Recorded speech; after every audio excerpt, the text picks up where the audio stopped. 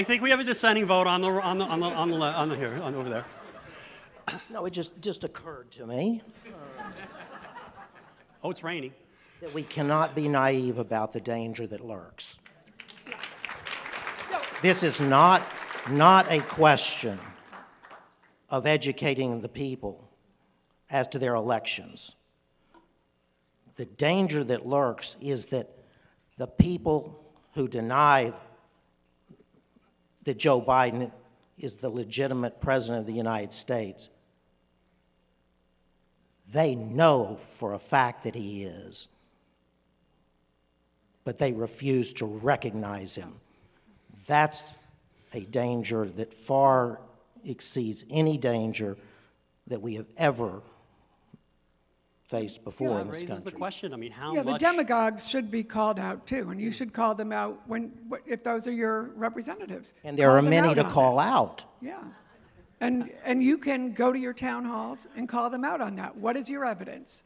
And when they do that, you know, I mean, they've been called out, and they look ridiculous when you call them out on that. But this kind of raises a question. How much does the rule of law and constitutionalism depend not on the language of particular provisions, not on the Federalist Papers, not on the qualifications of Article III judges, but on the character of a people? Well, it depends entirely on the character of the people, as the Founding Fathers recognized and said that in their words, they said that unless the American people are people of principle and responsibility, then this democracy that they were creating could not long endure. But if you want to particularize it to the Constitution and the rule of law, again, by design, the judiciary has neither the purse nor the sword. It depends entirely on the respect that its judgments can command. And that's one of the problems for the Supreme Court today.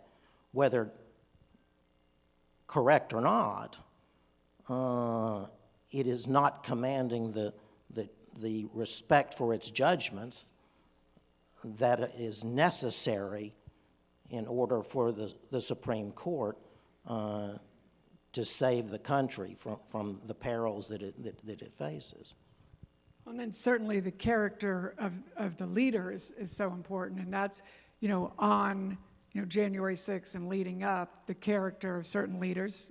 Fortunately, a certain leader who reached out to Judge Luttig, Brad Raffensperger, who's here, Governor Kemp. Those key leaders are the people who saved us. Will we have those leaders in the future is up to you here. But that is the big concern, and that is the issue, I think, of this year. So that is, I think, what we're all very concerned about. And having a demagogue like Trump is what the threat is, and how he has cowered people to not care about character. And I think that's the note we should end on. I mean, I think we all agree, constitutionalism, the rule of law, really depends on the character of a people. And the reason why, personally, I'm optimistic, I mean, I admit there's a small chance of a great disaster happening, is people like you. People like you show the character of our people. And it is up to all of us to show others, to set the example, and defend what's right, defend the truth, and in the end, defend our constitutional democracy. And we all so appreciate you coming out to listen to us today. But you guys are more important. And what you guys say when you leave this place is much more important than what we have said here. Thank you.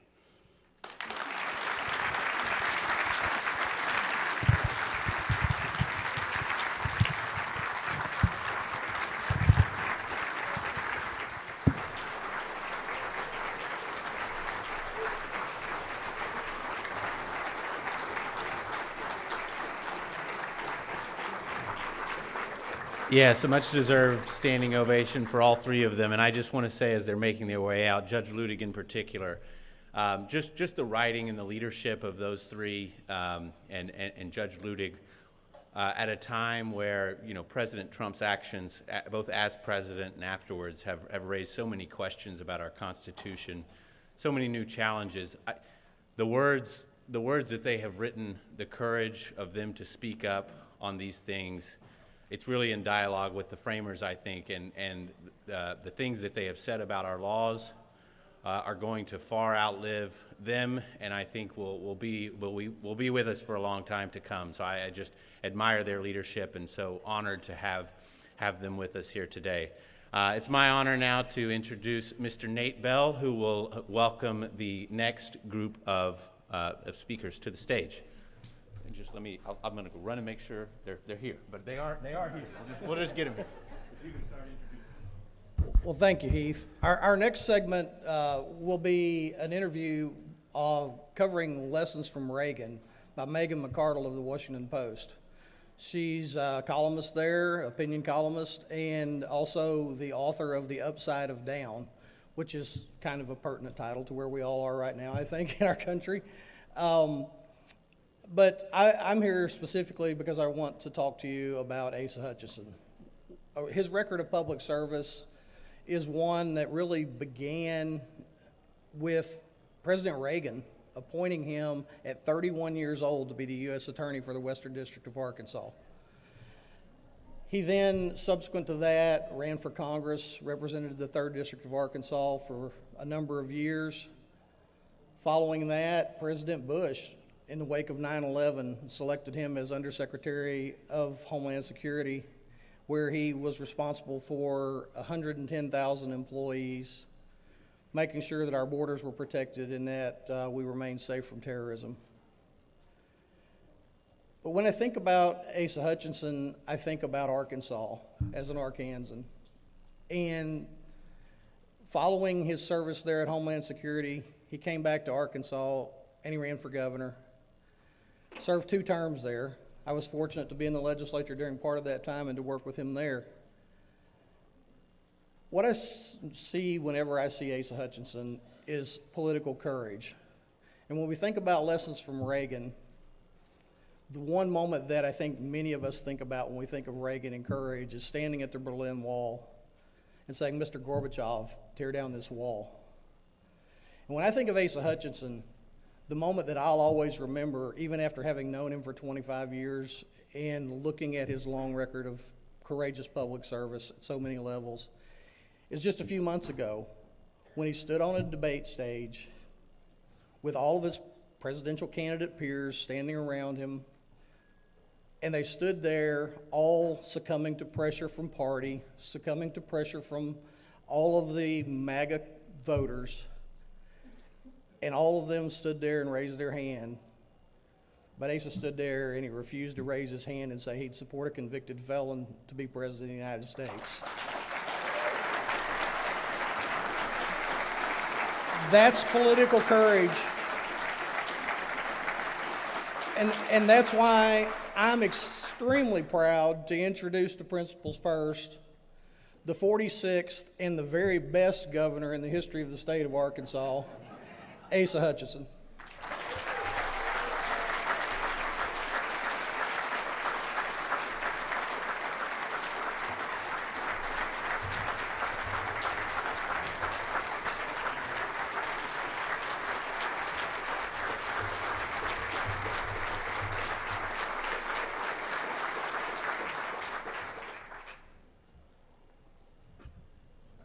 Is this on? Yes.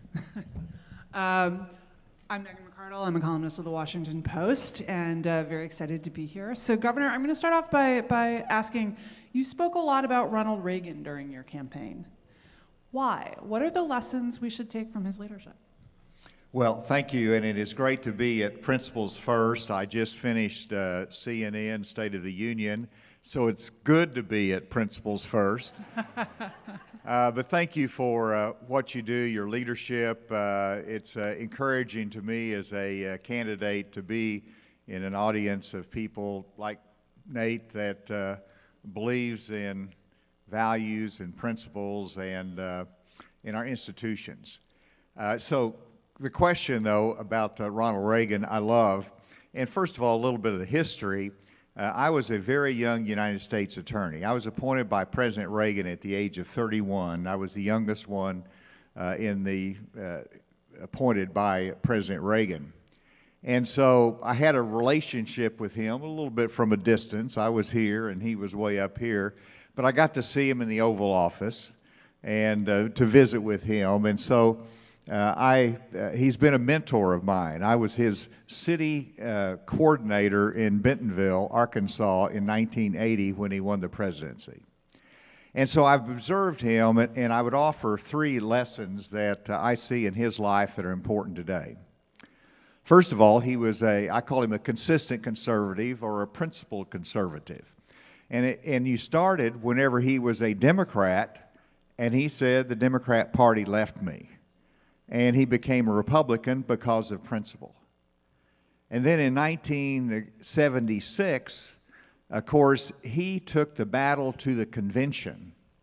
He took the battle to the convention for principled conservatism and trying to change the direction of the Republican Party. And he lost, and of course, Gerald Ford lost in the general election as well. And it was a sad night for me because I thought that was the last time that he would ever have an opportunity to be president. 4 years later, the nation turned to him in 1980 and he won as a principled conservative.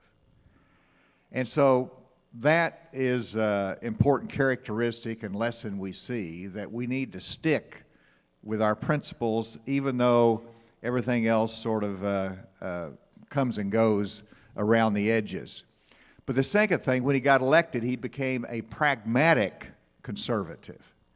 And pragmatic in the sense that he had a Democrat Congress, and he had to work with Tip O'Neill if he wanted the economic package passed. And he was not afraid to reach out across the aisle and actually develop friendships, can you believe that, with people across the aisle. And that, to me, is a good model for today. And the third characteristic of Ronald Reagan is that he was an optimist about the future of America. And we can't forget the importance of optimism. So if I can, and it was always morning in America, no matter how dark the day, he always saw a bright future for our country. And to me, that's what I want to emulate: consistent conservatism, a pragmatic approach to governing and getting things done, and then an optimist about the future of our great country. So I want to pick up on that pragmatism because I look at the Republican Party that I thought was the Republican Party until 2016. And one of the things that I saw was ways in which the Republican Party had kind of stopped updating that legacy of pragmatism, of optimism, and had gotten stuck on, say, tax cuts as, even though, Reagan had won that issue. You had taken people who were, the bottom 3 quintiles were by that point not paying very much in income tax, but that still seemed to be an issue driving the base. What are the issues where the Republican Party can update Reagan's legacy for the issues that we face now? Well, great question. And even as governor of Arkansas for 8 years, we lowered taxes from 7% down to 4.9%. But like you said, we sort of won that battle, and I don't think it's a defining issue in campaigns these days. And at the national level, I don't know of any candidates that's really proposed significant tax cuts other than Nikki Haley, who wants to do away with the federal gas tax. But it's not a campaign issue that brings her any votes. Right. And so we do need to make sure conservatism moves into today's world. And that was a worry to me because I like to talk about Ronald Reagan, but I don't want to look back. I want to take those principles and look to the future. And of course, it starts with simply enhancing freedom. It starts with the private sector of the economy, and that to me is the fundamental point in addressing a balanced budget. The only way you do that is through growing the private sector of the economy. A very fundamental point. When I had one goal, I had many goals, but one principal goal that was, as governor, I wanted to see the private sector of the economy growing faster than the government sector. Simple, fundamental point. Right. You apply that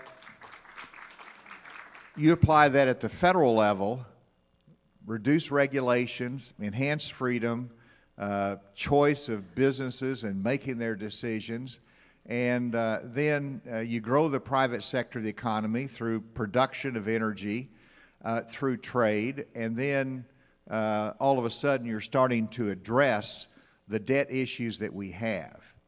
And to me, this is fundamental about where the Republican Party is and where we're slipping away from under the isolationist policies of Donald Trump. And that is, we've always valued our commerce from the United States of America. And going back to the days of Thomas Jefferson with the Tripoli pirates and tried to protect the sea lanes way back in that day. And you fast forward to today, and we have to be engaged in protecting the freedom of commerce across the globe because we produce here in the United States of America. We want that. Right. And yet we have a major candidate that wants to withdraw, wants to isolate the United States of America, put a ring around the United States of America. So the answer is the strength of America, the freedom of America, the private sector of our economy, and character.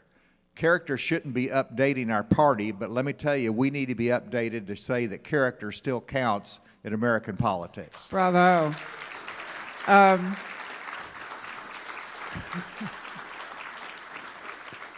Let me ask you another pragmatic question. I look at our cities today and they seem quite dysfunctional politically. And then I look at the national government and it also seems quite dysfunctional politically.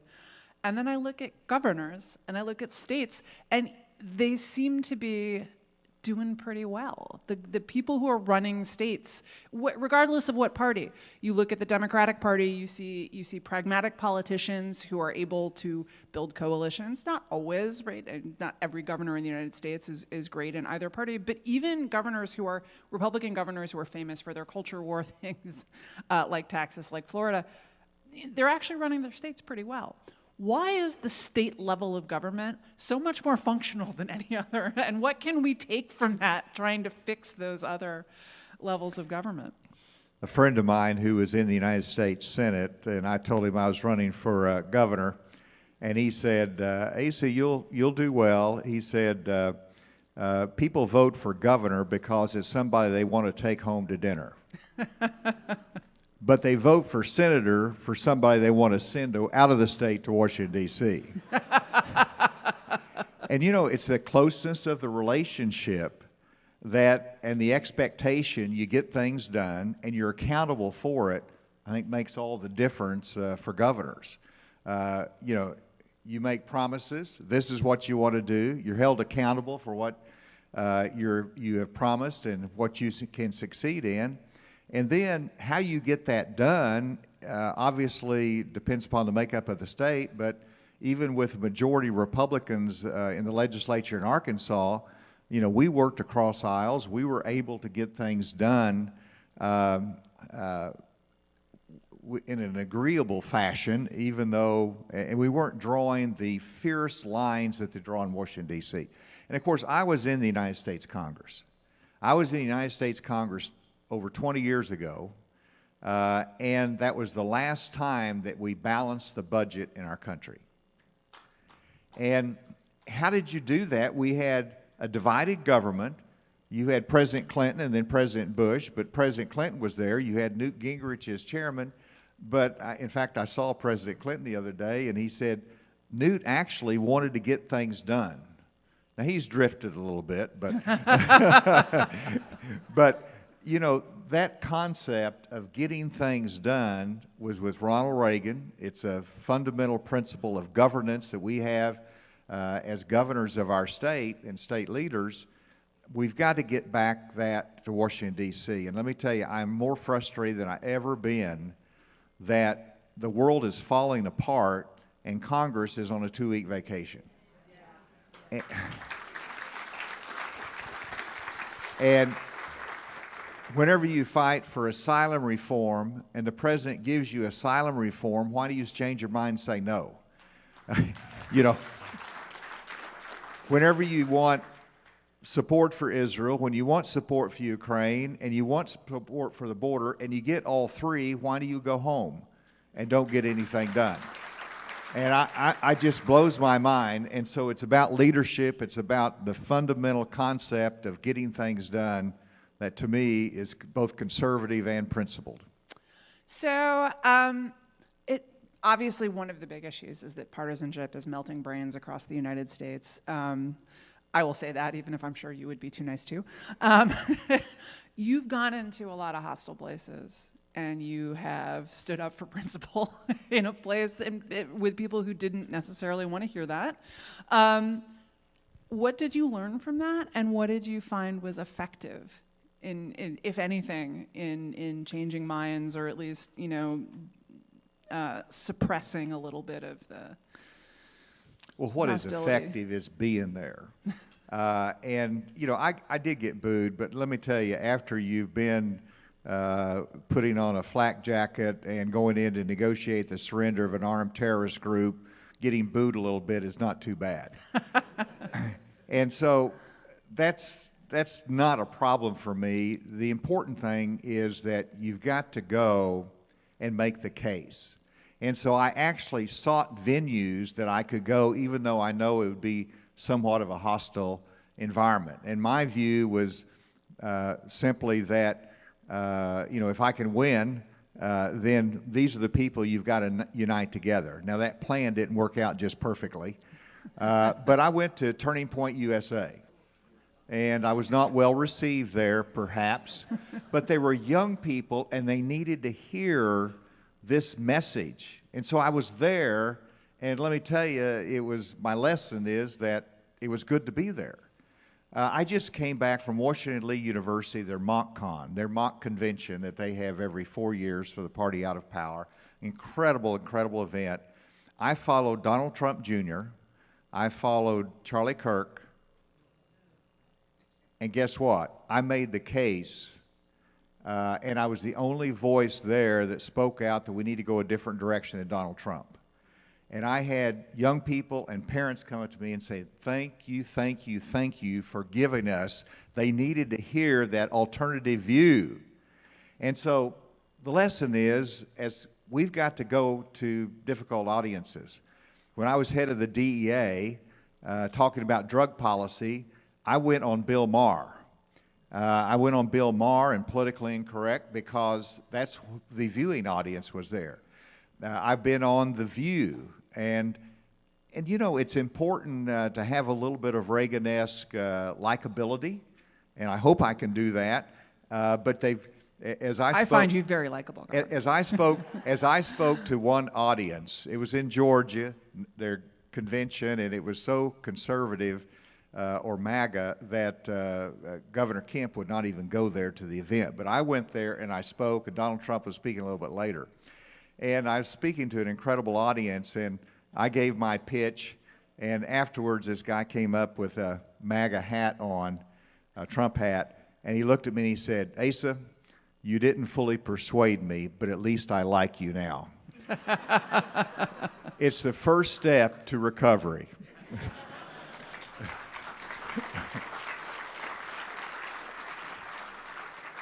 Yeah, I am struck by the fact that our differences seem bigger when we're not talking to each other. I covered a Trump rally where there were literally people shouting, "Lock them up," about the press.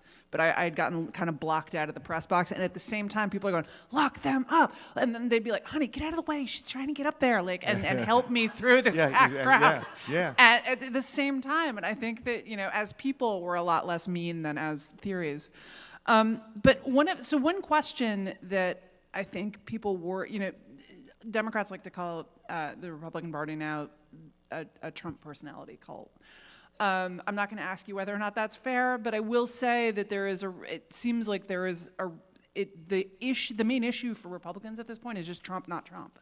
Is anything Trump says is what there was not a platform in 2020. The platform was whatever Donald Trump thinks. What is a party, eventually he is going to leave the scene. What does a party look like after that? If they have spent the last 8, 10, 12 years practicing just arguing Trump, not Trump? Well, I think we're at great risk. In the Republican Party, I helped build in Arkansas. When I became a Republican, we were a red dot in a blue ocean. And we built the party and overcame a lot. And so I believe in the Republican Party that I fought for. Now, what's at stake this year is where do we go? Where do we go? You've got 40% in South Carolina that said, and this is a conservative southern state, 40% said we want to go a different direction than Donald Trump. That's a significant part of the Republican Party. That's not insignificant.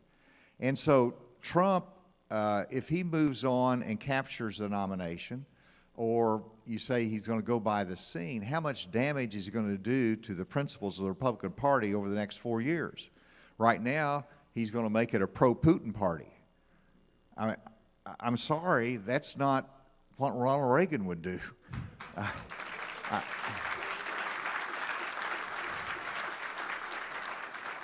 He's going to recreate the tariff wars. He's going to be the party of grievance. This is not a Republican Party that I can tell my young people and my children and grandchildren, this is what you believe and this is where you can accomplish great things. And so the question is, will Trump have his heirs, all of his accolades that will carry on in that tradition down the road when he's gone, is one question. The second question is there going to be a third party this year that serves to give people an option, that serves to make corrections in the major political party? And that's something I think it remains to be seen. But I'm pulling for Nikki Haley, but we'll see whether she sticks in through the convention and what happens at the convention. This is my viewpoint. But you've 3 choices you got to make this year. You either sit home and do nothing, you get in the Republican Party and fight a war of rebellion and fight within the party, or third, you try to correct the party and our country through a third-party effort. That's a choice everybody has to make, and it's unpredictable this year. But in any case, the Republican Party has got to get back to its roots if it's going to have a future. What are the big issues that you see in the next 5 or 10 years that the party needs to be concentrating on in order to, again, at some point, Trump will not be there, in order to, what do people need to be looking at and building on in order to have an agenda where they can step in after that and say, look, these are actually the issues you want us to deal with, and this is what we want to do about them? Well, to me, you've got to face the big challenges of our national debt. As Republicans, we don't talk about that enough. We used to, and you've seen what we've done in the past Republican administration, which was increasing our national debt significantly. So I think that's a big issue that we have to tackle. And that, again, is by growing the private sector of the economy, reducing regulations, making sure we have a pro-growth tax policy. I didn't say cut taxes. I said have a pro-growth tax policy, Yep. which might take some adjustments and fairness. I think one of the big issues that we've got to talk about is our relationship with our allies.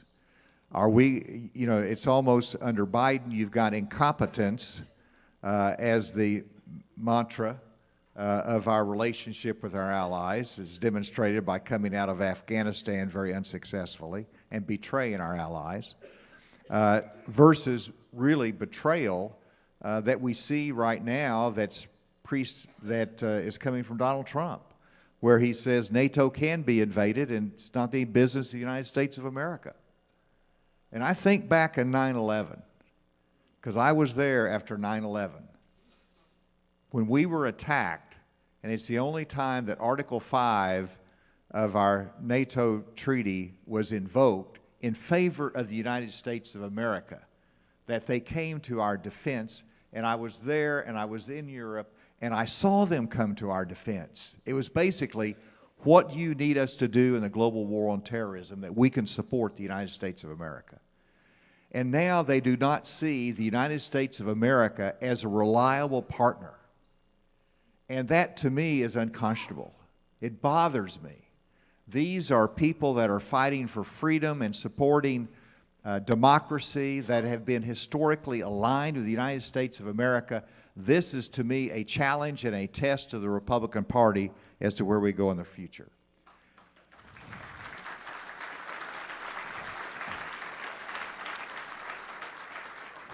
It is about building respect for our institutions of government that are important for our democracy, that have been undermined, that specifically our criminal justice system. And I've been in the courtroom more than anyone else running for president for sure, and I'll be going back to the courtroom since I'm out of the campaign. But it's not perfect. It's a human system of justice, but it's best in the world. And we have undermined it through attacks on our criminal justice system. And sure, it needs correction. Sure, we need to make adjustments in it. Sure, we need to make it sure that it's accountable and works.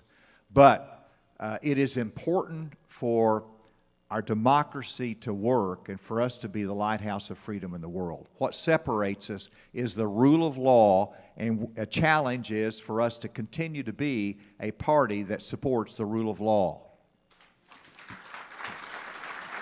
We're now approaching the end, so I'm going to ask you one quick question and then a closer. The quick question is, how do you've been out there in those rooms talking about this? The most shocking thing for me has been watching the Republican Party step back on America being a light to the world, being a strong defense superpower. How do you talk to the people out there who have suddenly become hostile to that? When you talk to those voters, when you're in those rooms, what is driving them, and how is there a way to change it? It's about leadership, and right now we have a lead candidate for president that is driving the base of our party, and that's not good guidance. And so you have to counter that. We don't have enough leaders countering it. The problem is that so many, the Congress particularly, are falling in line behind Donald Trump, rather than speaking what I hope that they believe and understand is important, which is supporting our friends and allies and supporting and making sure that we continue to lead across the globe.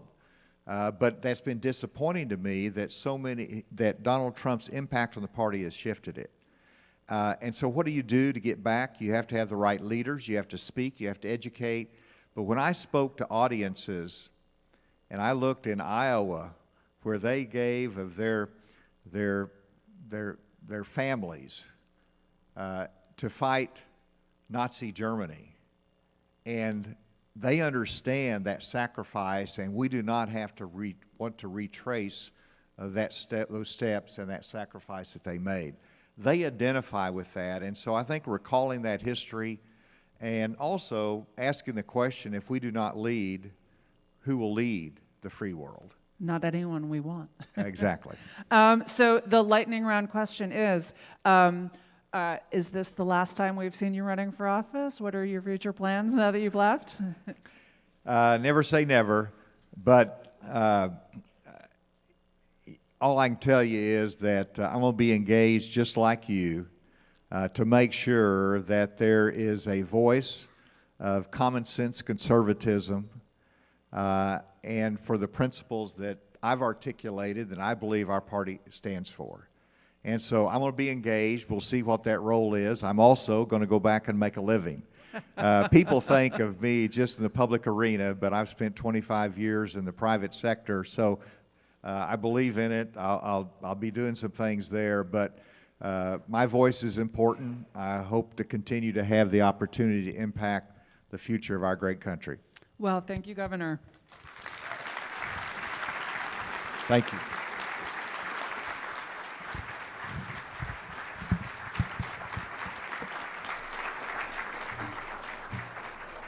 Thank you. All right. Thank you, Governor. Thank you, Megan. That was excellent. It's my pleasure to introduce the next conversation. This is an inaugural appearance of the Dispatch Live here at the Principals First Summit. We are thrilled to have them, and I'll invite them to make their way onto the stage while I'm introducing them. They really need no introduction. You've probably heard all of them on all the Dispatch Lives, Advisory Opinion. Mr. Stephen Hayes from the Dispatch, Mr. Jonah Goldberg, Sarah Isker of the Dispatch, host of Advisory Opinions, and Michael Warren of the Dispatch as well.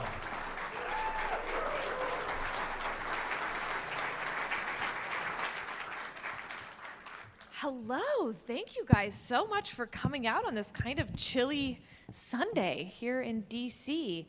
We're gonna basically just do a regular podcast, but where we can see people. And Jonah's wearing pants. No, you took it.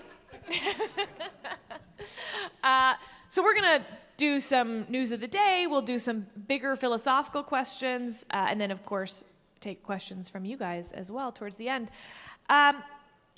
So Michael, let's start with you. Okay. Last night was the South Carolina primary.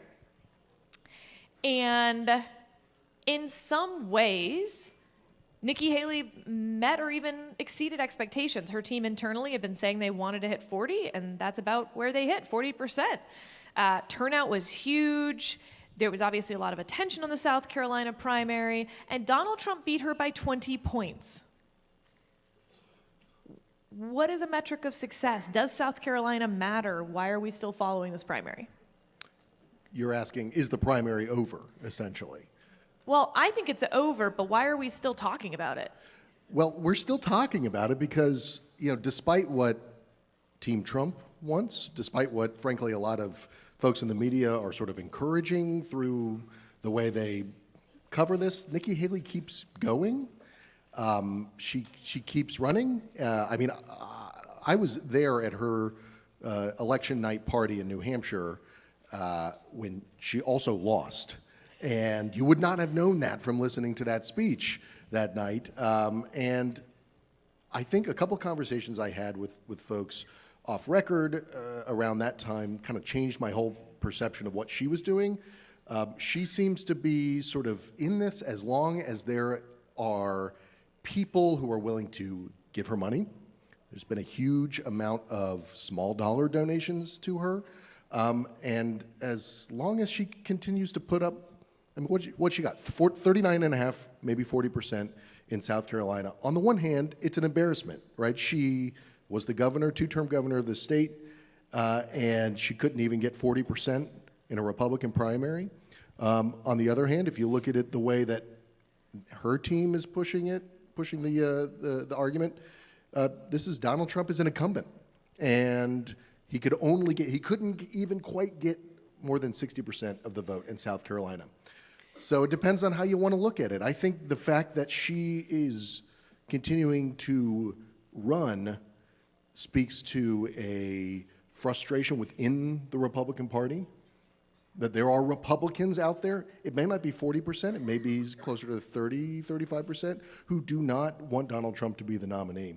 And she is a sort of vessel for that frustration. What is interesting is how there is not what you expect to happen in this situation, which is those Republicans who don't want the guy at the top to get the nomination, but kind of start to feel like, maybe it's just time to get on board because we really want to beat Joe Biden.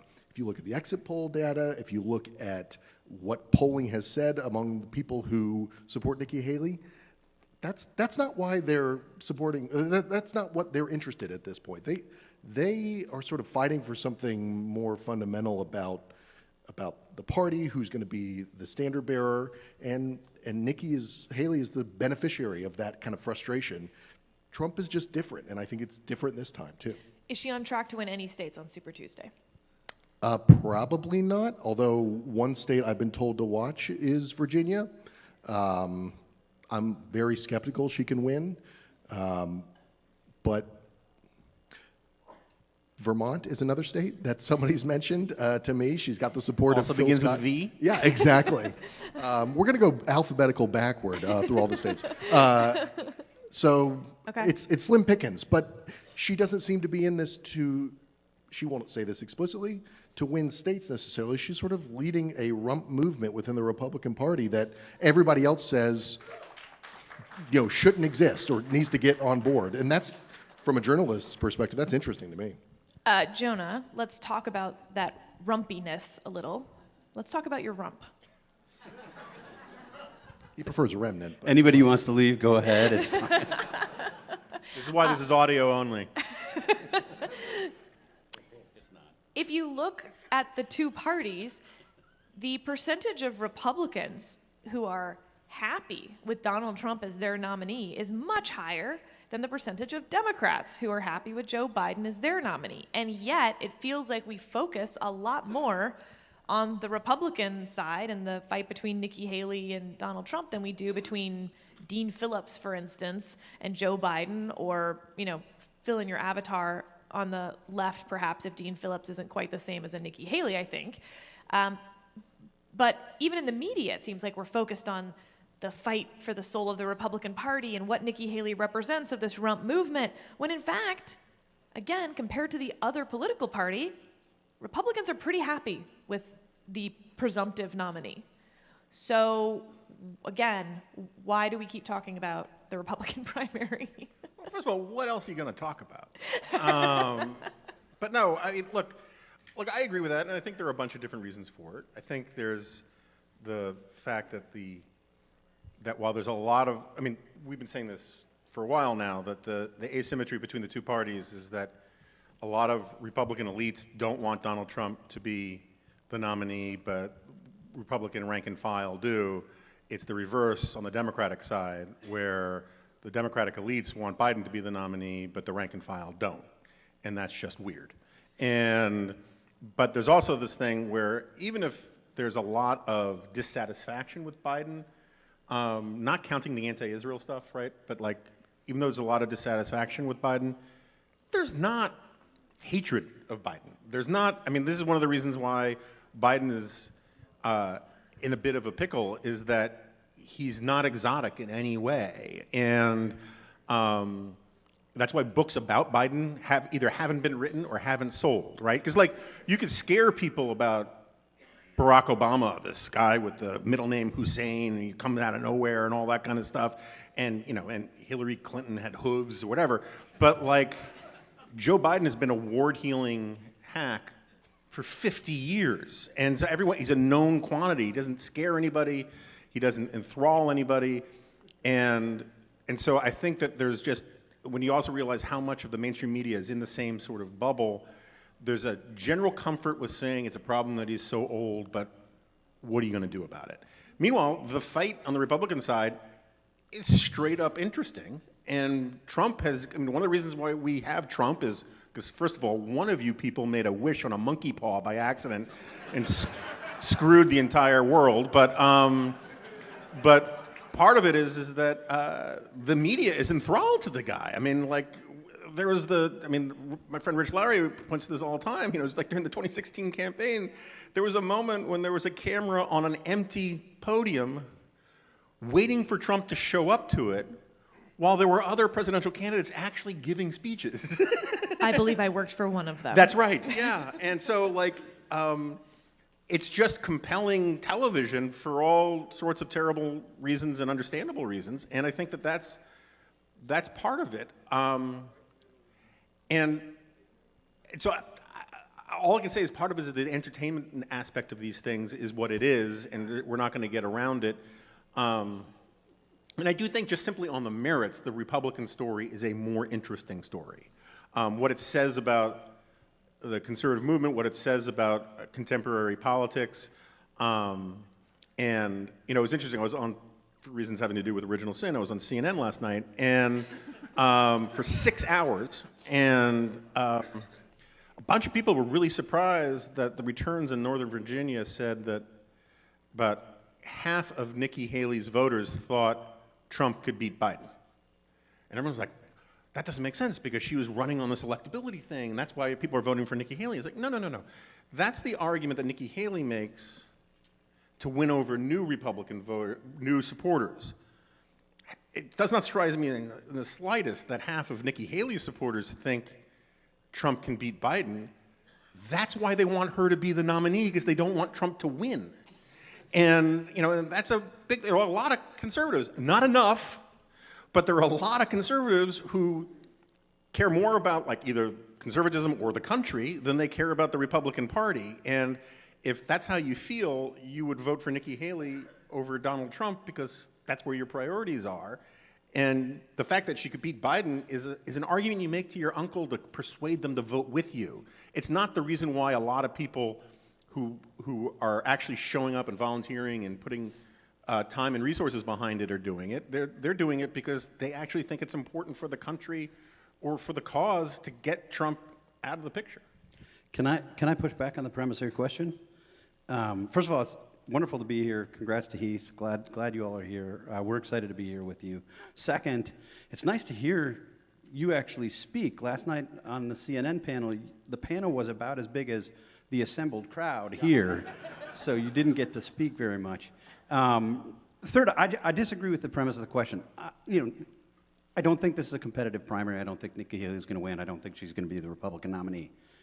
40% of Republican voters in South Carolina voted against Donald Trump yesterday. I think that's significant, not because it means Nikki Haley's going to win, not because it means that this is going to turn into a competitive primary, but because of what it portends for the general election. These are people who genuinely don't want,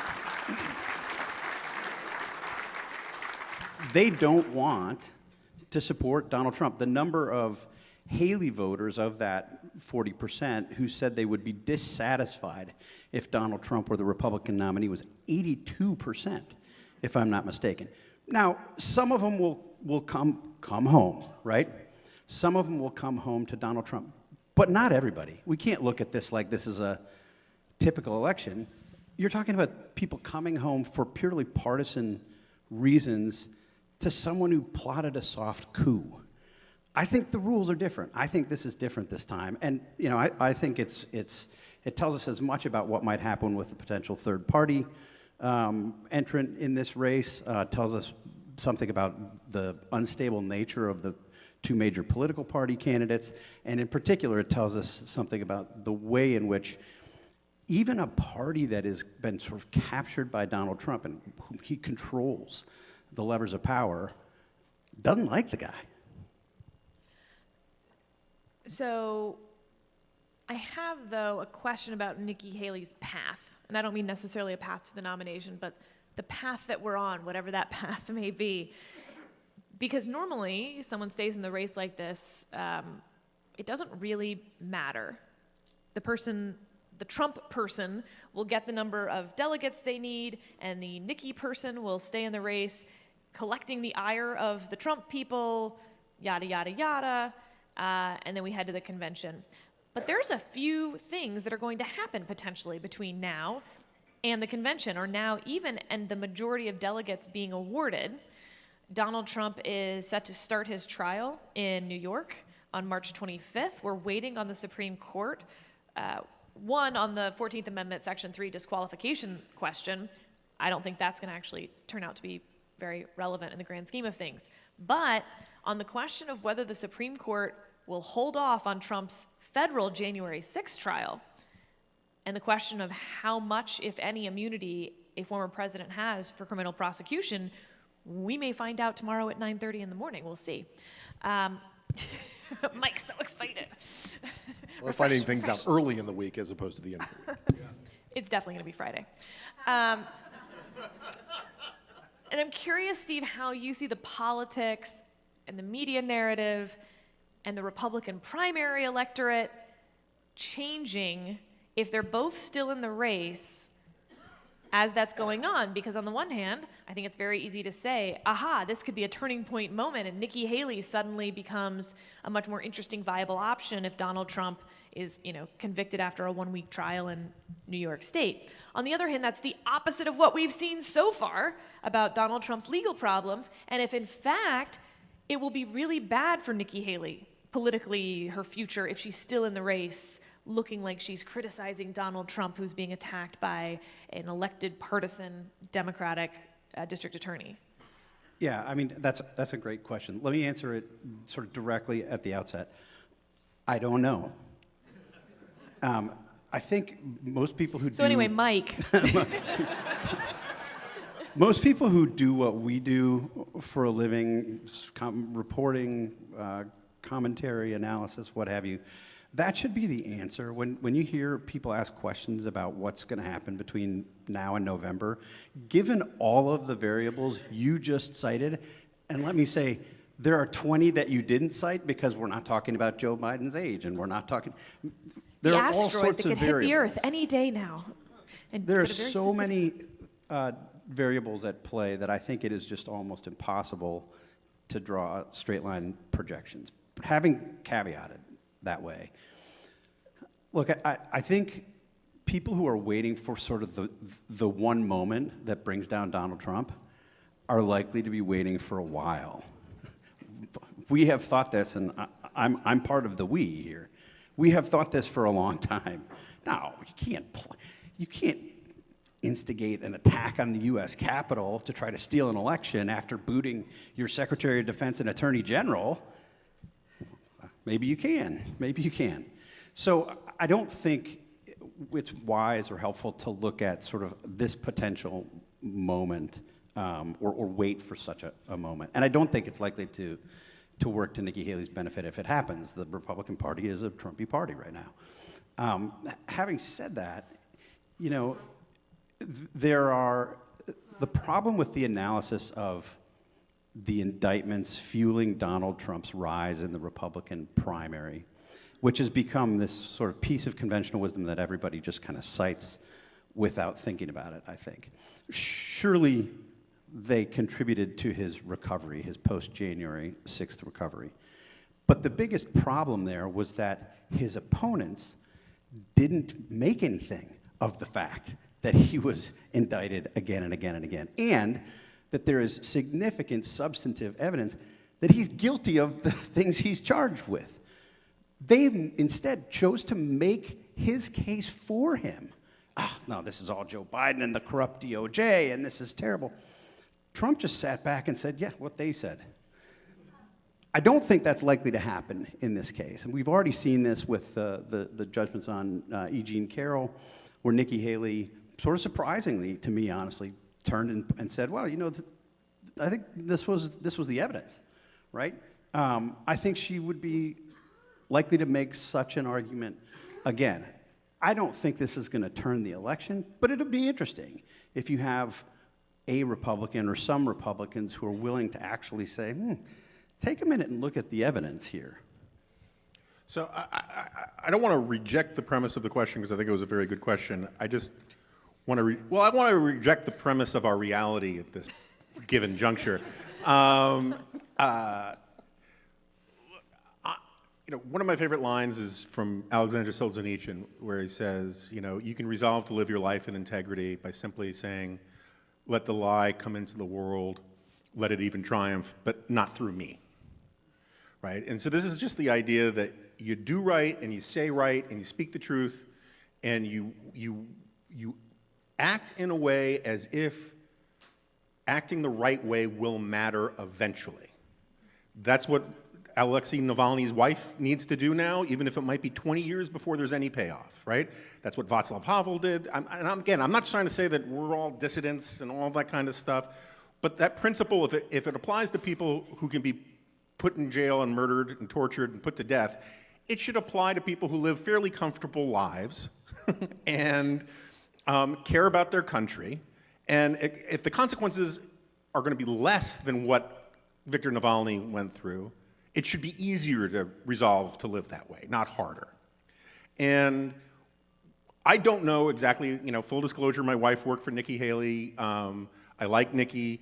I have no professional contact with her or anything like that. She is a politician. One of the reasons why she's the last one standing is she's a better politician than a lot of people gave her credit for, and a better politician than anybody else who was up there. She's just good at it. She has the best political timing of anybody, of the last 5 years.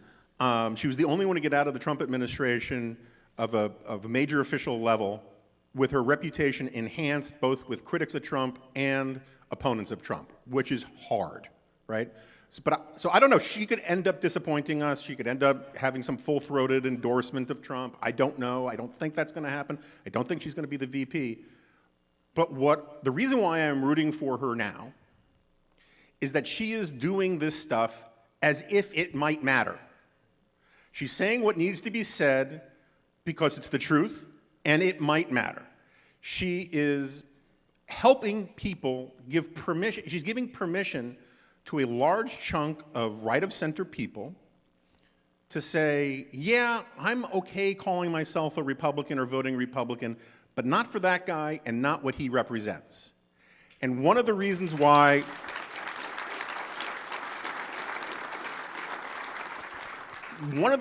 we can't have nice things is that we've forgotten that parties are supposed to be coalitions of factions. And one of the things that disrupted everything was Donald Trump in 2000, by saying the election was stolen, which according to the term in social science for that is a lie,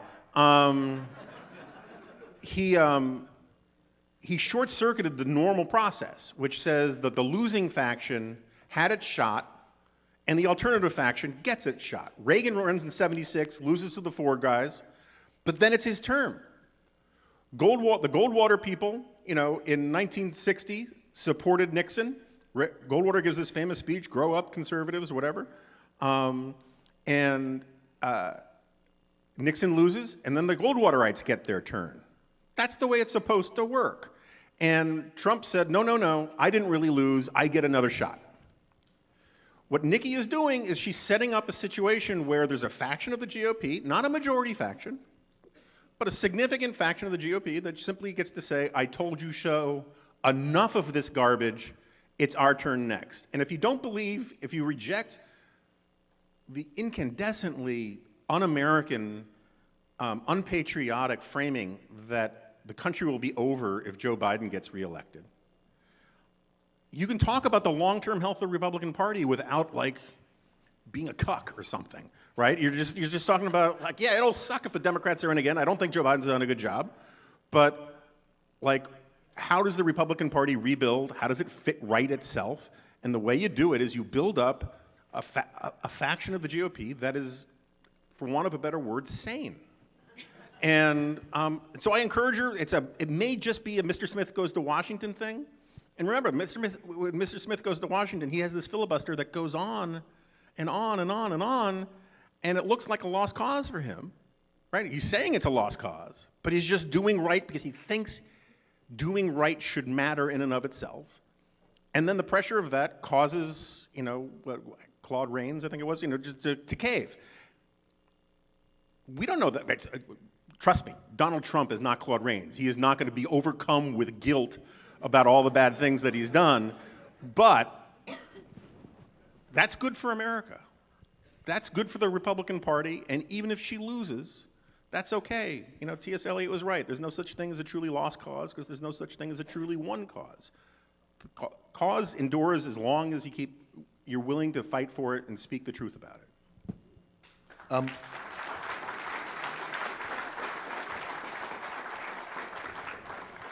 I feel like after that, I can't make my cold analytical what's going to matter, you know, specifically electorally point without... Tell me about the delegate count. Exactly.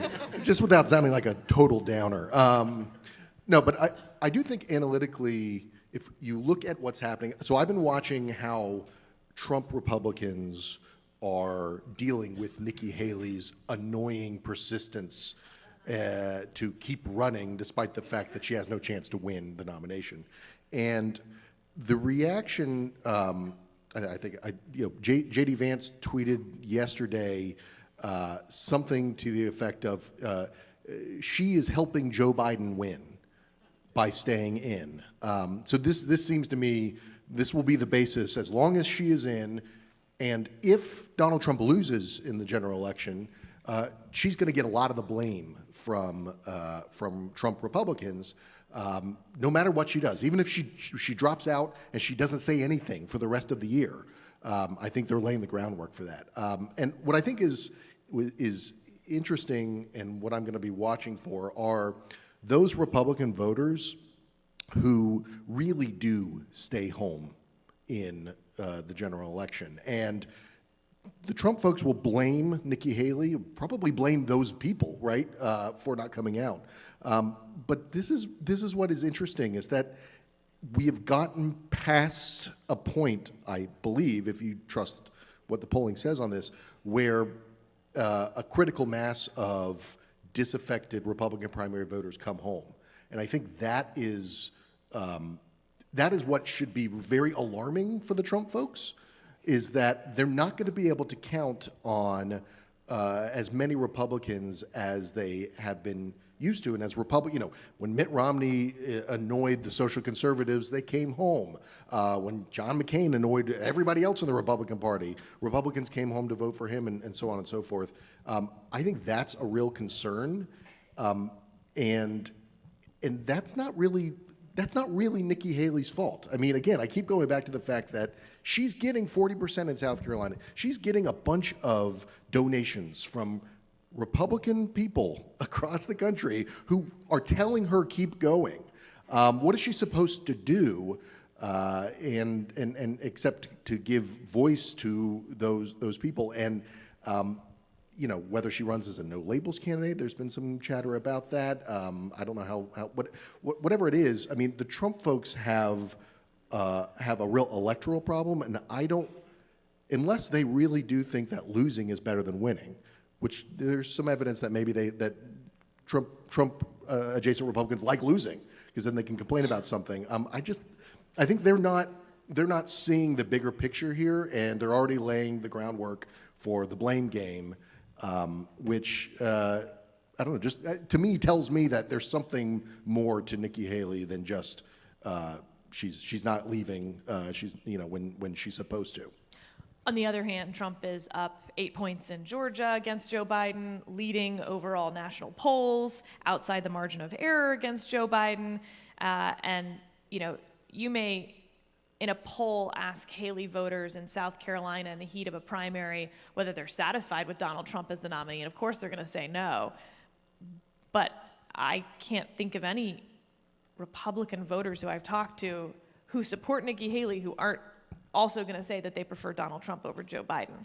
And that's the real question. And so, I also think, don't fool yourself that somehow this is doom for Donald Trump heading into the general election. I don't think that's the case at all. No, and I don't mean to suggest that. I mean, I do think that there's a big chunk of Republican voters who are Nikki Haley voters now and would be Joe Biden voters because they can't vote for Donald Trump or would vote for other people.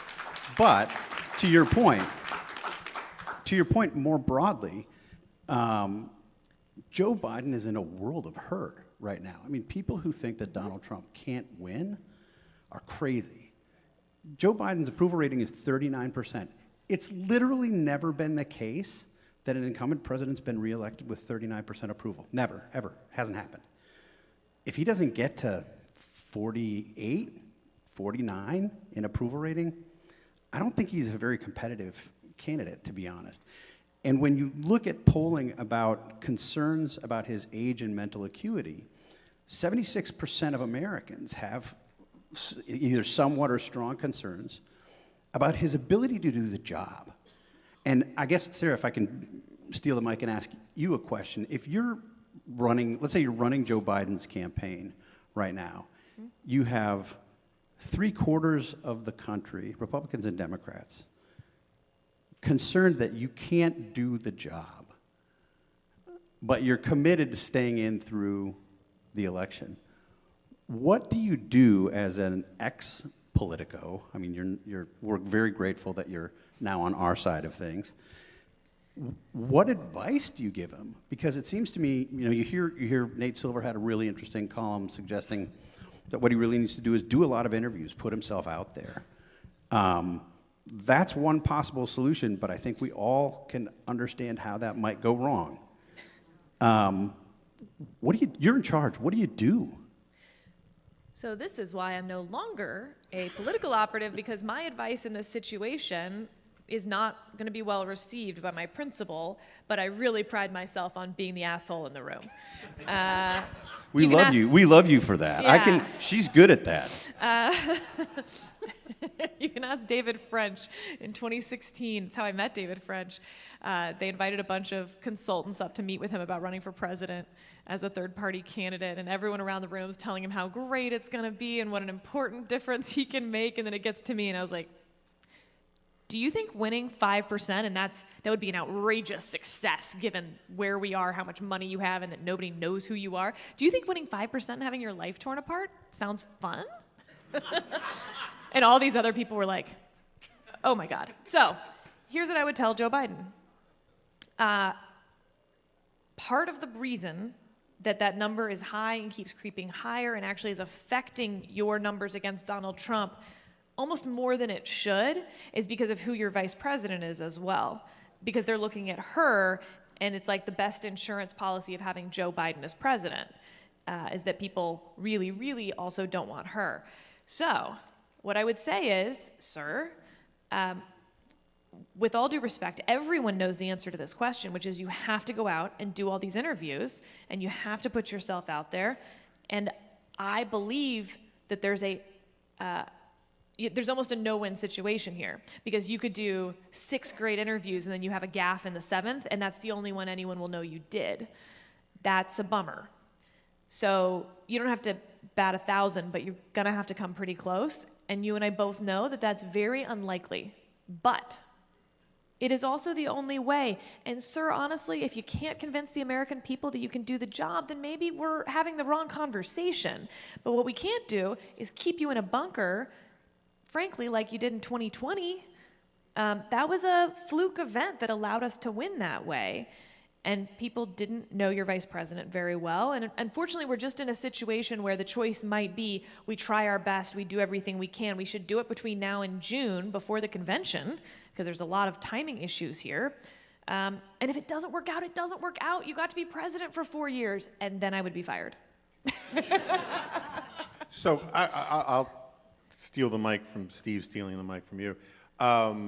You said before, Sarah, that you don't know any Republicans who won't basically come home and vote against Joe Biden rather including those who did not vote for Donald Trump in 2020. Yeah, okay, that's fine. I mean, it's a little bit like when Richard Nixon was asked, as president, do you believe in overpopulation being a problem? And he says, well, of course the world's overpopulated. Everywhere I go, I see huge crowds. The people you're talking to may not be representative. And this is one of the points that you often make on your great spin-off of the Remnant, Advisory Opinions, is that it depends on the, like as you were making the point about Fani Willis the other day,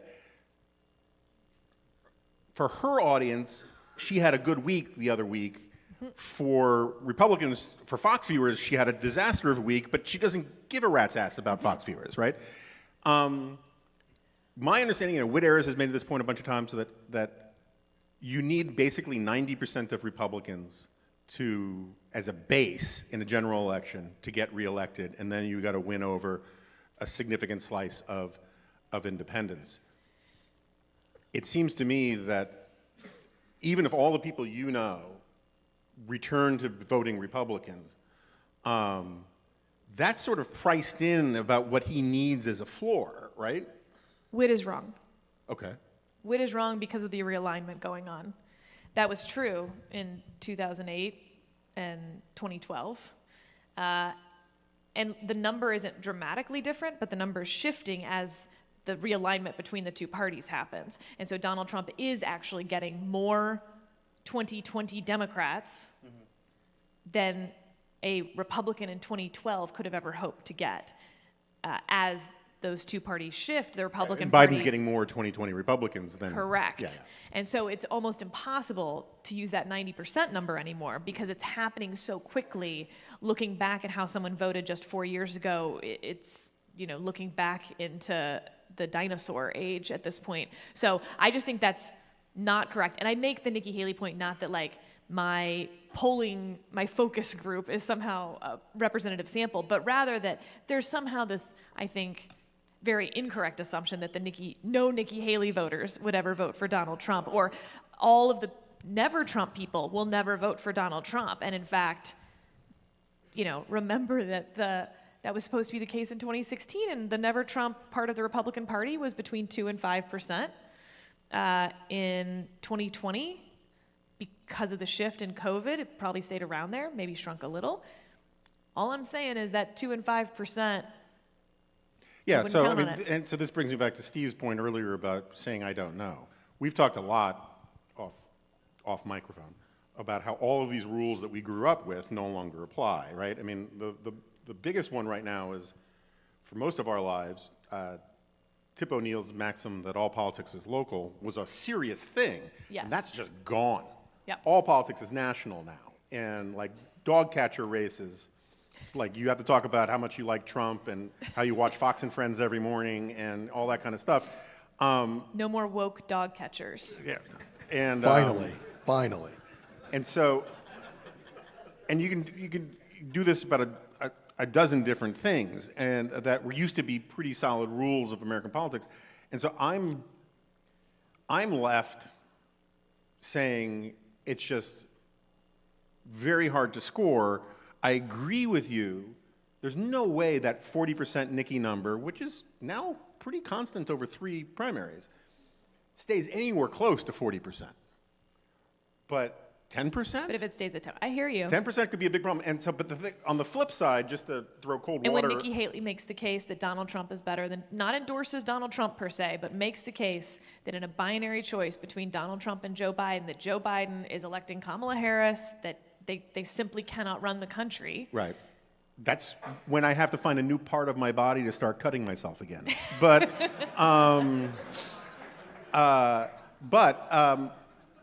the thing that worries me the most about the Biden stuff is, about Biden's prospects, Roger Ailes, who I think we all agree was a flawed person. I always used to joke he was the weirdest mix of Boss Hogg and Aristotle I ever met. Although he looked more like Baron Harkonnen towards the end.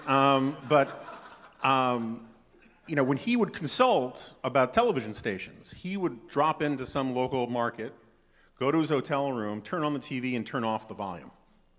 And just watch the body language, and then say, this guy has it, this gal doesn't have it, this gal has it, this guy doesn't have it.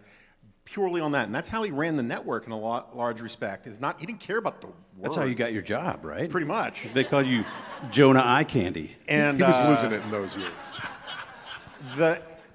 David Axelrod was making this case last night, is like, if you just boil down the election to lizard brain stuff, strength versus not strength, Trump, it's very annoying to people who pay attention because Trump says crazy shit all the time, but that's priced into his personality. When Biden says it, it's worrisome. And then the shuffling and, you know, the way he moves and the way he talks, it makes people nervous. Turn off the volume of the election, Trump looks like he's in command and has a presence, and Biden doesn't. And if the people in the squishy middle, according to the old rules at least, are the ones who are going to make this, who are going to decide this election at the last minute, those kinds of perceptions really, really matter. And this is where, like, on the other side of Grifter, Sarah, the political consultant, the other argument that they're just not making, that they should at least be making to their base, the Biden folks, at least to their base. They should not have a 76% concern, is Jake Sullivan as president is a great thing, guys. Jake Sullivan can't get elected, but he's actually doing a very good job. And they're not even making that argument. Like, you can't sort of have it all the ways. Okay, we're gonna do a lightning round and then take a couple questions. Here's the lightning round. I've created a little basket of things that you can pick only one from. It's like trick or treat. You only get one candy bar. You can have primary reform. You can have a viable third party, but it's still a third party, meaning, you've got a lot of factors that would weigh in. Or you can pick those dum-dum pops that have the question mark on the outside, that is some statutory or constitutional amendment fix, the one neat trick to get Congress to work again. To make everything right, Mike, what are you gonna pick out of my trick-or-treating basket? I mean, that question mark lollipop sounds really good. I like primary reform. I think it's Pandering to the hometown crowd. I guess so. Look, I just think the parties, I'm just stealing all this from Jonah, but the parties are so weak, and I really like the idea of the party smoke-filled room, making decisions not to benefit themselves necessarily, but for the benefit of the party as a whole. That would be a very good thing to have some, behind closed doors, men and women, to make those decisions. Lightning. Jonah, lightning. Sorry. My reform thing, since we don't want to do primary reform thing again, and this might require a constitutional amendment, I defer to you on that, but I would rip up root and branch the campaign finance laws so that parties actually can support candidates that have a good chance of getting elected in a general election without being completely undermined. I mean, the campaign finance stuff and the primary things were the chocolate and peanut butter that created the Reese's Peanut Butter Cup of American dysfunction. And so if you're going to talk about the primary stuff, I think the other part of that is the campaign finance stuff. There is a wrong way to eat a Reese's, what you just described. That's so sweet of you to give me my Valentine's Day present here. A little bit late, but appreciated nonetheless. You know how I feel about campaign finance reform. Steve. I would say term limits. I've been skeptical of term limits before. I'm familiar with all the reasons that people are skeptical of them now. Permanent staffers, I get it. It turns out I was naive going into the 2014, 2015, 2016 election cycle about just how important it was for, in particular, members of Congress to remain in office. It matters more than anything. So people who got into politics or started caring about this stuff or became political junkies because of ideas, it was a rude awakening to me that most of the people who represent us don't, or at least many of the Republicans. So you had, over the course of the Trump era, free traders who became protectionists, limited government types who are now advocating for the government to be involved in sort of anything and everything. And it's proximity to power. It's what they care about most. And take that away, limit their time there, and I think you would see significant substantive reform all to the better. What is Lindsey Graham supposed to do with his time if you do that? I'm not going to answer that question. All right, we'll do quick lightning questions to one person on the panel only.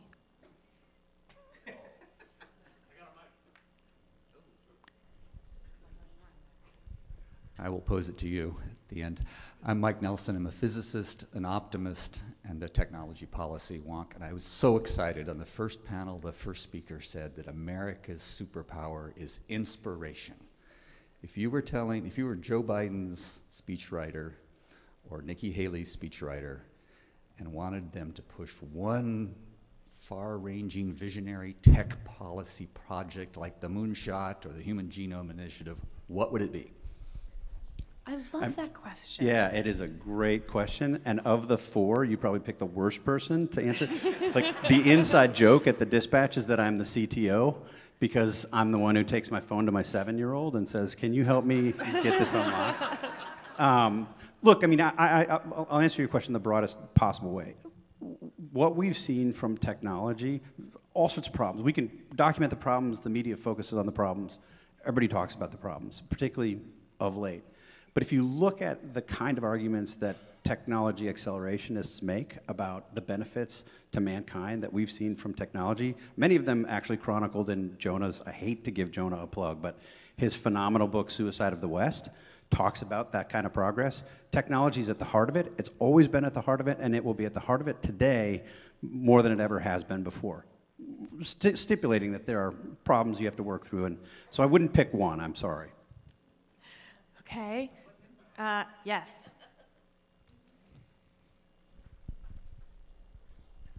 So I'll give my question to you. Ooh. Why wasn't ending gerrymandering one of your options that you asked about to solve our current political crisis? A great question, and I'm so excited to answer it. Because I think that there's a real misunderstanding of the problems around gerrymandering. Gerrymandering back in the day used to be one party trying to take seats from another party. That's not really the problem we have with gerrymandering anymore. Because of some of the other problems, the districts aren't gerrymandered to by one party to have the high levels of partisanship in those districts. They are a little bit. I'm not gonna, this isn't a black and white thing by any means, but to a large extent, the people have become more partisan within the district that they were already in. The parties are gerrymandering these days for just more incumbent protection. They're not even trying to steal seats from one another anymore. There's so few seats that are even stealable as people become more and more partisan and negative polarization takes over.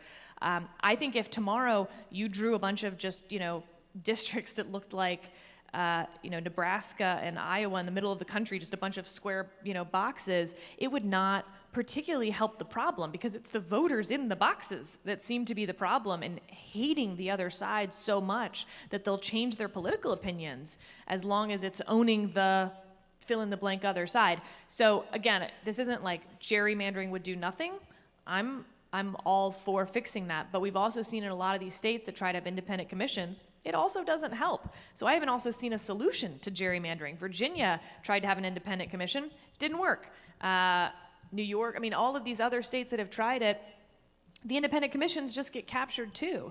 So I don't think it will solve the problem the way that people think it will. I don't think there is a solution to solve the problem that has proven particularly viable. And if you don't solve the underlying problem that voters are the problem in a lot of these districts, then, what have you accomplished? Okay, one more. I'm just really biased towards the front row. I'm so sorry. Question for Jonah. Is the Republican Party rehabilitable? Or do we try to do something within the Democratic Party? Or do we go full-fledged third party? So the question was, is the Republican Party salvageable? Or should we go with the Democrats or go with the third party? So I'm going to beg off slightly on the question insofar as I don't know who the we is, right? So like before when I said this thing about, just doing right as you see it, like part of my point about what's ruined big chunks of at least of right of center media, and I would argue media in general, because I think this is a problem New York Times, Washington Post, and elsewhere as well, is too many journalists think, but it's a particular problem for conservatism, and that's the thing that bothers me. There are too many conservative pundits and journalists and writers and eggheads who think at the end of the day, their job is to be a political consultant for a party. And it's a very subtle form of corruption. I'm not saying the people this happens to are all corrupt. Some of them are my oldest and dearest friends, including me for a very long time. It's a very subtle thing where when you have a sort of team mentality and you think that the Republican Party are the players on the field for your larger team, you start thinking in terms of, well, what's good for conservatism must be good for the Republicans, and here's how they should do it. And that frame of mind can steer you in a bad place. And one of the reasons why we started the Dispatch was to sort of break out of that model a little bit. And I will tell you, I have muscle memory for it that makes it very hard for me sometimes to still do that way. I just feel weird talking about, like, well, here's what the Democrats should do to win elections. But actually, once you get out of that mode of thinking, like, the things I think the Democrats should do to win elections would be good for America. Like, fighting crime in the cities would be good for the Democrats and good for America, right? Getting rid of some of the absolutely insane sort of campus speech capture of the Democratic Party, where they think they're winning over more voters than losing when they talk about birthing persons and that kind of stuff, right? That would be good for America, and it would be good for the Democrats. And so my sort of point of view is, think about what's good for America and then talk about it. Whoever wants to pick up that advice, that's great. And so on the question of whether or not the Republican Party can be saved, look, because of our constitutional structure, we are probably stuck over the long haul with the two-party system. Richard Hofstadter had the famous line about third parties, you know, that historically they're like bees. They have their effect by stinging, and then they die. And in 1912, you know, we got the worst president of the 20th century because Teddy Roosevelt was too big a baby to actually, like, support the Republican Party, and that got Woodrow Wilson in. And so I have no problem strategically supporting or voting for a third party. I mean, I live in the District of Columbia. You know, it doesn't really matter what I think about my vote. But if you think long term, what would be best for the country is for the Republican Party to be sane again, I got no problem with you voting for a Democrat or voting for a third party if you can game it out that voting for the third party doesn't help Donald Trump, right? So being strategic with your vote doesn't bother me in the slightest. Long term, we're still going to have a two-party system. I think for some of the reasons that Sarah was referring to earlier, the coalitions that make up these parties is changing really rapidly already. And one of the weird things, though, is that, you know, with negative polarization, which just basically means, and this is borne out by studies, most people vote, most of the hardcore primary voters hate their own party too, right? They hate, listen closely to Republican primary voters. They hate the Republican Party. They just hate the Democratic Party more. And vice versa. AOC and Bernie Sanders hate the Democratic Party. They just hate the Republicans more. And in that kind of system, when those are the dominating voices, if one party's reason for existence is hating the other party, if one party dies, the other party loses its reason to live. And so you could see massive changes in the coalitions. Might still be called Republicans, Democrats, might be called Trumpist and whatever, but the way to think about it is, again, at least the way I try to think about it is just like, do what's smart strategically with your vote, but don't lie about anything. And the rest, let the chips fall where they may. Thank you so much for having us here this morning. We really appreciate your time.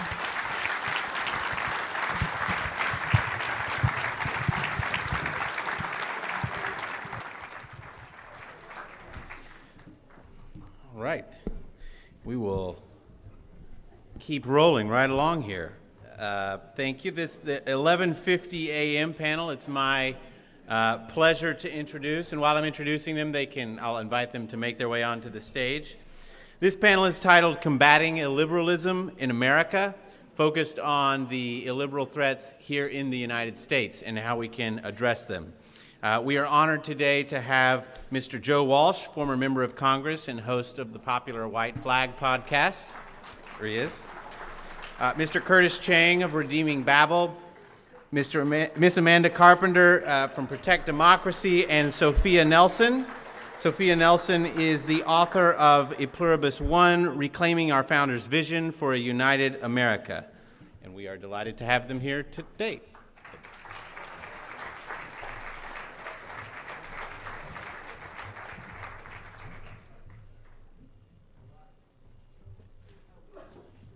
All right, well, welcome, everyone. Thank you for being here.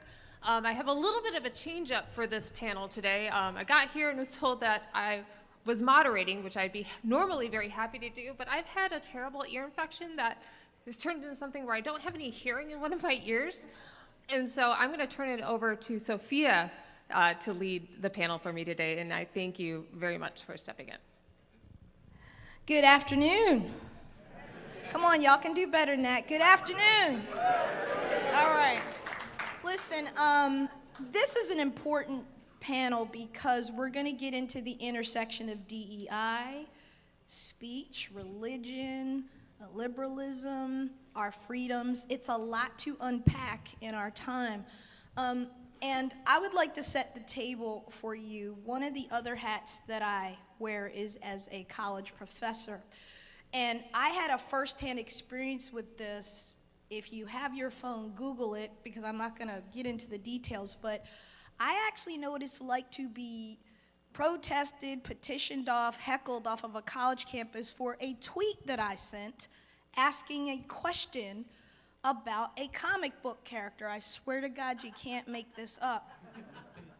And unbeknownst to me, there was offense taken by members of the LGBTQ+ community who then started internally, this isn't a religious school, we don't do that here. It was a tweet asking a question in the middle of a gubernatorial race in Virginia about parental rights. Glenn Youngkin became governor on that very platform. And so, needless to say, my teaching career came to a screeching halt. It was going like this, and then it went like this. And I am an African-American woman, if you didn't notice. So that means that I am a member of a marginalized group, correct? Well, that didn't stop them from coming for me in a very dark, ugly, serious way. I say that to set the table that none of us is immune from what's happening right now, whether you're on the college campus, at your place of work, in politics, wherever you are. This is a very serious issue for our time. What are our freedoms? What are we allowed to say? What are we allowed to think? What can we tweet? What can we post? Can we lose our jobs? Can we lose our careers? Where are we? So with that having been said, I'm going to throw it first to Joe. And Joe, I'm going to let you set the table for us about where you see us on this issue of a liberalism writ large in our country right Sophia, thank you. And thank you, everybody, for coming. I'll be super brief. We've talked for years about illiberalism on the left. Everybody in this room now knows that there is major illiberalism on the right. The base of the Republican Party, MAGA we'll call it, is illiberal. It is a group of people who demand that government shuts up stuff they don't want out there. What's important for us to understand is this. Unlike illiberalism on the left, where even though mistaken, it's generally well-meaning. People on the left want to try to control what's said and what people think because they're worried about marginalized groups and all the rest.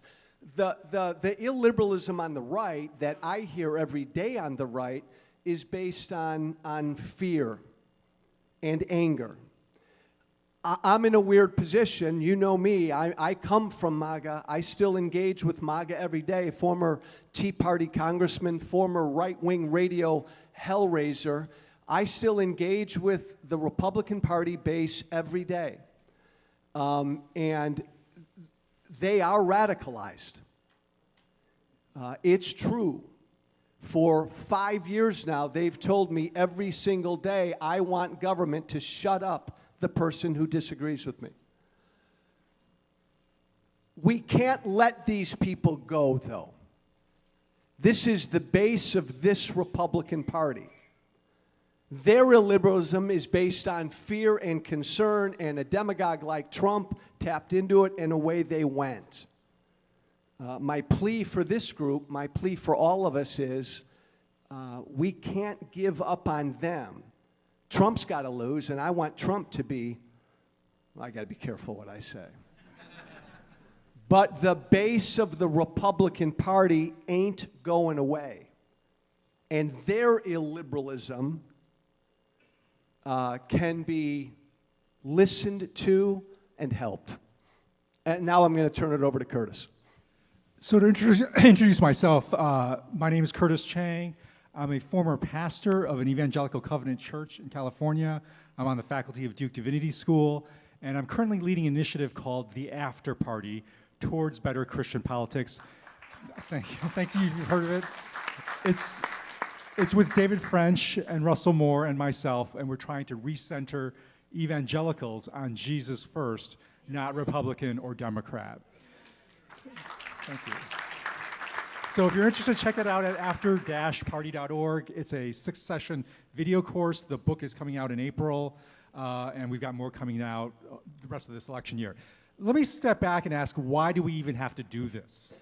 Why do we even have to mount something called the After Party? Because it actually speaks to, I think, the long-term historical trajectory of illiberalism, and I mean long-term. So let me step back just for a moment and just kind of give a very simplistic but I think accurate history of liberalism and illiberalism.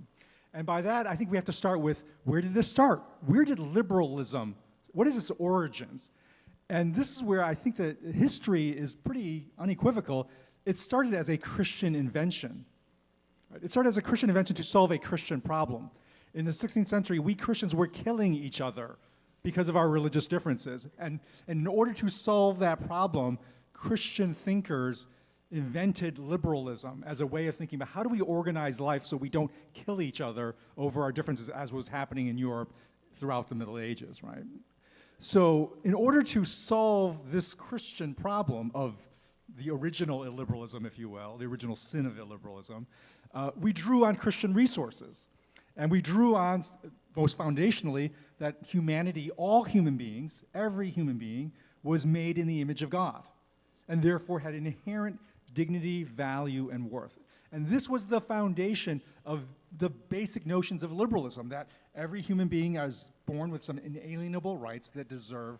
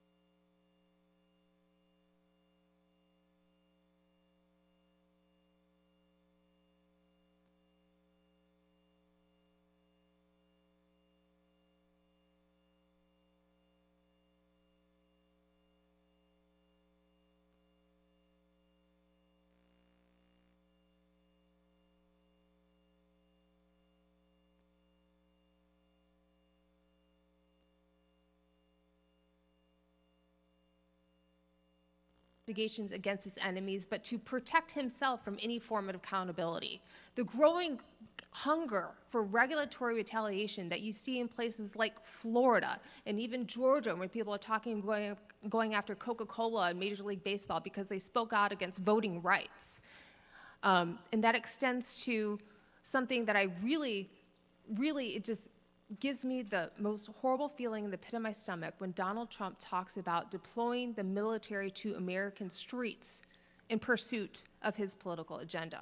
And that coupled with the federal law enforcement overreach in the way that he wants to take over state and local police. I mean, this is a terrifying picture. And the way that we stop it, yes, we have to define the problem, explain to people why this can really happen this time.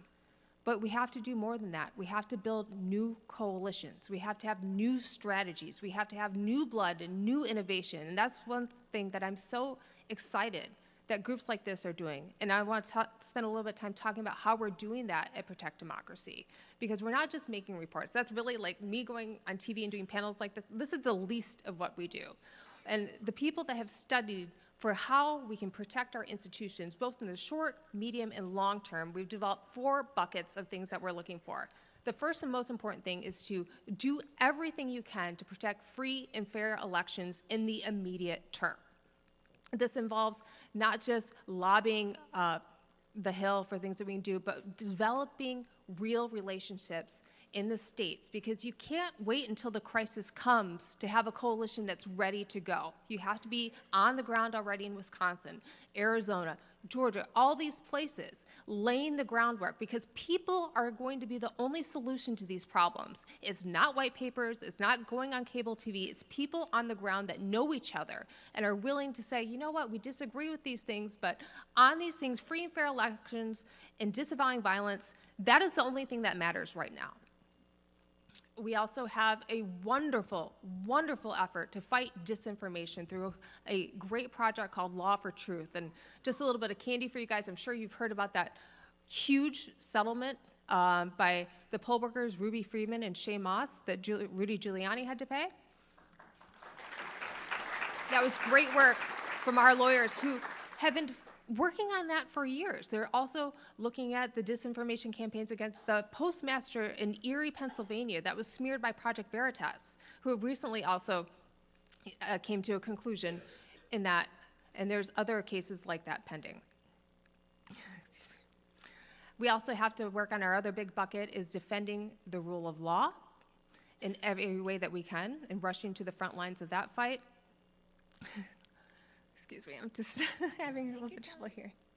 And then lastly, the most important thing that you can't forget about is working to build the democracy of tomorrow and the long-term solutions so that we can break this partisan cycle and looking at things like fusion voting, ranked choice voting, proportional representation. You'll hear from one of my colleagues later, Bo, who has a lot to say about that, looking at the big long-term solutions. And so I think there's a lot to be excited about. You know, I was an original OG Never Trumper in 2015, and there was very few of us. And every day that coalition is growing, and I know this not just because of the people in this room, because the evidence and the scoreboard on the table. You look at the results in 2018, you look at the results in 2020, and you look at the results in the 2022 midterm elections.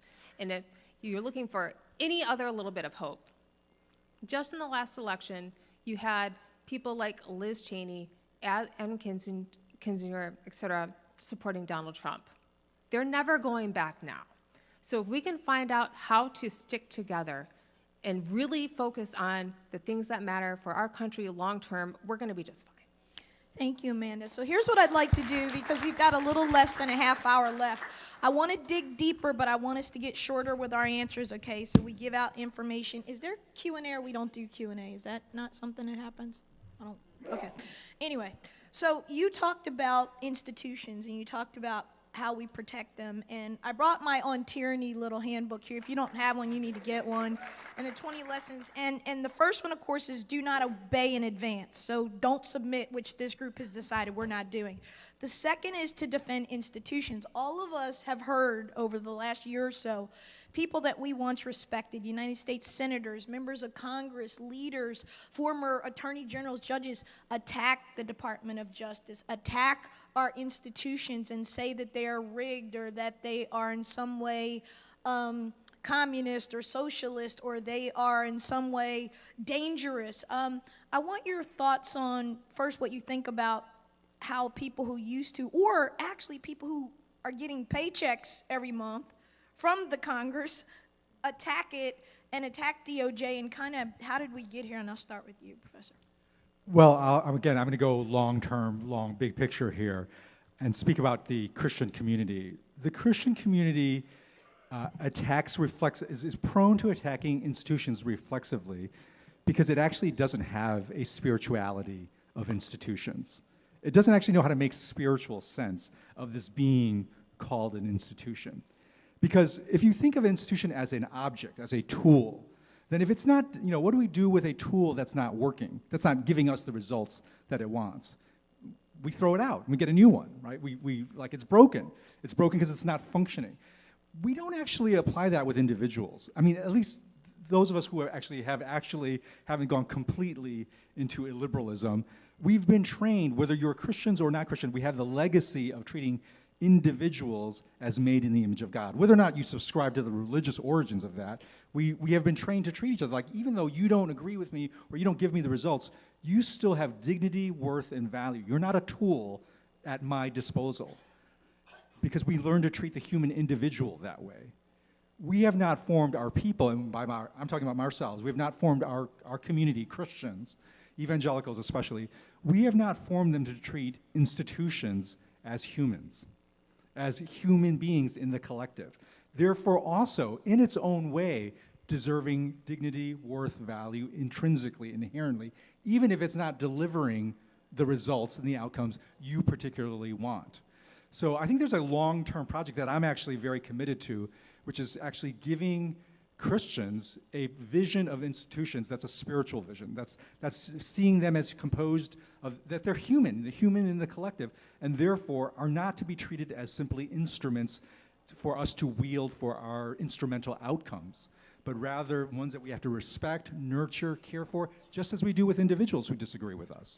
Professor, let me double back on you for a second. Can you explain to us, because we see this a lot on social media, there have been a ton of articles, it's a big topic, this Christian nationalism, and what exactly is Christian nationalism and how does it fit into what we're talking about? And then Joe, you can Well, I'll jump in, and I think Joe has experienced that firsthand. But Christian nationalism basically is actually, it's a form, an ancient form of a biblical phenomenon called idolatry. And idolatry. That's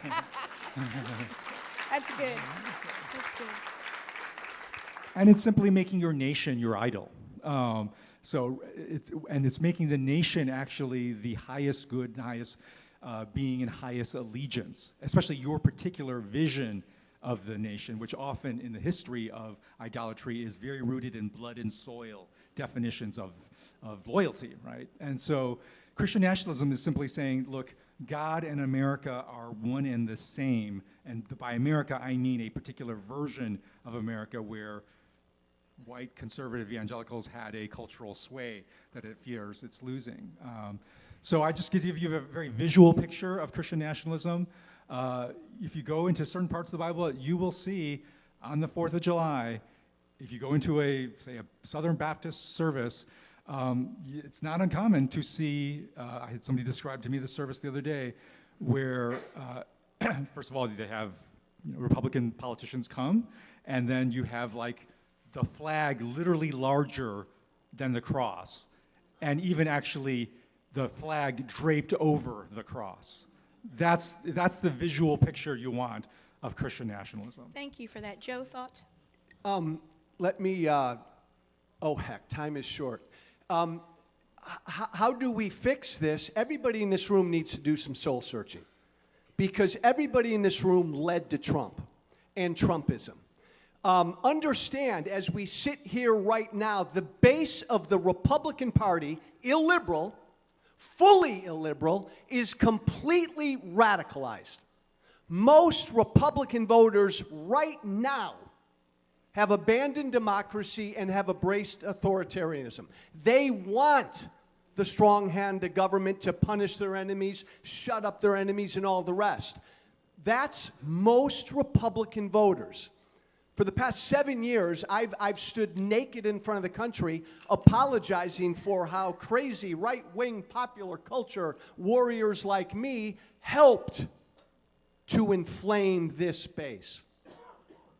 But man, the Republican establishment, the Mitt Romneys of the world, the Paul Ryans of the world, the John McCains of the world have been out to lunch forever. The establishment ignored their own voters for years. I inflamed them. People like me got them wound up.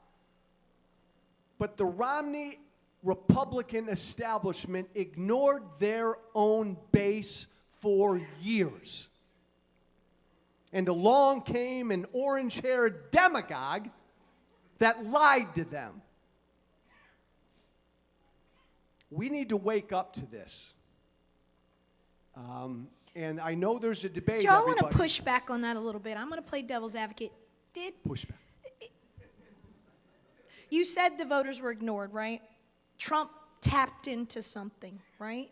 Let's talk about what that something is. Let me weigh in and I want you to respond. So I'm speaking to this now from the perspective of somebody who became a Republican on her college campus. I'm about to date myself badly, in 1988 when Jack Kemp came and spoke at my college campus, okay?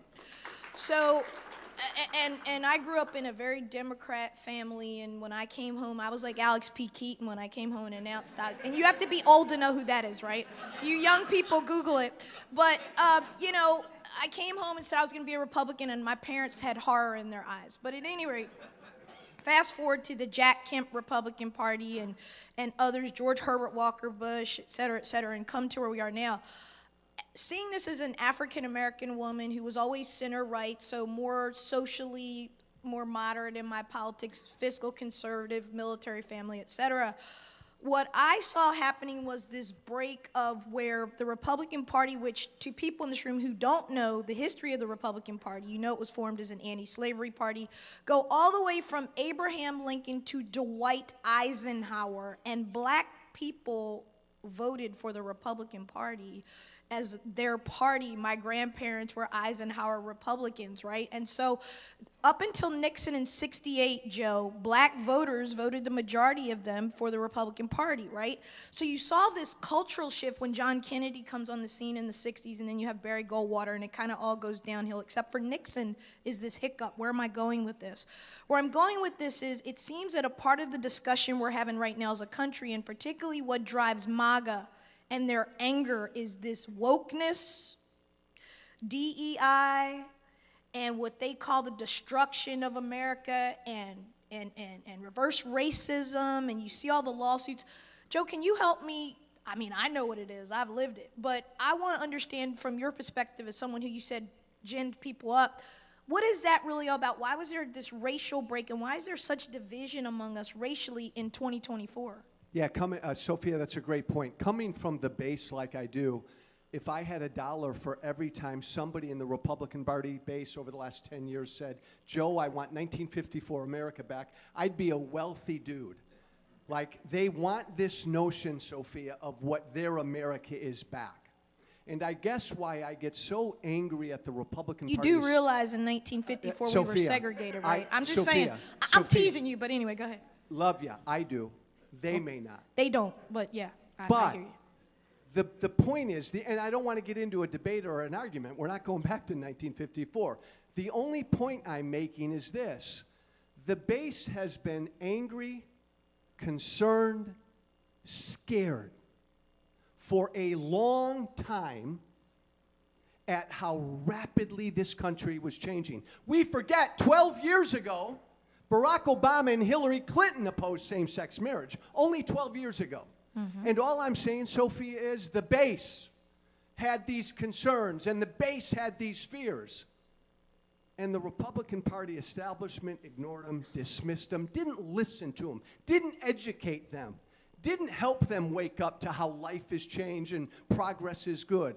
dismissed them over and over and over. Not just, I can give you the border is one big issue, but on all of these issues. And so they became radicalized, and man, then Trump touched them. Joe, you said a key thing, and I hope you went exactly Curtis, right. Amanda, get in here. Jump in. Well, give me a second. I want to get to Amanda, and then I'm going to come back. But you said something critical. You said change. And I wanted you to hear that word because that's really what's going on here. This country will be majority minority in just a decade or less. That's Latinos with the biggest group of minorities. African Americans will be second. We have remained static at about 13 to 14% or so. But the Latino population is jumping huge. I mean, it will be the biggest swath of what's happening there. So you got these debates over the border and immigration and DEI and affirmative action and wokeness and, you know, this, this, they're not qualified, right? That's what this is about, and I want you to hear, it's about change. We're not adapting to change. And Amanda, I want to give you quickly a chance to weigh in on this, what you think is happening with, you know, where we are. I think Joe brought us there, and then I'd like to come back to you, and then I'll wrap us down in the last 10 minutes or so. Yeah, I think one of the ways, the nefarious ways that the new MAGA right is trying to short circuit that process of change. I think a lot of very savvy people have looked at the electoral map and realized it's going to be hard for Republicans to win by the regular rules of the game. And so going into the 25 election, they've put all their eggs in the basket of Donald Trump winning. But not only Donald Trump winning, but remaking the federal government in a way that balloons executive power to make up for the losses that they are probably going to suffer in the House or the Senate. And you see that Donald Trump is really primed for this because he said many times during his first administration that I have the Article 2 power to do whatever I want. What is different going around with the recognition that they can't really win by the regular rules of the game is that there's an infrastructure to make that idea, I have the Article 2 power to do whatever I want, into a reality.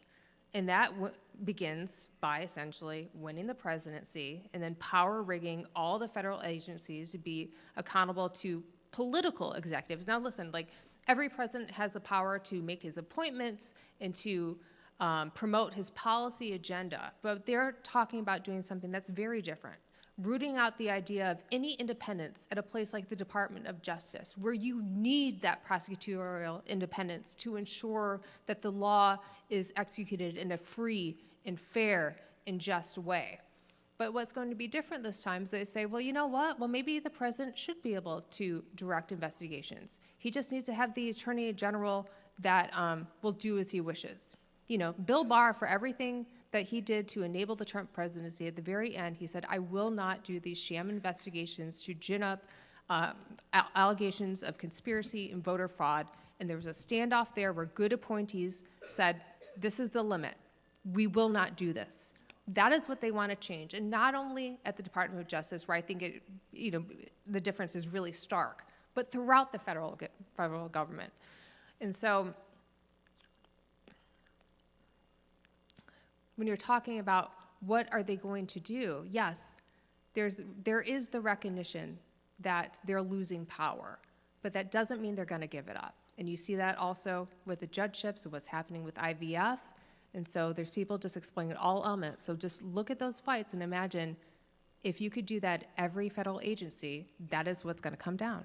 How do we use, Professor, faith, religion to unite us through this change? Whereas every day on my Twitter feed, I get called a Christo-fascist. I don't even know what that is. And just because I say good morning, this is the day the Lord has made, and, you know, I've angered people with that. You know, take your religion and you know what you can do with it. How do we use faith across the spectrum, Judaism, Christianity, et cetera, to bring us closer together to kind of fight this and combat this? Because it's the change that people are really not doing well with. Yeah, so like I said, I have a book coming out in April called The After Party, which is on politics. But last year, I wrote a book on anxiety. And there's a reason I did that. is because exactly what Joe is saying, is you can't understand what's happening in politics if you don't understand anxiety, if you don't understand the anxiety of the base of the white evangelical population. And because their underlying anxiety is about losing things, that's what anxiety is, the fear of future loss. We cannot actually address, we cannot set up a political situation where we guarantee they will not lose things, because they have lost things, very real things, and some valuable things. That they're as valuable to them. Their understandings of marriage, gender, sexuality, family, name it. You know, you can get online. Those are things that you may disagree with them, but that are valuable to them, and they are losing them. Put a pin in that. Stop. This is important. Joe, back to your point. 1954, what does this country look like? It's segregated. Ozzie and Harriet, the Donna Reed show. What else we got going on? You know, the Ed the horse, the talking horse, what do we got? Got Bonanza, what do we got? Right. But it's a segregated country, particularly in the South, but don't be fooled, it was the same way throughout, maybe not in the West. But the country's very white. It is Gerald Ford's election in 1976. 76% to 78% of the base of the voting base in the country was Caucasian, which meant there was only about 20-some% of everybody else. That is now dramatically changed, where it's only maybe 60% now of voters are Caucasian, and it's other. So I wanted to set that table, go back to your point, because that's the world they know, is his point. Yeah, some of what they lost, they should have lost. They should be losing. Some of which they've lost, they actually value, and for good reason. So that's all I'm saying. But the emotional reality is of loss, which triggers anxiety. So this is where, for me, we have to play a long game. We have to actually prepare and retrain our people how to hold loss, how to actually experience anxiety, other than to channel it into these toxic political movements of radicalized liberalism. And so this is why there's a multidimensional solution. There's structural political situations, but we also need cultural religious solutions that help our people know how to handle loss. You can't have a democracy if you have people who do not know how to hold loss. That's the essence of democracy. Wow, that's losers' consent, right? So we've got to teach our people how to lose. You know, in these last 10 minutes, because we've got less than 10 minutes, and I'm going to ask each of us to just respond to this question, and then you can make a kind of closing statement, but keep it tight. I think that if you look at this conference, and Heath, where are you? You in here? Okay, he's not, but I want to give Heath a round of applause just for this amazing conference and his vision and what he's doing, because first principles is what this is all about. And one of our most fundamental principles is freedom. Freedom is really on the ballot in 2024. Freedom of reproductive health, freedom of thought, freedom of speech, freedom of religion, freedom from burdensome government. We're supposed to be the limited government folks, aren't we? We're supposed to be the guys who believe in less is more. And so with that in thought, I want to talk about and end with this debate on speech and what that means as we go forward, because as I talked about as I opened, African-American woman, the first black scholar in residence at my university, and I get destroyed by another marginalized group that has more power. Don't miss this. Because we are in factions and groups now, and we take each other out depending on what we like or don't like about each other. We've seen this at its greatest end post-October 7th. And the attacks on Israel by Hamas. And on our college campuses in this country, Jewish people, students and faculty, were not safe. They were locked in dorm rooms or closets or the library. Vile things said. That doesn't mean that we're not sensitive to the plight of those in Gaza and the Palestinian people, because I think there's not a person in here who isn't concerned about that.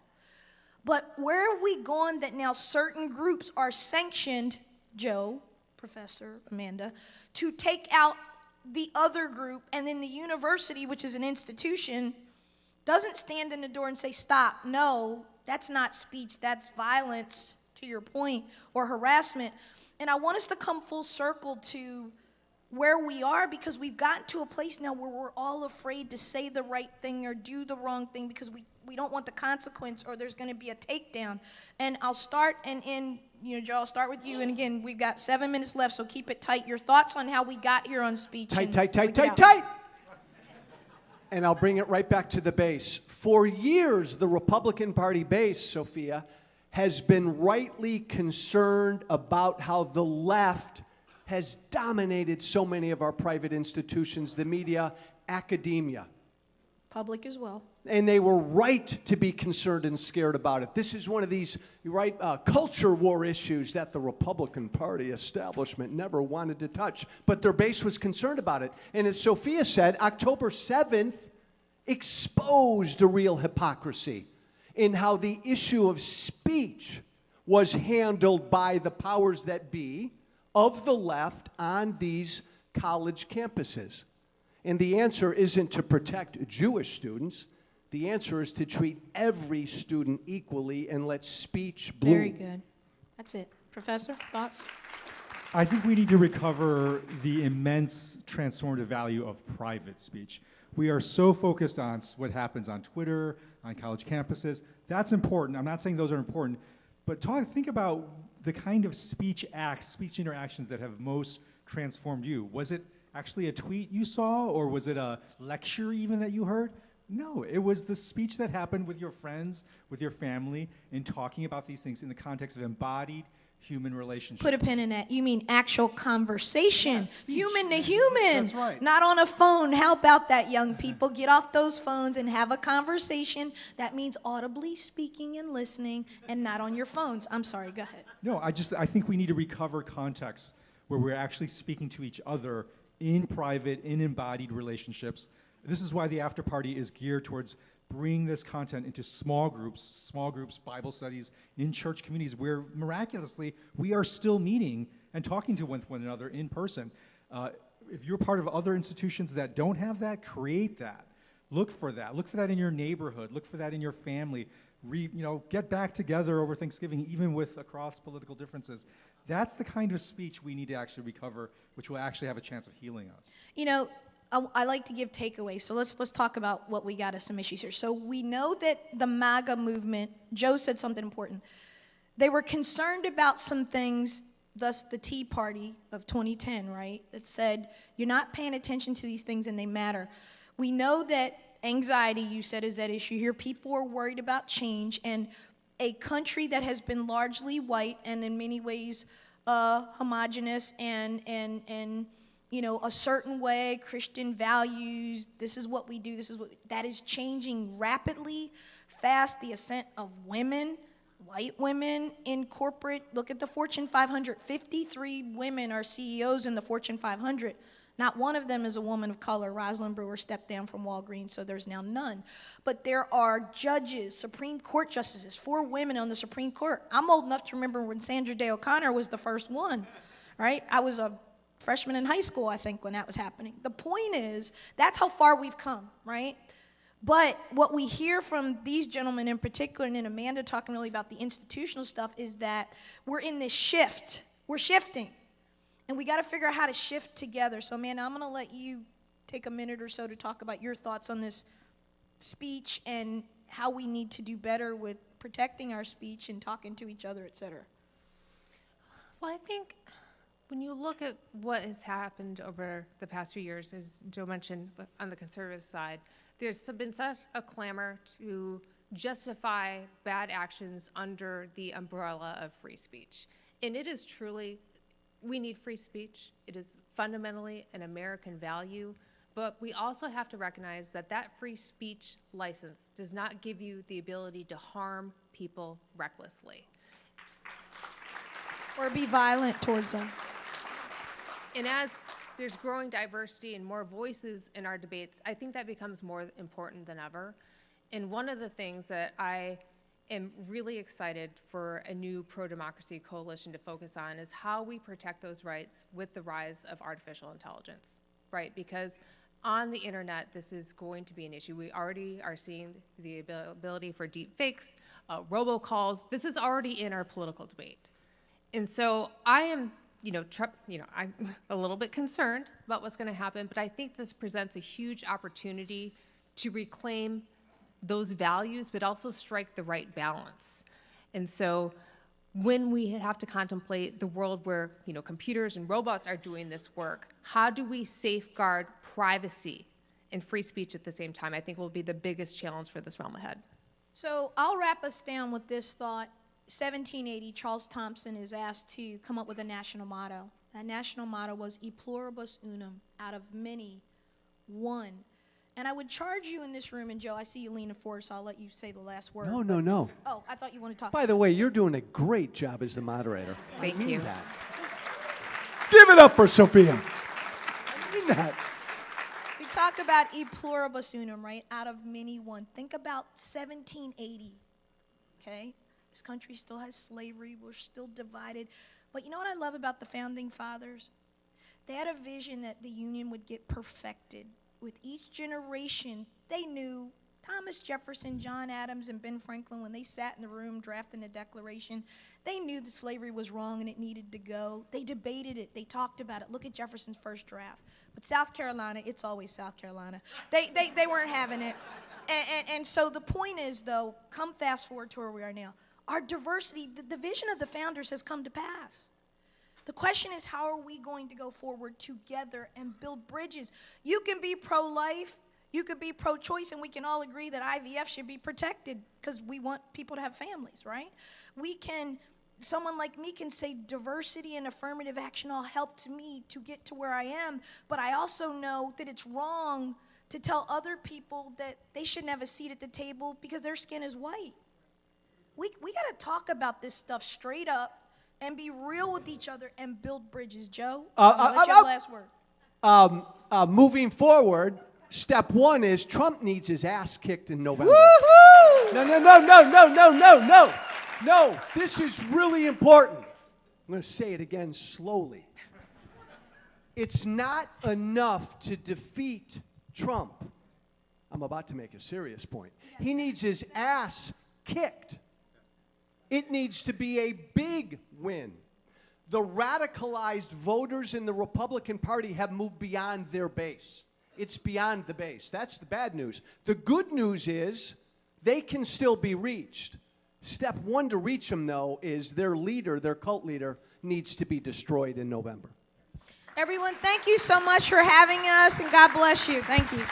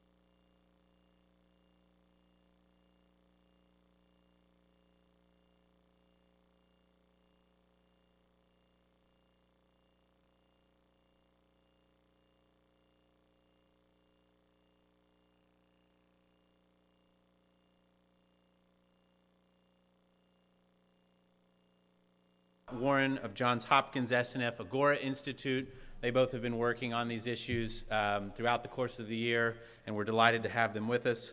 They will be in conversation with Secretary of the State of Georgia, Mr. Brad Raffensperger. You guys can come on. He really needs no introduction in what he's been doing in Georgia, standing up and telling the truth about our elections and defending our principles, a true principles first leader. And then also returning to the Principles First Summit, I think he's a multiple attendee and speaker, our favorite Mr. Stephen Richer of the Maricopa County Recorder's Office, defending our elections in Arizona, standing up to Carrie Lake and beating her time and time again in court when she sues him. So delighted to have you all here, and please take it away. Thank you, Heath. Thank you, everyone, for being here. My name is Matt Germer. I'm the director of the governance program at the R Street Institute. It's my pleasure to be a part of this conversation today. I have, like you, been in the crowd at a Principles First event in the past. Far more people here this year. It's amazing how much this group grows. I think it really speaks to the demand out there for a Principles First agenda. So thank you to all of you for being here and for dedicating a weekend to engaging in these kinds of conversations.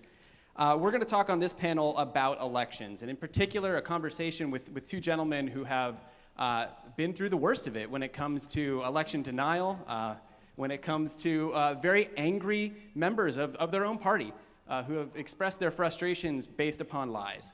To get things started, I want to do a little bit of table setting about where we are on elections in this country. Some polling came out in the last couple of years around a trust in our elections that I find to be incredibly concerning and almost shocking. And at this point, you're gonna hear this and think, well, of course. But think for a moment about what it means in the bigger picture. 70% of Republican voters think Biden did not win the 2020 election legitimately. Wait, what was that again? 70% of Republican voters. Along with my colleague here, Scott Warren from the SNF Agora Institute at Johns Hopkins, we've been engaged with conservative leaders across the country investigating this problem and trying to sort a way through this to create a conservative agenda for democracy and building upon that agenda and in conversation with these leaders, creating a series of election trust principles, ways to engage conservatives and help build trust. I think as part of this conversation, I want to share those principles with you, and hopefully we can continue to expound upon them as part of our conversation. The first principle that we extracted from our conversation with the Republicans was, as much as possible, conservatives should be willing to affirm that elections across the United States are secure, and as much as possible, try to avoid fueling doubt in elections, even outside of your own state or jurisdiction. And that can be a very tough thing to do in a political environment where, as I mentioned, 70% of Republicans don't believe Biden won legitimately. There are a lot of incentives for elected Republicans to, if not fuel the actual conspiracy theories, to do a little bit of, well, I don't know about what happened in Maricopa County. I don't know that, I can't speak to it, but it didn't seem right. The second principle we had was to engage in transparency and outreach. And actually, this is one of the topics that I think both Secretary Raffensperger and Recorder Richer can talk quite a bit about. As I know, Secretary Raffensperger travels around his state, holding town halls, answering just about every question he can with his constituents. And Stephen is famous for answering even the most ridiculous questions on Twitter. But both of them do a great job of engaging in transparency and outreach to help build trust. And the final one of our principles revolves around conversations when there actually are real opportunities to make a better elections system. It becomes very tempting to say we need to pass this reform or else we can't trust our elections.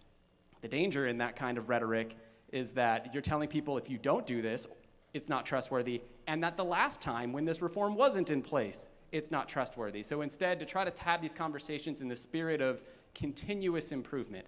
What we have now is secure, but we could always make it even better. Here are some great reform ideas. So with that in mind, I want to pass off to my colleague Scott Warren to talk with the Secretary and Recorder for a good conversation about election trust. Thank you, Matt. Thanks to everyone for being here today.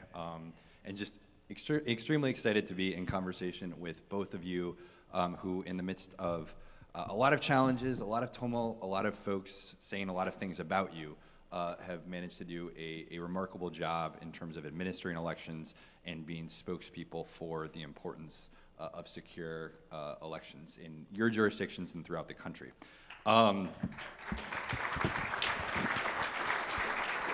So now this panel is going to be about how do you fix that 70%. I want to start out, you, Secretary Raffensperger, you're in Georgia, Stephen, you're in Arizona. Arguably, these two states will be some of the most watched this year. How are you both feeling? What do you feel good about? What do you feel good about going into 2024? What do you see as challenges that your offices are really focusing on? Let's start with you, Secretary Raffensperger. We're focused on making sure we have security in place. Our team and our systems are really battle tested. You have to go back. I took office in 2019, and we had probably 10 lawsuits from Stacey Abrams on the voter suppression myth, and then we had the voter fraud myth after 2020. So now we have a verifiable paper ballot. We're going to do additional audits. So we're going to do post-election audits of any race. We've also done a citizenship verification to make sure only American citizens are on the voter rolls, because in these days of open borders, people are concerned about that. And then we also now are making sure that we have photo ID for all forms of voting. So no matter how you vote in Georgia, early, absentee, or election day, photo ID.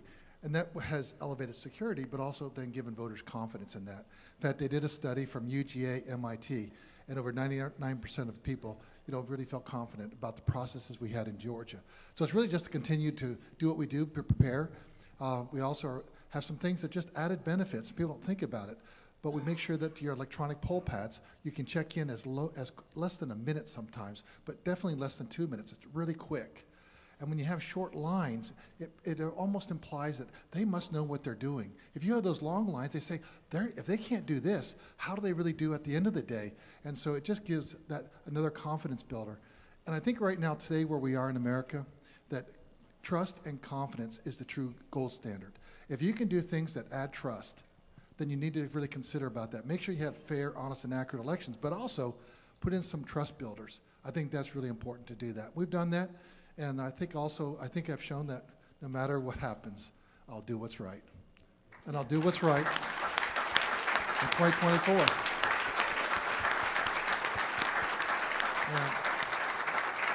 And we are a competitive state. I understand that. And we have been for years. And I understand half the people aren't going to like the results, and the other half will be doing handstands. But at the end of the day, we're going to make sure we have fair, honest, and accurate elections. And that's one thing you can trust, that I'll always do what is right. Same question? How you doing? All right, same question. All right, good, bad, and ugly. Good.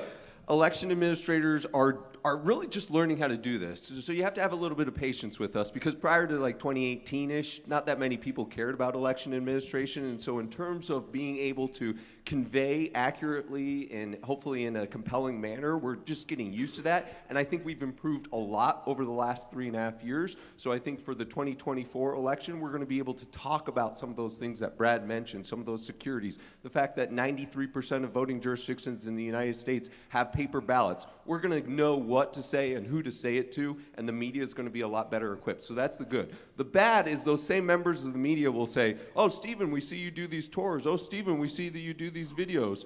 But then, Stephen, we see that 66% of Arizona Republicans didn't believe the election was fair in March of 2021, and it's almost March of 2024, and we see that 66% of Arizonan Republicans don't believe the election was fairly won.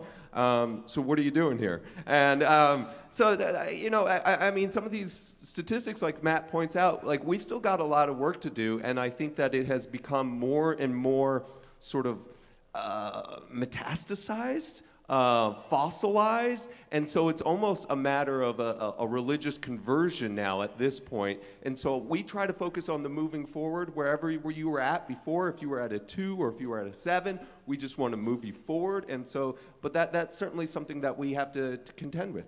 The ugly, the internet's really ugly. The internet is, we're losing the internet in a lot of respects.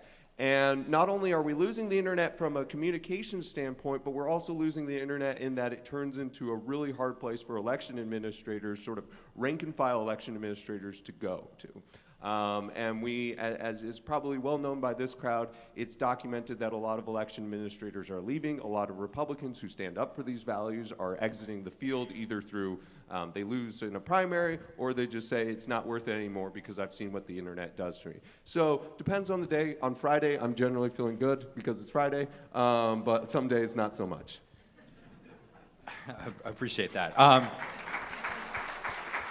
And we'll see how the Diamondbacks do this year too. For see if they're around in October.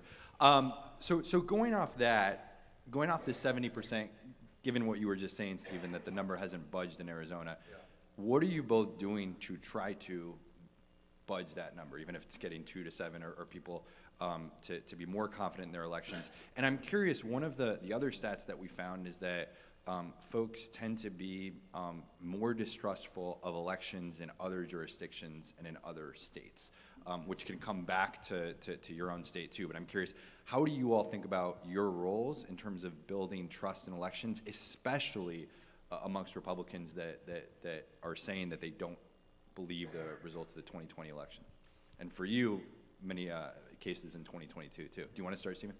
Well, you can't fall into that trap. That trap is very tempting, and Scott and I talk about this a lot, that, hey, this is how we do it in Arizona, but California, sort of thing. And so because while elections are creatures of state law, and they are highly federalized, and so how it happens in Florida might look different than how it happens in Pennsylvania, might look different from how it happens in Arizona. A few things are true. There is no jurisdiction in the United States that is run entirely by Republicans or entirely by Democrats, and so I try to hit home that principle. 2, there's no jurisdiction in the United States that says, let's just turn on the machines and hope stuff goes well. Let's not trust it. Let's not run any audits afterwards. That's a universal principle across.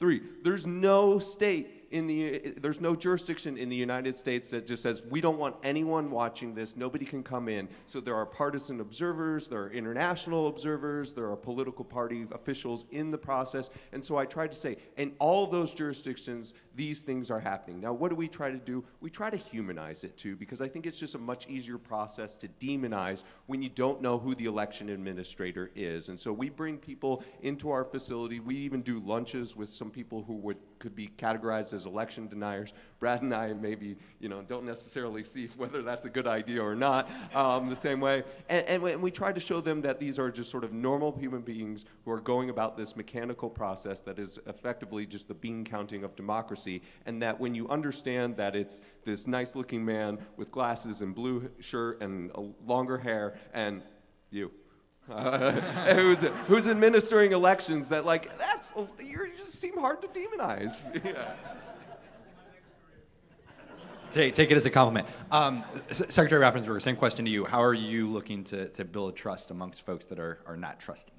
I think it really helps when you tell people, well, just like in Georgia, every election official and every poll worker across America takes an oath to follow the laws of their state and the Constitution of the United States of America. And just like you, those are poll workers that are community leaders, and they just want to volunteer to do what they're doing, just like we have here in Georgia. And then I talk about what Georgia does. And every state has different laws and rules and regulations.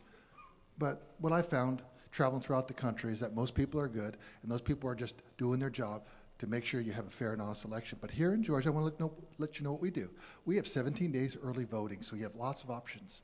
We make sure that no matter how you vote, we have photo ID. Then we're also going to do additional audits this year. We made sure that got into state law. And then we're going to make sure those lines are shorter than 1 hour. Yes, we want to make sure they're shorter than 1 hour, and they have been. And then we're going to keep those lines moving so you can get those results posted quickly. We know how important that is to you. And that's why we're recognized, as one of the top states for election integrity. And then you just circle back. And that's what they're trying to do all over the country. Good people like you that are volunteering to be a poll worker, or good people that are running their county election offices, just to make sure we have fair and honest elections here in America. I would also say, we don't ever say that elections are perfect. I've never met an election administrator who says, yes, 2020 was perfect. I've heard every election administrator say 2020 election was valid, lawful, and fair. But so I think that is a trap that they often want to draw us into, because it's an indefensible position because there are imperfections, and also because it sort of says we're at the end of time with election administration, and that's not what people want to hear. They want to hear the ways that you're continuing to improve this process.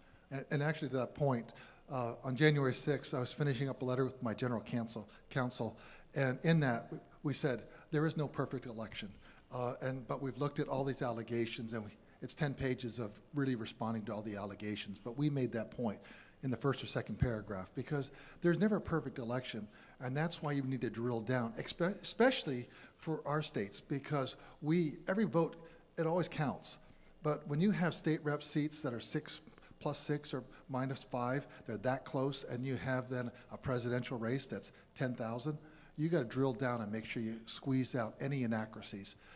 But we like to be upfront that there won't be a perfect election, but it's never been enough to overturn the will of the people. I appreciate that perspective, and I think that's, we talk about the principles that we've put together. The third one is seeing improvements in the vein of continuous improvement. Not that these reforms have to be in place, but that elections are not going to be perfect, and we're continually trying to make them more perfect. Secretary Raffensperger, there were a lot of people that weren't necessarily pleased with the job that you were doing, so I read. But yet, in 2022, you won with huge statewide margins in the primary and in the general election. How'd you do it? And I think Stephen wants to take notes while you answer. So. I live in Realville, and I came up, I'm a contractor, small business owner, and I'm a very conservative Republican. And so I understand all the anger, the angst that we've had in our party for years. But I also believe that most people are good, and you have conversations with them, that you then can share the details. And that's what I did. I traveled across the state talking to people that were in community-based groups like Rotary, Kiwanis, Lions Club, business chambers, even Tea Party groups. And so I've talked to those folks and county Republican. And sometimes I got a better reception than other places, but I never had any fear of going into the lion's den because they'll respect you for going in there. But I think you have to have conversations. And obviously as an engineer, I can back it up with facts. And so I tell people, in fact, if you want to know what happened in Georgia, it's real simple. But 27,900 people skipped the top of the ticket, didn't vote for anyone. And yet our Republican congressman got 27,550 more votes. And that's why President Trump came up short. There also were 33,000 Republican voters that voted in the June 2020 primary that didn't come back out and vote at all in the fall. And that goes to what the campaign should have been doing, is calling everyone to get them back out. And so that really, it gets down to the campaigning. And in our office, we don't do campaigns. We make sure you have fair, honest, and accurate elections. We follow the rule of law, and that's what we do. Thank you. And obviously it worked very well for you in 2022. Stephen, I'm curious, Matt sort of joked about this earlier, but something that we've heard sometimes is election officials saying, well, we know that elections work here. We're not sure about what happens in Maricopa County. I'd be curious if you could talk a little bit about why you think that happens, but what your response would be to that as well. The Willie Sutton, why do you rob the banks?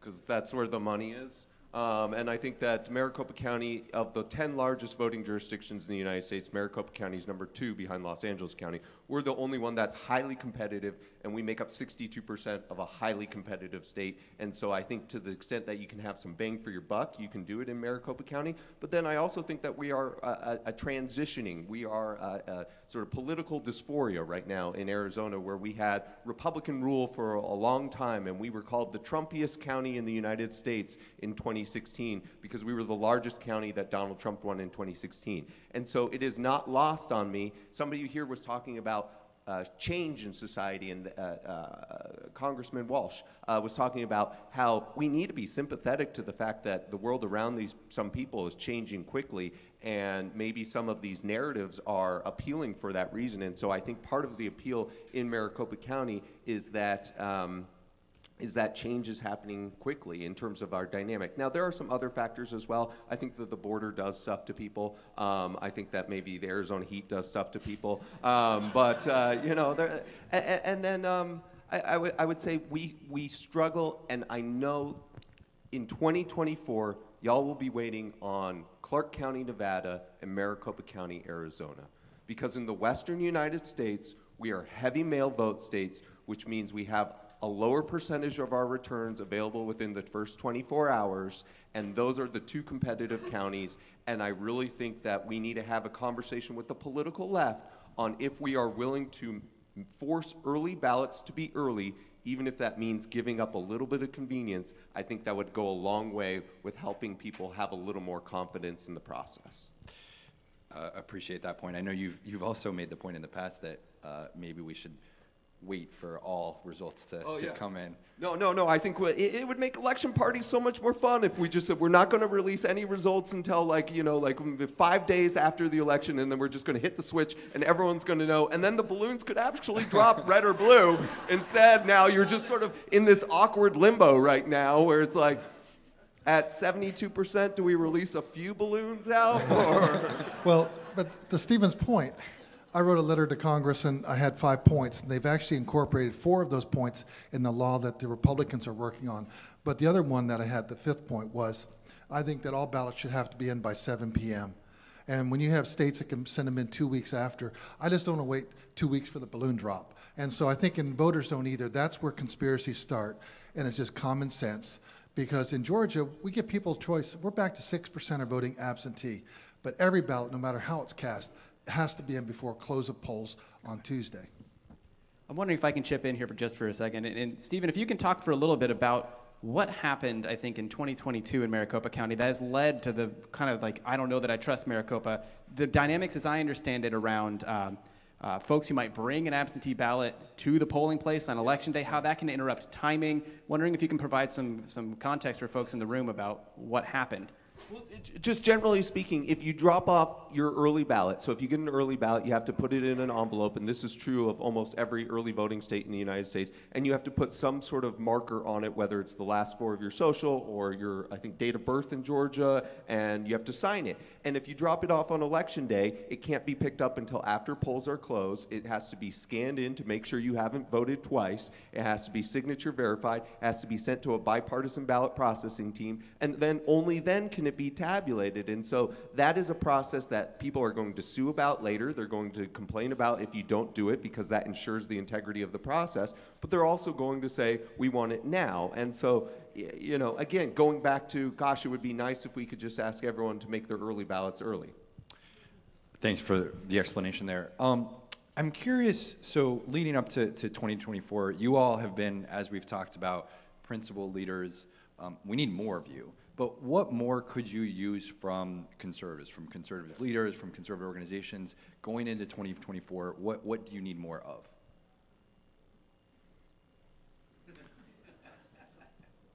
Do what is right, have a strong moral code, and really moral fiber and backbone to really gently explain to people what the facts are. Make sure you're strong on the facts. Do it with grace. But I think we need to have people that will just stand for the truth. If you look at our founding, it was based on some great ideals. And I think that's really, in many respects, I think I've talked about this, I think we need to come back to those ideals. You pick your favorite founder. They're all great people. They had great ideas. And did they get it perfect? No, but they did in one way. They said, you can change the Constitution. You don't like something, go ahead and round up a whole bunch of people and go through the process. And that's what we've done over the 200 and some odd years we had a Constitution. But I think we need to get back to those values and back to those ideals. Those are great ideals. And it's really what I think that's the heartbeat of what true conservatism is. It's about free market, free people, and opportunity for everyone. And then you make of your life what you can make of your life. And so I think that's really what we need to get back to. So people feel that they do have opportunity, that no one is actually, trying to slow them down. I think that would really help everyone. So amen to that. It gets lonely. It's pretty lonely. So show up, say something. Brad and I became friends in 2021 because, quite frankly, it was a pretty lonely time for those of us who were saying what we were saying. I want you all to have really uncomfortable Thanksgivings. I want you to have uncomfortable conversations. I'm Jewish, so I can say this, but like anti-Semitism, I think was more in vogue maybe even 20 years ago. But I think enough people started saying at Thanksgiving conversations like, no, you can't make that openly anti-Semitic remark. That's antisocial, and you shouldn't do that. And then I want you to have that conversation with, no, you shouldn't just go down this theory that is detrimental to our democracy because that is destroying the fabric of our country. And even if it's a little uncomfortable to say that to Uncle Joe at Thanksgiving, like I want you to be able to say, I want you to say that. And then I think show up to events and run. Can't cede the territory. We cannot cede the territory. We can't just have it be people who don't believe in democracy and then Democrats, because that's not a healthy system.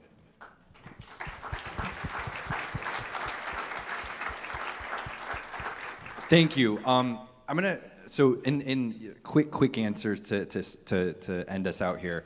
You all have talked about how hard this work is, how hard administering elections is. Why do you do it? Why did you decide to get into elections, and why are you still in it today? Well, if it wasn't us, who would do it? And so we want to make sure that we really protect our constitutional republic, that everyone has the opportunity to vote, and we're going to make sure it's a fair and honest election. And when we do that, we actually honor our founders, but even more important perhaps, every person that has ever signed up and done military service and even lost their life. Why would you not do your duty to follow the law and follow the Constitution? When you do that, you honor everyone that has ever fought for this nation and ever given their life for this nation.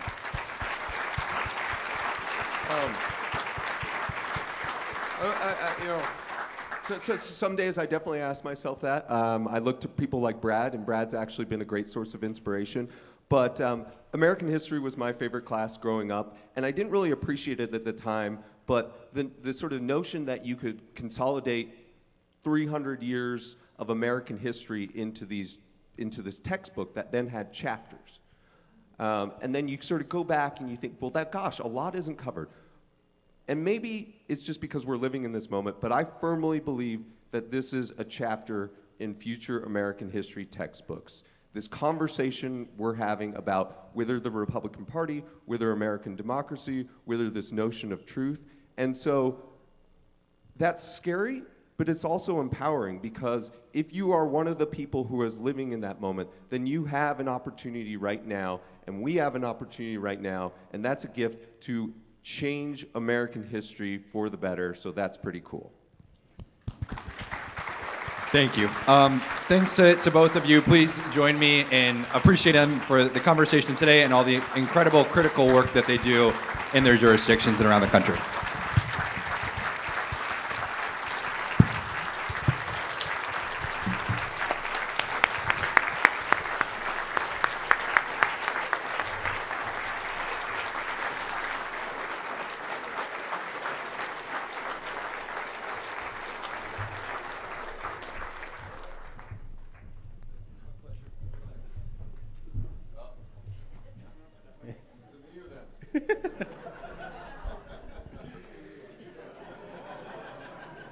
All right. We will continue on here. It is my pleasure to introduce the next panel. We'll continue in the vein of democracy and elections. This next discussion was one that was of particular importance to our agenda committee, thinking about reforming our system, obviously focused on the primary problem, the problem that our primaries have in elevating sort of the extremes of our politics. I'm delighted to welcome to the stage today for the panel Tradition and the Path to More Competitive and Responsive Elections, Mr. Jeff Timmer of the Michigan Common Sense Party, Beau Trimitieri, United to Protect Democracy, and Mr. Dan Cantor from the Center for Ballot Freedom. Gentlemen, take it away.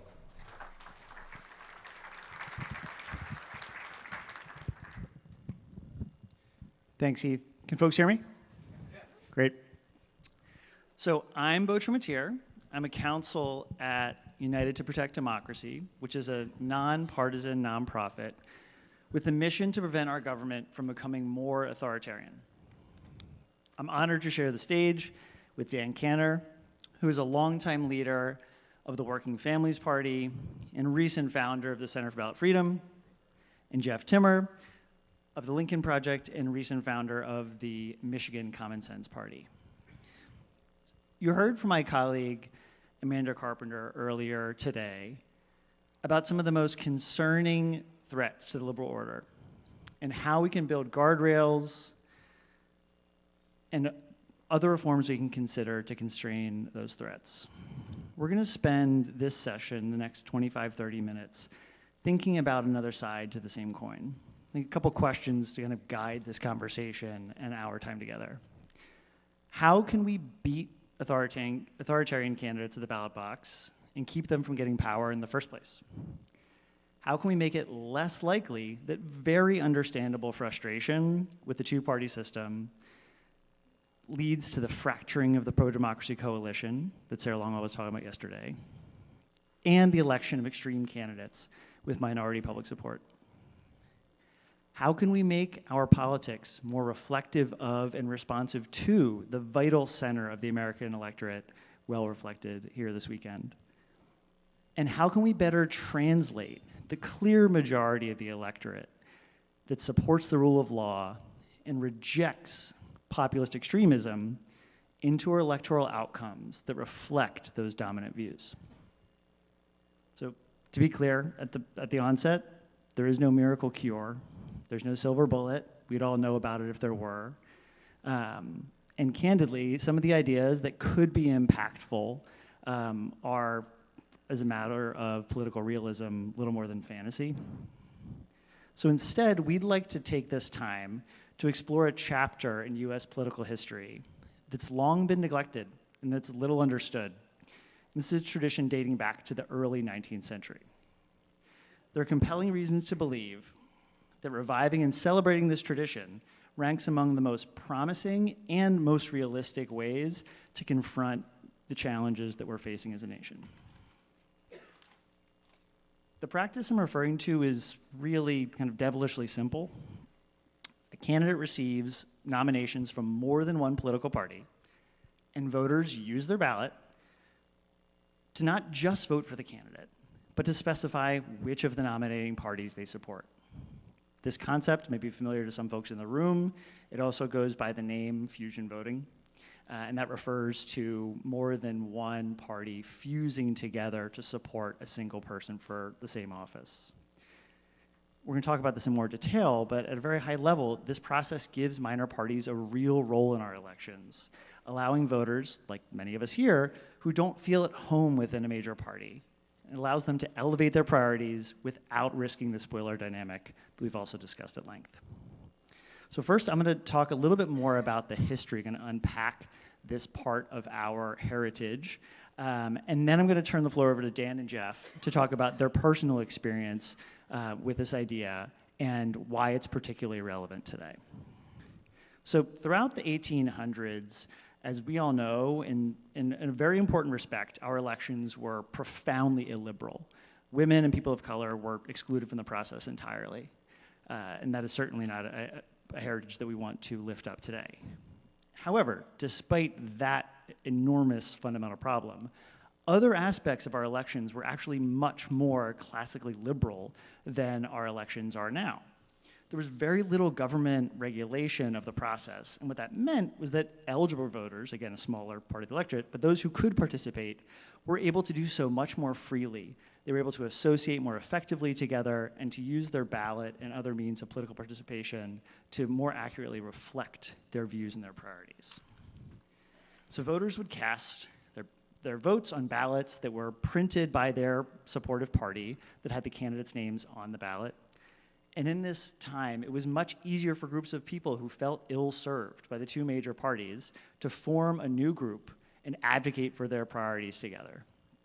Sometimes these minor parties would run their own candidates, and most of whom, like today, would lose. But, and this is important, much of the time, they decided instead to nominate a party who could also get the support of one of the two major parties.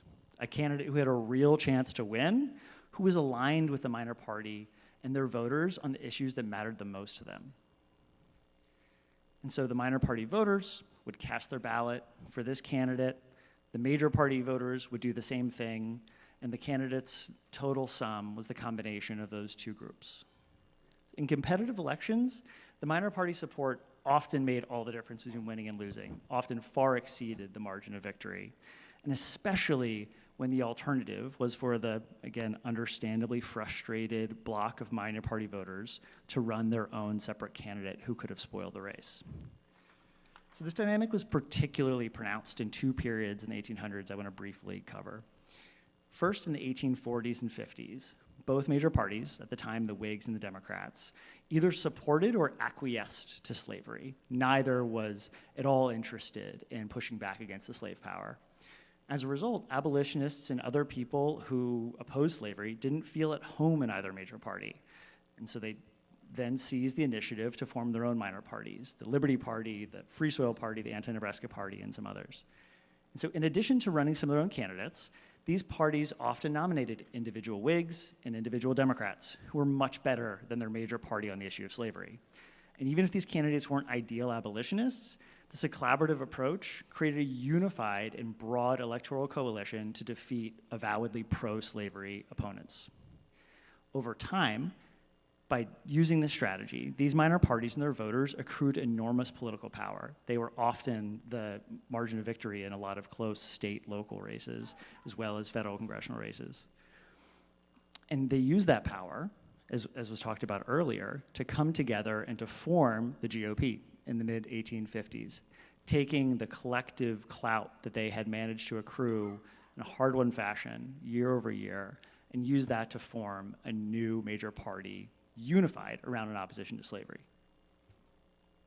Fast forward another 20, 30 years into the 1880s and 1890s, and we saw another similar dynamic reemerge again. At the time, the two major parties, the Democrats and the Republicans, were failing to represent, again, a big swath of the electorate. This time, it was laborers, farmers, and other working people who thought that both major parties, fairly, were in the pockets of monopolies and robber barons. So minor parties, seizing again the initiative, pushed for basic labor protections, industry regulation, and other economically populist reforms to represent these voters who are neglected by both major parties at the time. They used their ballot, as with the anti-slavery forebears, to cross-nominate, support major party candidates on both sides, and again, often were able to deliver victory to the more aligned and better attentive of the major party candidates. So one example from this era is particularly striking, worth lifting up. That came from North Carolina, where a coalition of mostly black Republicans and mostly white populists came together, fused behind a shared slate of candidates. And for the only instance in post-Reconstruction South, they displaced Jim Crow Democrats in power. Absolutely remarkable. They passed a ton of legislation that supported both of their communities. It was this incredible, remarkable story of cross-racial collaboration at a time that seems unthinkable today. But unfortunately, that success was short-lived.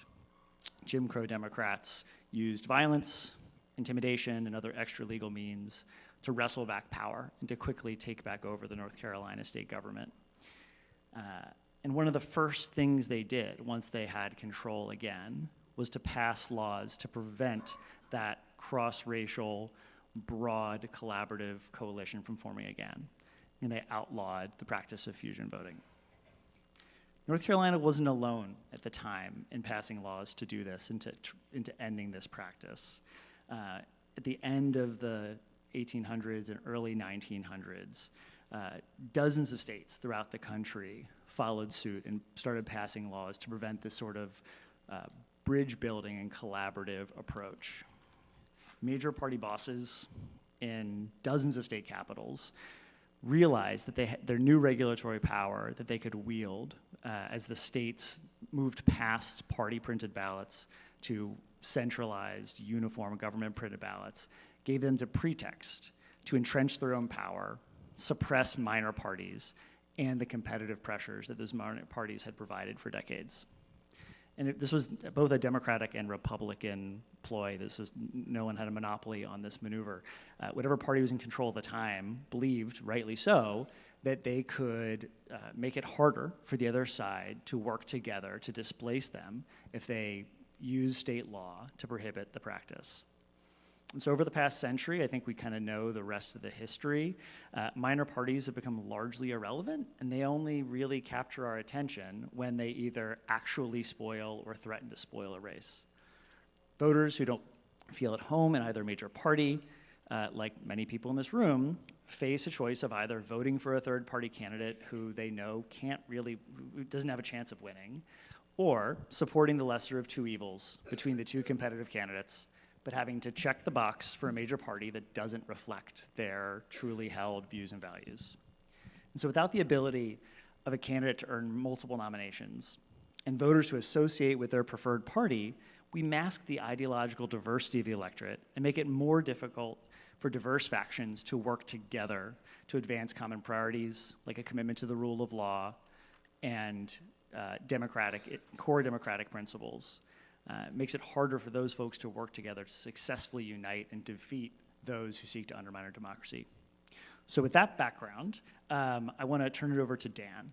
So Dan, New York is one of the few states where fusion has continued into the present day, thanks specifically to a decision by the state's highest court in the early 1900s that anti-fusion laws violated the New York Constitution. So you've been active in New York politics for a very long time, and you probably have more firsthand experience with fusion than anyone else alive today. Okay. No, but can you? I mean, you're a credible voice on this. No, thanks. Can you talk about your personal background and why you're now leading a cross-partisan effort to re-legalize fusion throughout the country? Yes. First, let me thank Heath Mayo and the Agenda Committee. My bona fides as a principled conservative are basically non-existent, but I am delighted to be here. I think it shows a certain open-mindedness by the organizers to have invited me.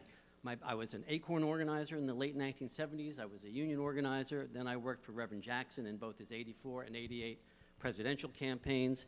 And then I got on board this third-party train, but third party of a different sort, right? Two-party system is failing, everybody knows it, and third parties are for fools, right? So there's like a market failure here, except in the states that still allow fusion voting.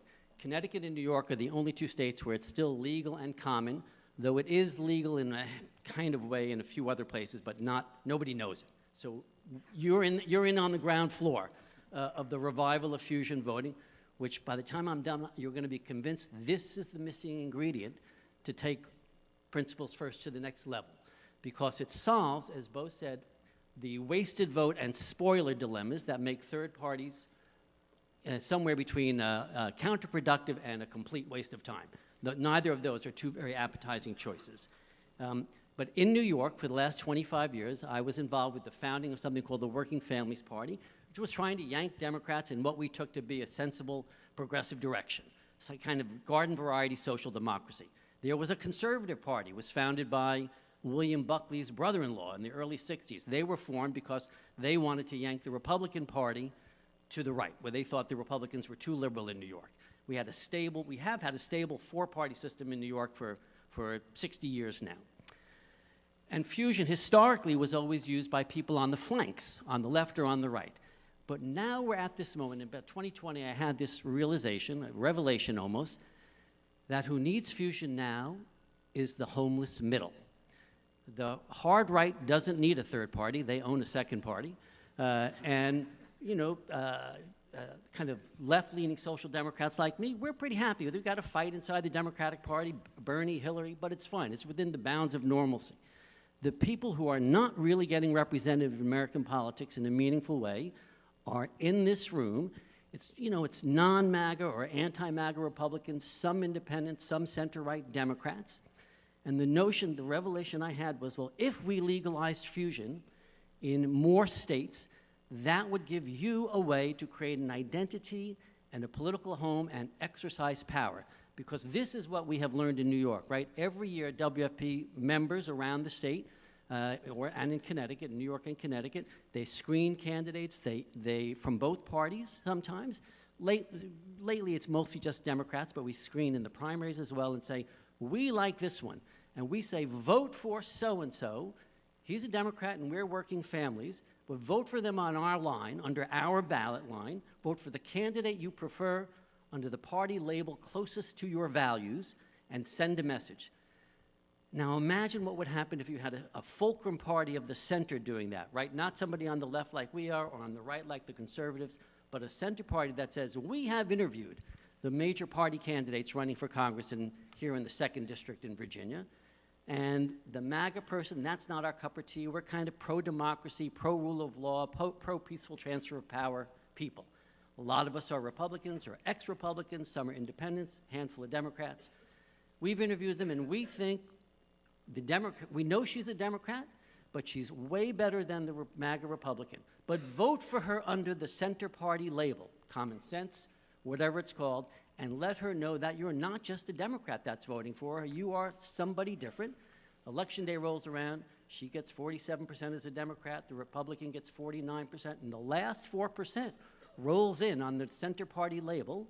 The votes are tallied separately by party and then added together. She wins 51-49, and she owes you the margin of victory. You produce that last 4%. That's very meaningful in two ways. One is it has helped elect a non-authoritarian candidate in this current moment, but it also keeps that person honest to your values. They have to pay attention to you. When I walked around Albany or Hartford, I was a somebody because I represented, Joe Biden ran as a Democrat in New York, got 4.8 million votes, but he got 400,000 more votes on the working families line. So they pay attention to you when you deliver 400,000 votes.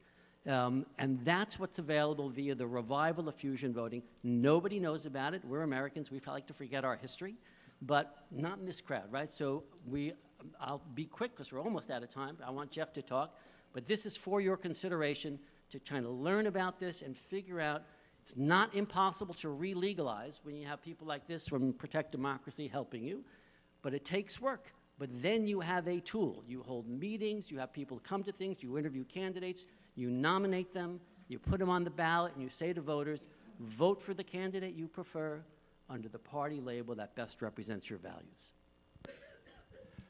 Thanks, Dan. Let me ask you some questions. Just by a quick show of hands, how many people were or still consider themselves Republicans? All right. At any point, yeah. How many people in the last 4 elections have voted for a Democrat? All right. You're just like me. I spent 30 years helping elect Republicans at all levels of office all across the country. I ran a major Republican state party. I can't vote for most Republicans now. How many people in this upcoming election are going to have a choice in their states, not the presidential election, in their states, whether it's federal offices or legislative offices, between a MAGA Republican or a Democrat? Those are going to be your only real choices. Show of hands.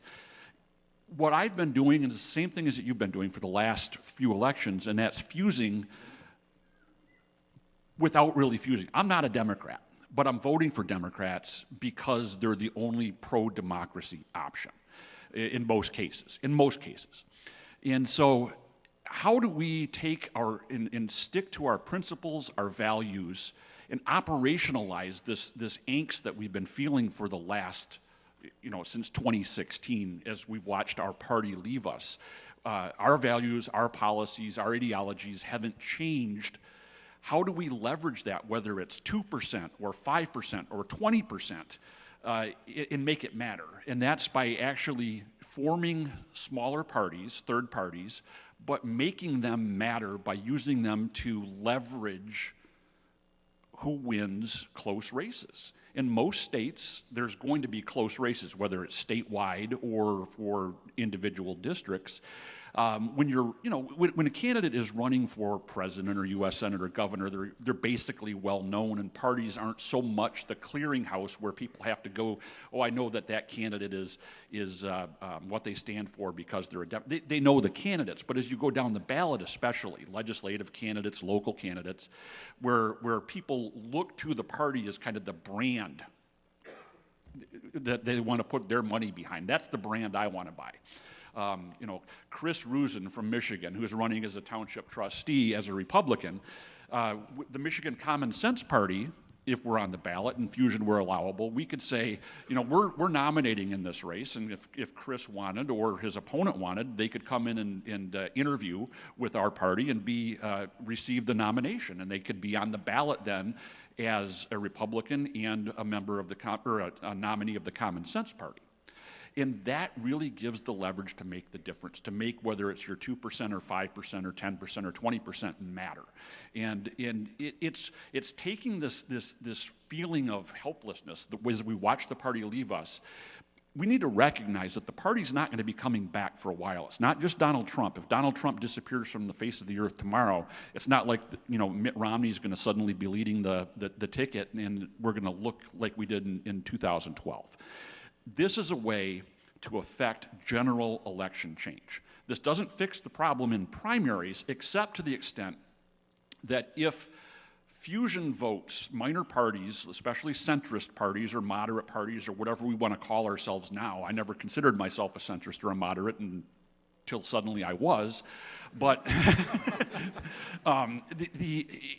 it's what can we do in the meantime to leverage our position and affect change in the party, and that's pain is really the only teacher that's going to affect the Republicans right now, and it's going to be general election defeats of MAGA or illiberal candidates up and down the ticket, and it's going to have to be a sustained, broad defeat, and that's where we can leverage our votes.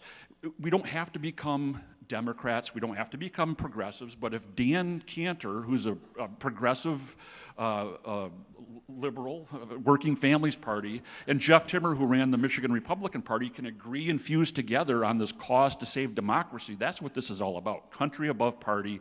This is a way to turn what you've been feeling into action.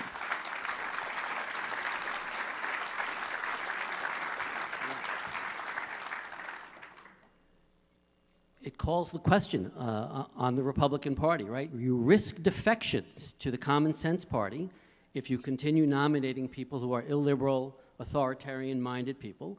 And so there are two choices that the Republicans will face. Risk more defections or change and more defeats, or change what you're doing. And either of those, for me, it would be fine to have a normal center-right party again in America. My honest view is whether you favor a center-left government or a center-right government, you don't get either one if there's no center. And so we need some rules reform. There is a way in which a minor party actually affects the primaries of the major party as well, because the major party is mindful of, if we nominate this person and the Common Sense Party is going to flip to the Democrats, that's a giant problem for them. So this is very much about power politics. You have to not be afraid of that. You have to embrace it. But I'm telling you, it is a lot of fun. I was, for 20 years, denounced every month in the New York Post, party boss, party boss. It's like, we need party bosses, particularly ones who are in favor of democracy. And that's what you have the potential to do back home, right? It's going to take work. We're not re-legalizing something this powerful overnight, but it is not going to take us that long. Because we still have good state constitutions and good state courts in many places, and we can do this via legislation, via ballot measure, or legislation, I suppose. That's the least likely. But I do think this is very much, as I heard Heath say yesterday, or Friday night, no, yesterday, he was very honest. We can't defeat the MAGA faction in Republican primaries right now. With fusion, that's still true, but you can punish them in the general elections. And that's a lesson worth teaching, you know, for the future. Yeah. When Bo was talking about the history of minor parties and smaller issue parties, in Michigan we're forming and going to be qualifying for ballot access, the Common Sense Party. And really our platform is simple. You support democracy. None of the other issues really matter right now. The party is going to focus on a single issue, democracy, Either you're for it or against it. And so those candidates who will support Donald Trump or the MAGA Republicans aren't going to be nominated by the Michigan Common Sense Party. That's the way that we can leverage our principles, our ideals, and get that sanity back, someday establish a stable center-right faction in American politics again, like we had for a long time. We have about a minute left. Dan, any further thoughts before I close this out? Yes, if there are people here from Iowa, I definitely want to meet you. We need some help. Center for Ballot Freedom and Protect Democracy, those two names are the places you can go to find out a lot more about fusion voting, how we're going to legalize it, some of the history, some of the technicalities of it. But yeah, I can sense that, like, you're not making it up. The crisis of hyperpartisan polarization is real. There is an actual social base. It's America. You can't have a thought if you don't have a poll. So we've had done a lot of polling on this. There's about 10% of the voters who our pollster thinks, that's 15 million voters, who are basically attitudinally center-right, and they're vaccinated, and they think Joe Biden is the legitimate president. And if you have those two qualities, you know, that's a base of a party. If you are a 10% party of the center, you are the fulcrum in any close election.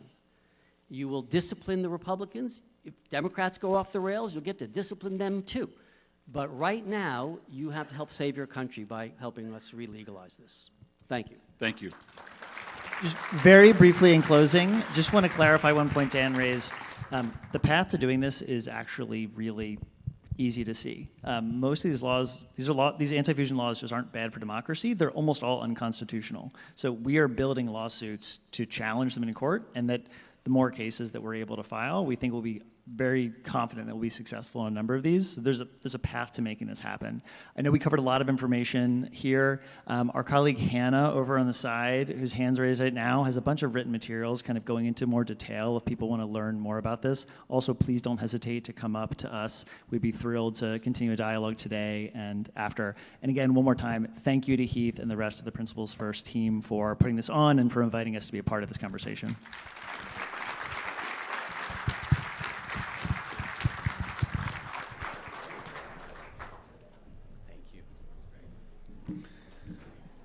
All right. It is my pleasure to introduce this next discussion, which is very interesting to me. I, in transparency, was a co-signer to the Freedom Conservatism Manifesto, as I'm sure a lot of folks in here were as well. This panel's title is Principles in Tension, Free Cons, Nat Cons, and Libertarians, and I'll welcome the three panelists onto the stage. Mr. Avik Roy, really the brainchild leader of the Freedom Conservatism Manifesto, the president of the Foundation for Research on Equal Opportunity, played a key role in bringing that project together. He is joined by Mr. Ramesh Panuru of the National Review and Jessica Malugan of the Competitive Enterprise Institute. Thank you all for being here. This is on, right? Okay, great. Welcome, everybody. I'm Avik Roy. Nice to be with you all. It's great to see so many friends and so many, hopefully, new friends here today. As Heath mentioned, I was involved, and the two other panelists are signatories of a document we put out last summer called the Freedom Conservatism Statement of Principles. And just to give you some background on it, so I run a think tank called the Foundation for Research on Equal Opportunity. We focus on how to use economic freedom to help lower and middle income Americans. And I and many others and the people in this room, we've all obviously watched with alarm, not only as the Republican Party has been transformed by recent events and changes to the leadership of the Republican Party, but there's been actually a deeper problem that we were concerned with, which is that there's a group of intellectuals who are trying to turn Trump into Trumpism, right? Who are trying to turn what Trump is doing into an ideology that hijacks or transforms what the conservative movement stands for and changes it in certain ways from what it has stood for since Bill Buckley and Ronald Reagan and Barry Goldwater built the conservative movement in the 20th century. And that's not to say that the conservative movement of the 20th century was perfect, that there weren't blind spots or ways to improve that movement. But the core idea that the thing that we are trying to conserve is constitutional government. The thing that we're trying to preserve is a country in which people are free to pursue their dreams. That was the thing that we really wanted to conserve and to rally together the group of people who still stood for those things. Because 2 years ago, there was an effort by a group called the National Conservatives, some of the people who are trying to evolve conservatism in a different way. They produced something called the National Conservatism Statement of Principles, which states a number of principles, many of which a lot of us would agree with, but some of which maybe we wouldn't. And they had kind of presented themselves as, hey, like if you are coming out of college, if you're joining Capitol Hill, if you're working on a campaign, this is now what conservatives are signing up for. And so the whole idea was to say, hey, wait a minute, we stand for some principles of our own, and we want to give people the choice. If you look at the National Conservative Statement and that's what you want and that's what you believe in, then go to town. But if it's the more traditional form of American conservatism that you support, then here's a menu that you can subscribe to. And we were very fortunate and honored to have a number of the people here sign on, a number of the people in the room, like Heath and others. You can learn more about it at freedomconservatism.org if you're interested in taking a look at what we've done. It's very similar, by the way, to the Principles First Declaration of Principles that's posted outside. A lot of overlap between those two documents. And so we have two panelists here along with myself. We have, of course, Ramesh, who's the editor of National Review, who is a signatory, who writes a lot about both politics and policy and is also a senior fellow, is it at AEI? Resident fellow? I always get the terms. Something like that at the American Enterprise Institute. And Jessica Mlujian, who is a tech policy scholar at the Competitive Enterprise Institute, which is also a libertarian, classical liberal think tank here in Washington. And so I thought what we could do is maybe talk about some of the, we all have slightly different backgrounds. I'm, both in the politics and policy world, but more on the policy side. Ramesh is probably a little bit the mirror image of that, a little bit more on the politics side. A regular commentator, of course, at PBS NewsHour, along with his duties at National Review, and then Jessica as the classic think tank scholar. And there's a lot of things to talk about with this whole topic of freedom conservatism and the future of conservatism and where it differs from and what it has in common with these other strains of conservatism. And maybe I'll start with you, Ramesh, because we were talking prior to this event, and we had a kind of a dialogue at National Review when we launched the statement, and I was making pointed criticisms of the nationalists, and you were politely and gently tweaking me for that, saying I was being a little too tough on them, and that there's a coalition to be built there, or that there are a lot of things about national conservatism that are perfectly within the conservative tradition that we should try to preserve. So tell us a little bit about that. Tell us about your take on all this. Sure. Well, first of all, thank you all for having me. It is so nice to be at a conference where nobody is holding a straw poll that is won by Vivek Ramaswamy, tying with Kristi Noem. I suspect that if we were nominating either of those individuals for something, it would not be the vice presidency. So I guess the thing that I would say about the sort of National Conservative Manifesto, as Ovik was saying, there is much of it that I think a lot of us would agree with, and a lot of it I do agree with. I just think that national conservatism has been better in theory than in practice. In this sense, you could agree with, so I have reservations about the manifesto, but you could have no reservations about the manifesto. You could agree with it entirely while still thinking it is an unwise idea to put in office somebody who has tried to subvert the constitutional order, has poor impulse control, and has in fact called for terminating the Constitution. The disagreements, the reasons that I reject Donald Trump go beyond things that the National Conservatives believe in. I don't agree with the National Conservatives or Trump on protectionism and trade, for example. But I could live with a protectionist president. America has had plenty of protectionist presidents in its past. A president who tries to overturn an election, that's a different thing entirely. And so I think it's important to keep that in mind. Yeah, I think you're hitting on something, Ramesh, there that's really important, which is a lot of the commentary about national conservatism versus freedom conservatism is about literally comparing the two statements line by line and saying, oh, well, the two statements have a lot of overlap. These two groups must not be that different. And what you're alluding to is that there's a lot more to a political movement than a bunch of words you put on paper. Especially, I would argue, for the National Conservatives, where a large part of why they put that statement on paper is because they were getting a lot of flack for some of the extremist things that nationalists were saying, and they wanted to kind of put out the statement to say, hey, we're not all crazy racist extremists, we also have like normal views. Whereas I think for us, at least this is my biased view, perhaps, is that for us, the things we put on paper were very important to us. We're trying to say, hey, this is what we stand for. The federal debt is a really important problem we have to solve. Freedom is an important principle to uphold, and that is the thing that has made America great. Individual liberty is the thing that has made America great. We have to address the economic challenges that lower middle income Americans have using economic freedom. And that's something that we who believe in freedom have to do. We can't simply say Trump is a bad guy or that free trade is good. We have to actually show how these policies are relevant to ordinary people. Because if you don't do that, they're going to go to the people who are claiming that their ideas are relevant. So, yeah, I think, well, look, the friends and foes of national conservatism have a tendency to flatten the history of conservatism, of Reaganite or traditional conservatism, and make it out to be just kind of libertarian extremism plus warmongering. And look, the mainstream conservative tradition has always had a great appreciation of markets and decentralization, but it's certainly also been concerned with national sovereignty and cultural cohesion and the maintenance of an ethical tradition.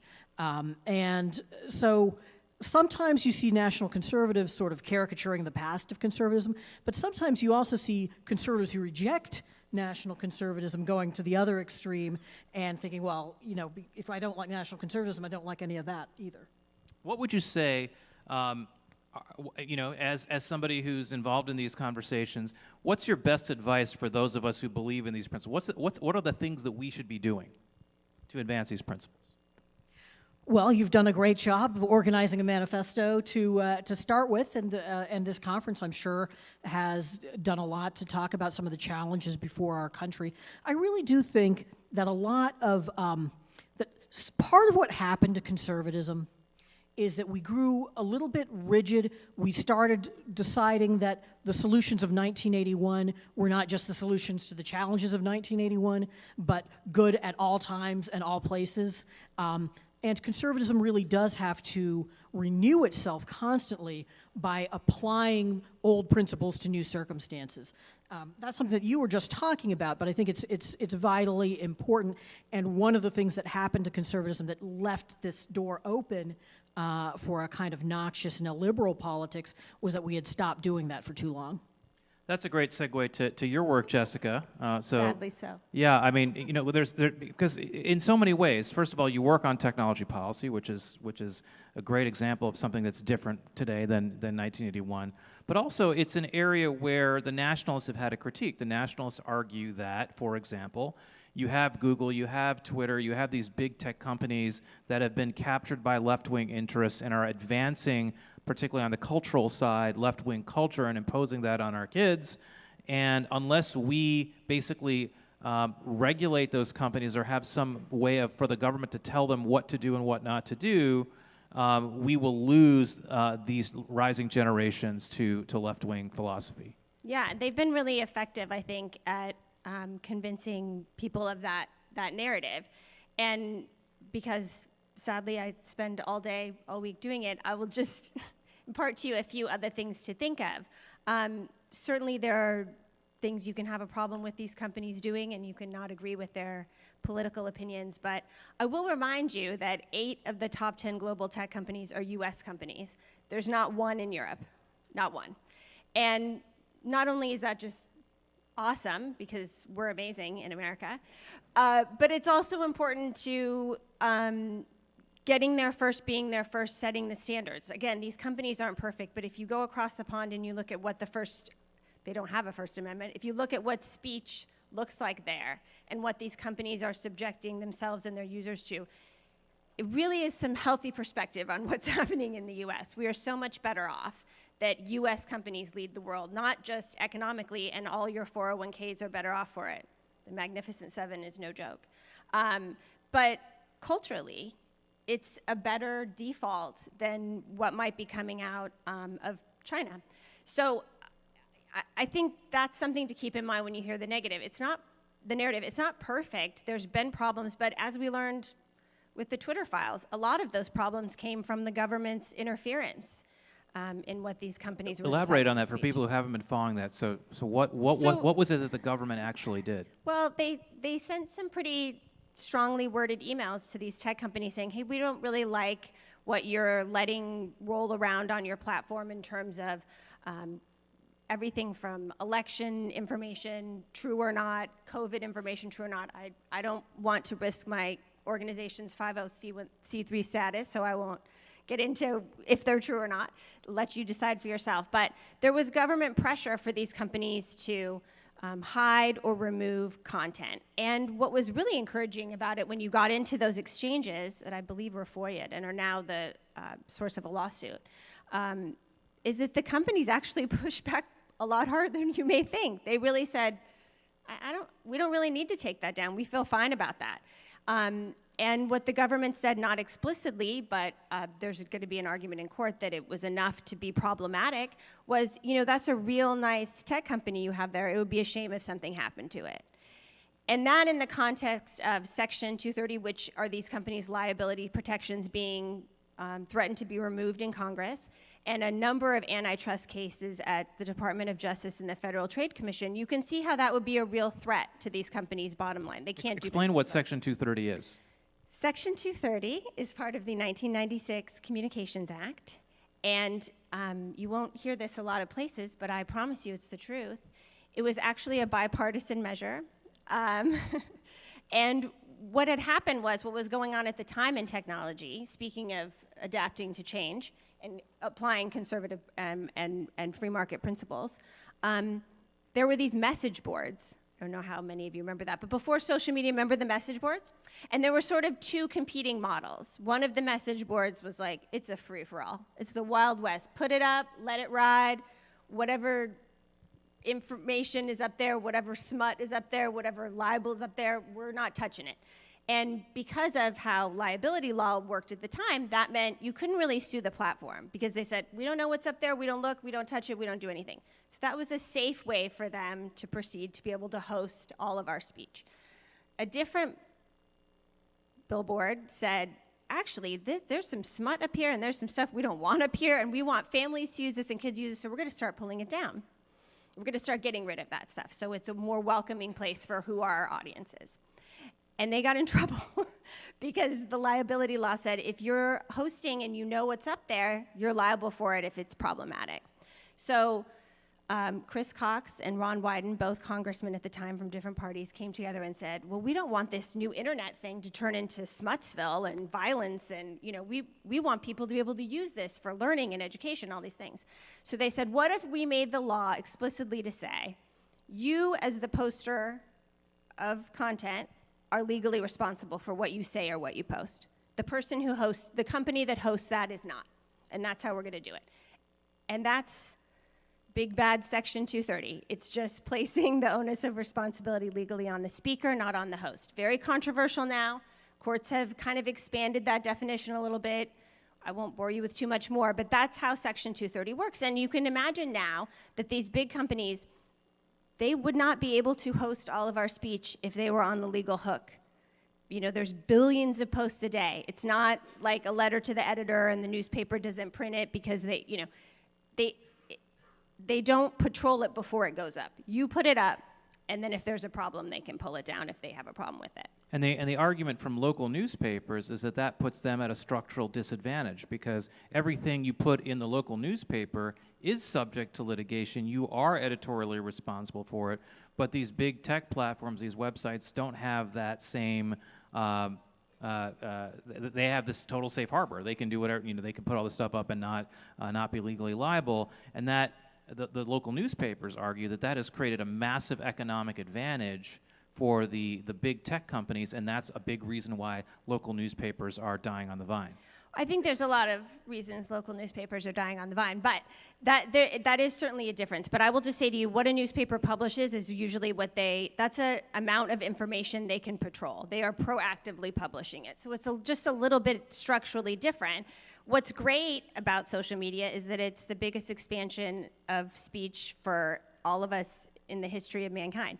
What's bad about it is all the stuff that's bad about that, right? It's all of us online. The good, the bad, the wildly inappropriate. It's nothing that's not us. It's nothing that's not, I mean, hopefully it's not things you would say in line at the grocery store, but I don't know you, maybe you would too. That, anonymity and distance makes people a little more obnoxious than they should be, and that's a real thing. But for the newspaper side, they're controlling what they put out there. That's a different model than social media platforms. And I will note that the New York Times comment section, where you're posting, enjoys those same Section 230 liability protections as well. So nothing against local media, love the journalists, but traditional media was a little slow to get with the program on all of this.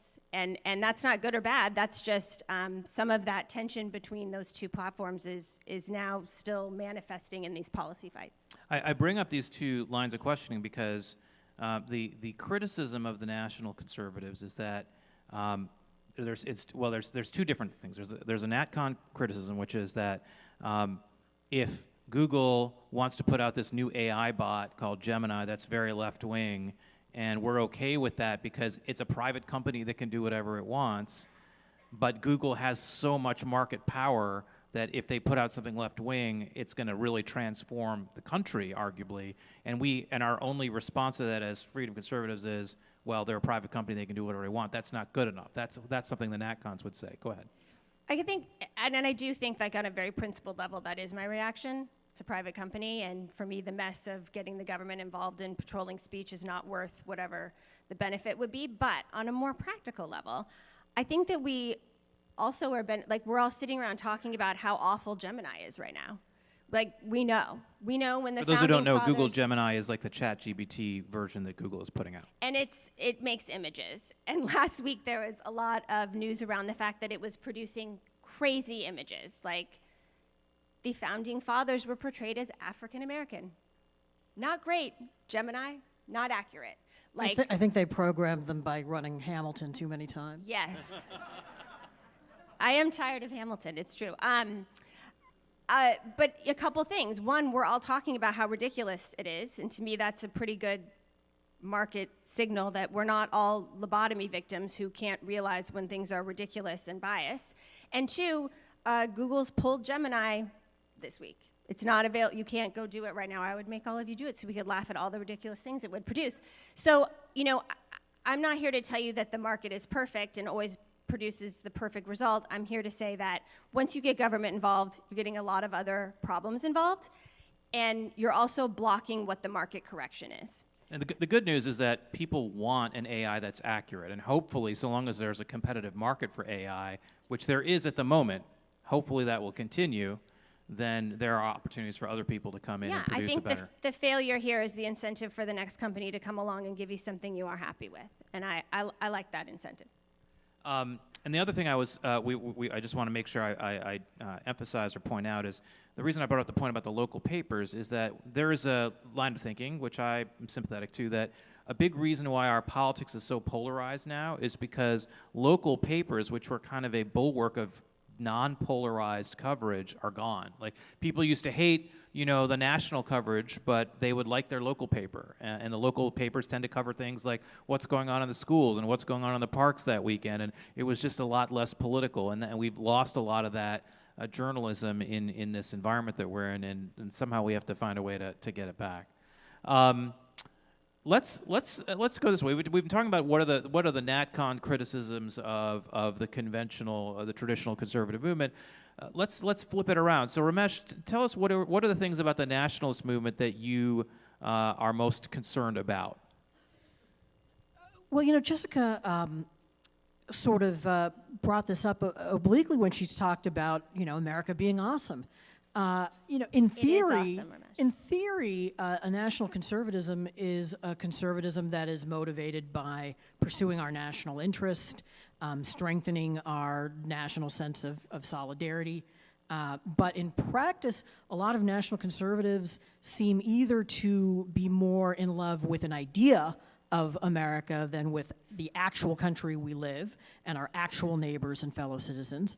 And sometimes they seem besotted with an idea of Hungary or Russia instead of the United States. There's something, I mean, I think that what they talk about in terms of fostering a sense of national belonging, I think that is something we need in our politics, but it's not something that they actually supply.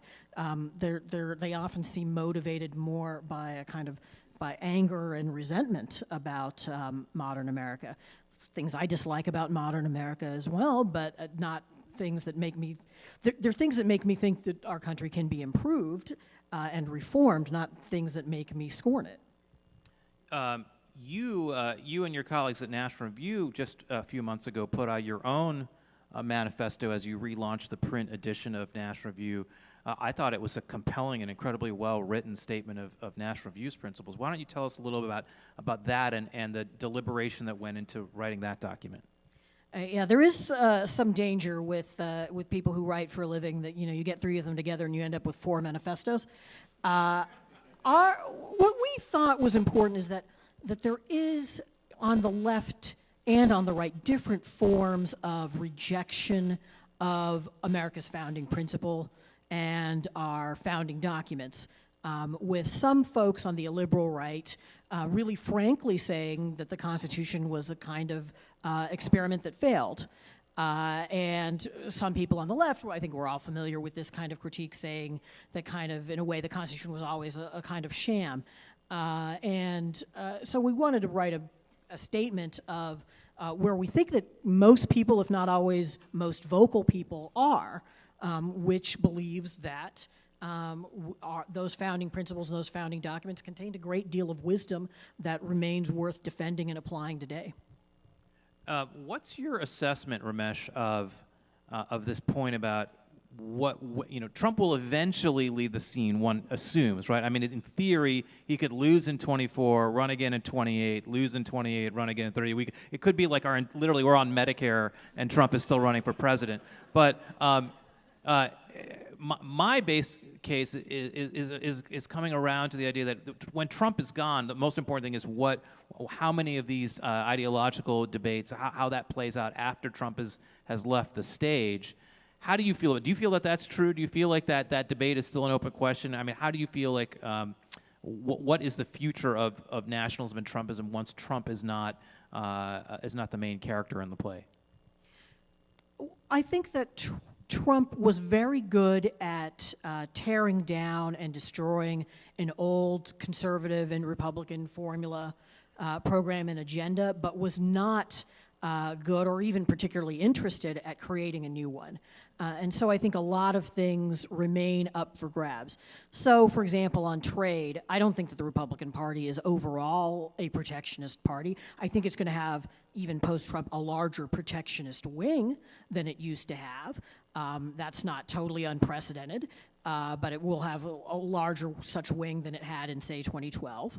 But I think that a lot of these debates are still going to be ongoing. He doesn't really want to settle them, and he can't settle them because he's not really interested in, a particular set of principles or policy objectives. I mean, think about immigration, right?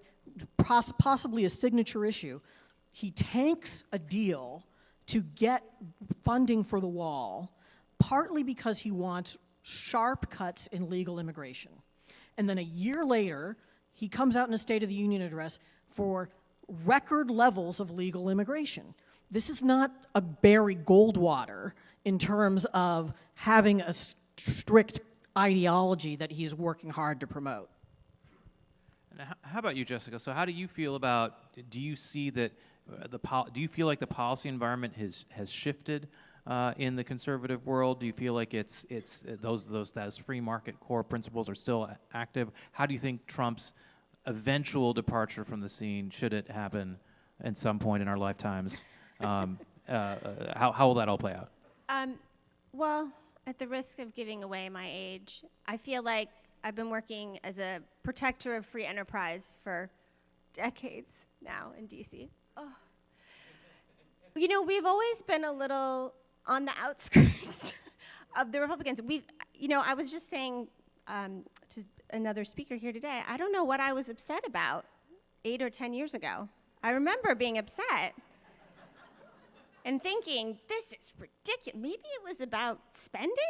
I don't know, but I was upset with Republicans. That's very quaint to be concerned about spending. Isn't that now? Those were the days.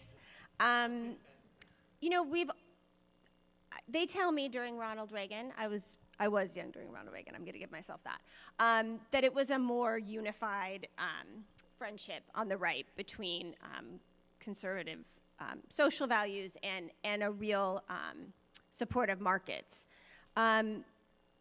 It's been a little strained. I mean, I think it's been going in that direction a long time. And while Mr. Trump has some stuff on energy and that would be in accordance with market principles, most of it's not. It's a much more sort of state-driven capitalism.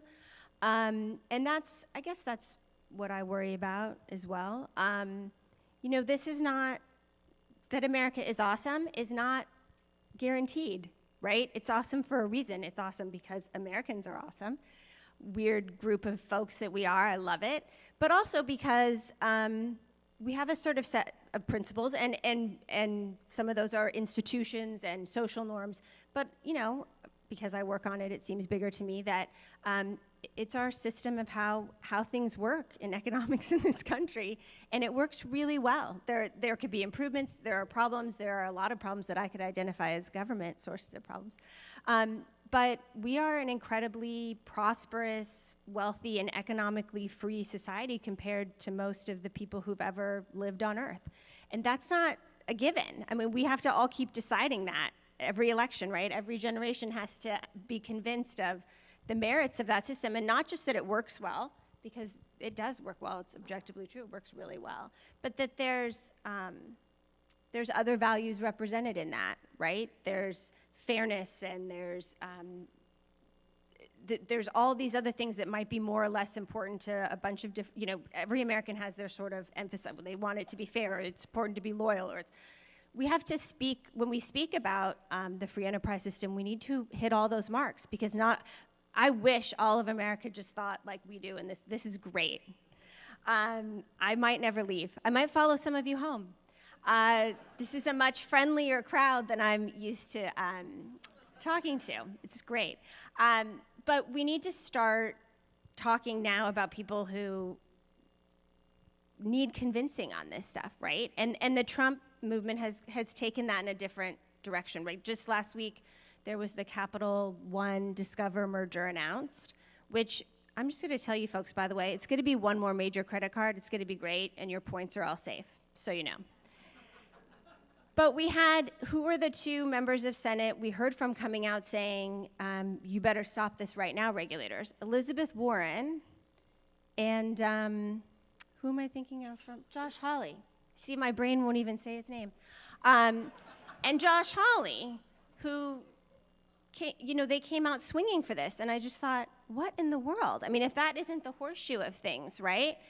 And that has to be dealt with, I think, no matter what happens in the next election, which, once again, I'm not allowed legally to say anything about. And I should be very clear about this. I mean, the Freedom Conservatism Project is not a Never Trump project. There are people who are Never Trumpers who've signed the document. There are people who served in the Trump administration who've signed the document. I mean, because the whole point of the project is, what are the underlying principles that the conservative movement should stand for? And there is an argument to be made that much of, if not all of, the policy success in the Trump presidency came from the free con wing of the Trump administration. All those judicial appointments that came from the Federalist Society, what the NatCons often deride as Conservatism, Inc., that was a 50-year project to put constitutionalist judges on the court. The deregulatory initiative in the Trump administration, that was, a lot of that was basically ideas from organizations like CEI and others that were putting those ideas into practice. The tax cuts, though they were not paired with spending cuts, unfortunately, were represented several decades of free market thinking about tax reform on the right. So the irony is that for all the political noise around Trump and around the nationalists, the policy wins from the Trump administration are almost entirely on the free con side.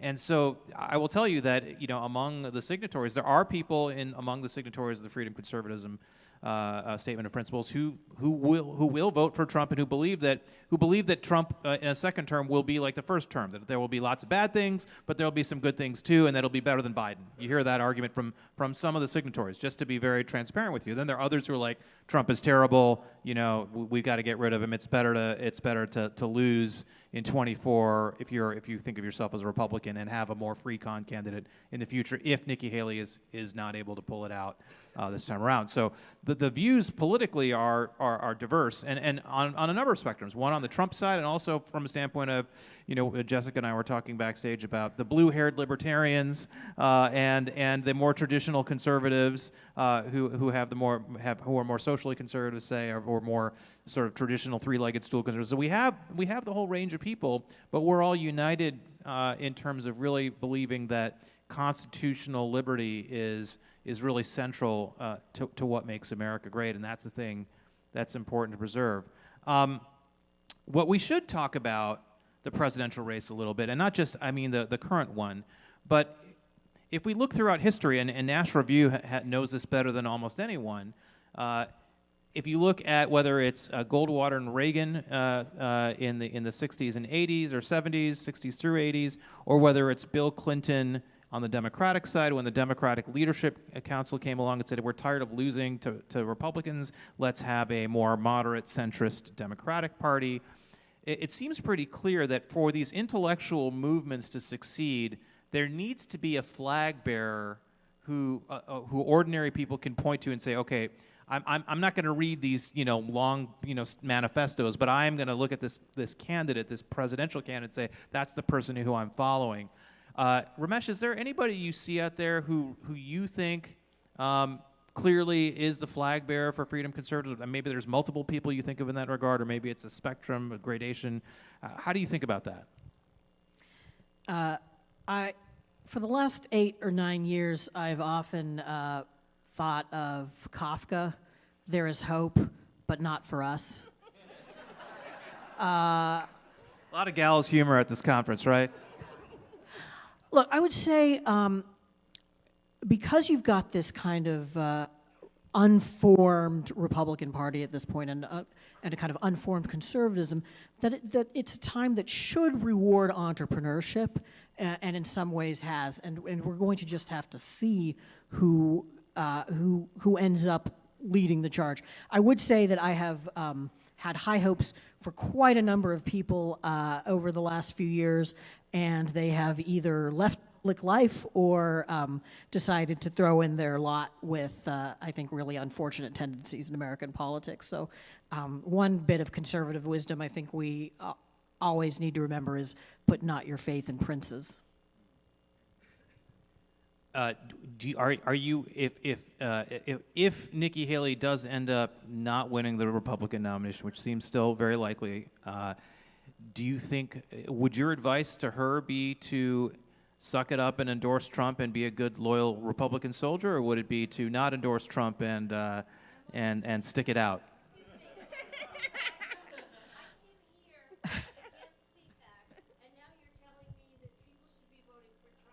I'm just asking I'm asking the question. I'm asking the question. Yeah. Right. Well, let's let Ramesh. We're here to hear Ramesh talk. Let's hear what his point of view on this is. What's his political advice? Sure. I appreciate the feedback. Thank you. I would say I don't see how you can say that somebody is not just mistaken, not just flawed, but unhinged. Right. That is the word she has used recently. Correctly. and then go on and endorse that person for president. Now, I have seen plenty of Republicans perform that kind of maneuver before, but it is certainly one that is hard to respect. All I can say is I don't have it within my power to choose who is going to be the next president, but I can decide who I'm not going to endorse. Yeah. Bill Buckley wrote a book once, Cancel Your Own Goddamn Subscription, dealing with all the people who would complain about his editorials that they didn't like. Have you guys, I assume that National Review has dealt with a lot of this too in the Trump era of, you had your famous Never Trump issue, you kind of coined the term really, you should have charged royalties, and here you are 8 years later. How, institutionally, what has that been like as a leader of National Review, and how do you feel you've navigated that? It's been tons of fun. Look, a lot of readers were unhappy in 2016 with our opposition to Trump. And I think at this point, our readers are, if they either agree with us or they're resigned are continuing to disagree about Trump. Although there's a range of opinion. We certainly had people who voted for him in 2016 and 2020. We ran debates on this subject. Andy McCarthy was, for example, making the case in 2020 for voting for Trump. I made the case for not doing that. Andy eventually came around after January 6th. He said, okay, Ramesh, you were right. And it takes a big man to admit that I'm right. Look, what I would say is our readership is not a MAGA readership, but it is a partisan Republican readership. And so when we are not pulling our oar with the Republican Party, that becomes a point of friction. But our job is not to be a Republican organ, it's to be a conservative intellectual magazine. Right. And how about at CEI and your window into the libertarian movement? This has been true in the libertarian movement to a degree as well. How do you feel like libertarian institutions are navigating that tension? Well, I think if you look across town, you can see which think tanks have thrown their lot in with certain candidate.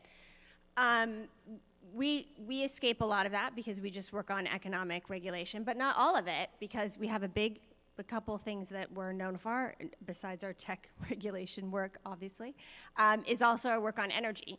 And we're very free market on energy. And I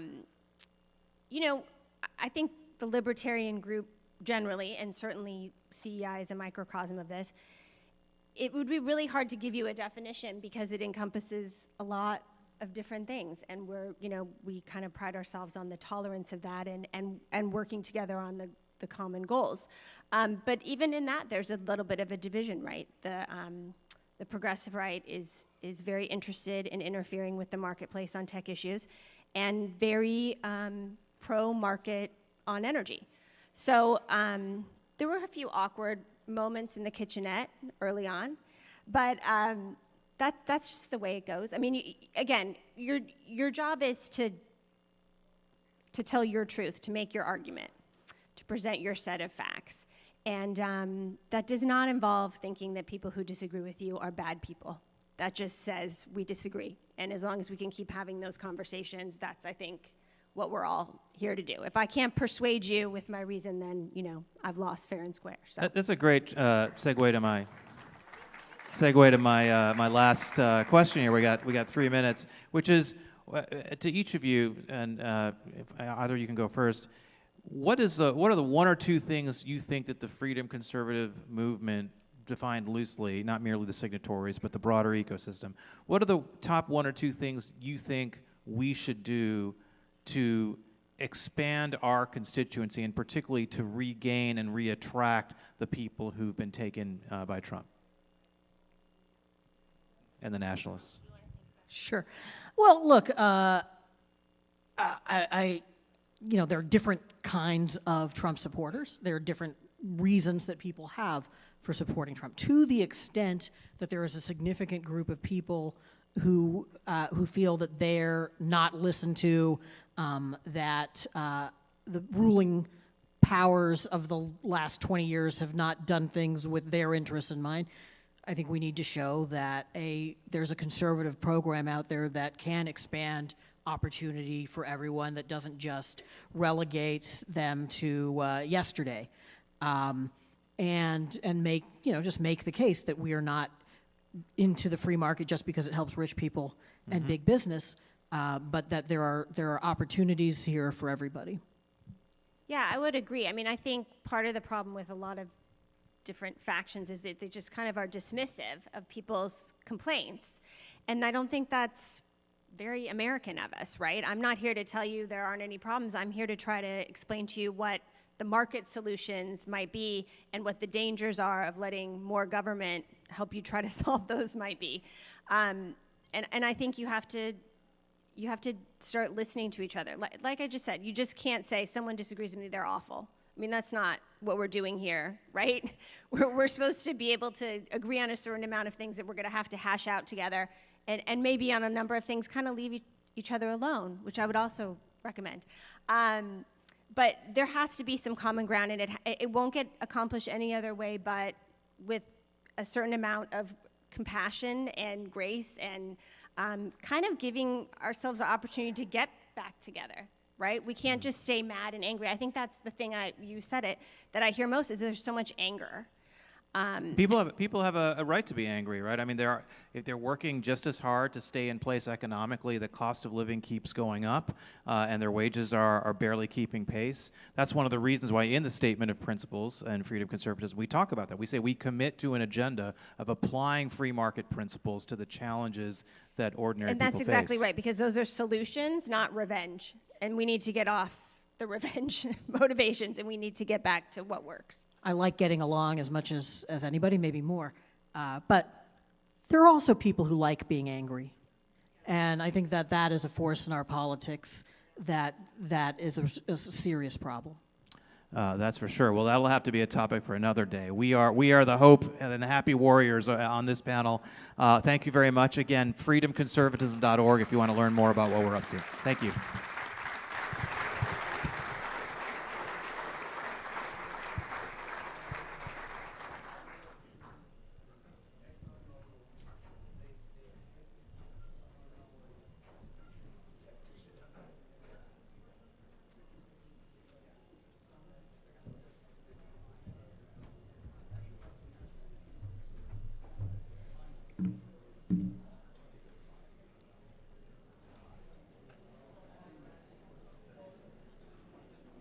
All right, we will continue here.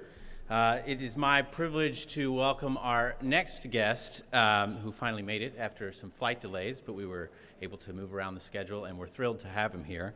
The title of the conversation is The American City and Principles for Urban Prosperity, a conversation with Mayor David Holt of Oklahoma City. I'll give you just a little background here, but Mr. Holt is doing obviously a lot of innovative things in Oklahoma City. He's leading with principle. He holds a nonpartisan office, and so we'll talk more about that in a second. David Holt was elected mayor of Oklahoma City in 2018 with 78% of the vote and re-elected in 2022 with the second highest number of votes for mayoral candidate in Oklahoma City history. A member of the Osage Nation, he is Oklahoma City's first Native American mayor. Oklahoma City has continued to enjoy an economic and cultural renaissance under Mayor Holt's leadership and is now the 20th largest city in the United States with over 700,000 residents. When Oklahoma City first moved to 20th in 2021, it did so by leapfrogging both Nashville and Washington, D.C. Mayor Holt is one of only 3 mayors of top 30 cities who are registered Republicans. So welcome to the stage, Mr. Mayor.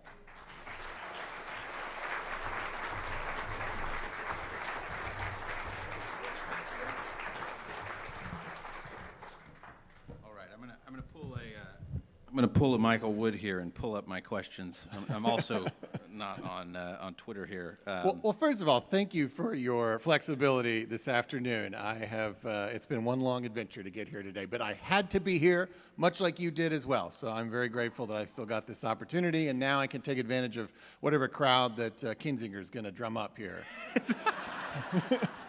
Excellent. All right. So being a mayor, I wanted to have this discussion in the agenda. I think our agenda committee did as well, because our cities are so important, and I think a lot of the challenges that we see that flare up in our national discourse, crime, even infrastructure to some extent, are really local problems, and they're confronted at a local level.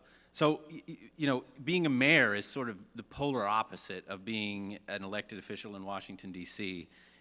You have to actually get things done for people and make their lives better. What have you learned as mayor in the time that you've, you know, been in office? Yeah, well, thank you. Yeah, I mean, it does seem to mayors that, regardless of your party, that the class of elected officials known as mayors are sort of the last bastion of effective and bipartisan governance left. And I mean, part of it is the way we're elected, and I suspect we'll talk about that in a few minutes. Part of it is we have to produce results, you know, like all the incentive structures here in this city, and it's growing to be the case as well in state capitals, are really around entertainment, you know. It's become professional wrestling. And if we shut down the government in Oklahoma City, like, your water doesn't come through the faucet anymore. Like you're dead within 2 to 3 days without our government. So like, we have to take this seriously, and we have to produce outcomes. And as it turns out, in American, you know, democracy, like, outcomes have to be produced through some level of consensus. I mean, not 100%, but like, you have to work with people, you have to be pragmatic, you have to compromise. So anyways, I think mayors practice politics as it was essentially practiced in this country for 2 centuries. It is just in recent years that it seems like we're more of an outlier, but I think really we're quite conventional in the way that we ultimately get things done, and I have learned to love that very much. I worked in the White House for President Bush, I worked in the U.S. Capitol for a speaker, I worked in the state capitol, I've done it all. I've been at every level of government, but I have found that the local level is the most important, it is the most effective. And I understand that there's not an incentive structure in place for there to be a 24-hour cable news network covering the Oklahoma City government. So like, so you don't think about it as much, you don't talk about it as much, but you should. And I think that if people in Washington and in state capitals would look more to how city governments are currently functioning, they would find inspiration, I would hope, to be as functional again. Right. So Oklahoma City, I'm originally from East Texas. My family's from there, so I'm a little bit more familiar with the Oklahoma City story. I'm a Mavs fan, in transparency, know about the Thunder. Tell us, you know, but maybe people in this room are not so familiar with Oklahoma City. Can you just tell us the story of Oklahoma City in 2024, the state of the city, kind of what you've been doing as mayor? Yeah, it's a really quick thumbnail for people who haven't followed our story, because I would imagine if you just heard him say that we're the 20th largest city and that we jumped D.C. and Nashville, you'd say, what? Like, I've never heard of any of this. You know, you're perhaps, like most Americans, a little distant from what's going on here. But about 30 years ago, we first passed sales tax initiatives that were laser focused on quality of life, building the things that we didn't have.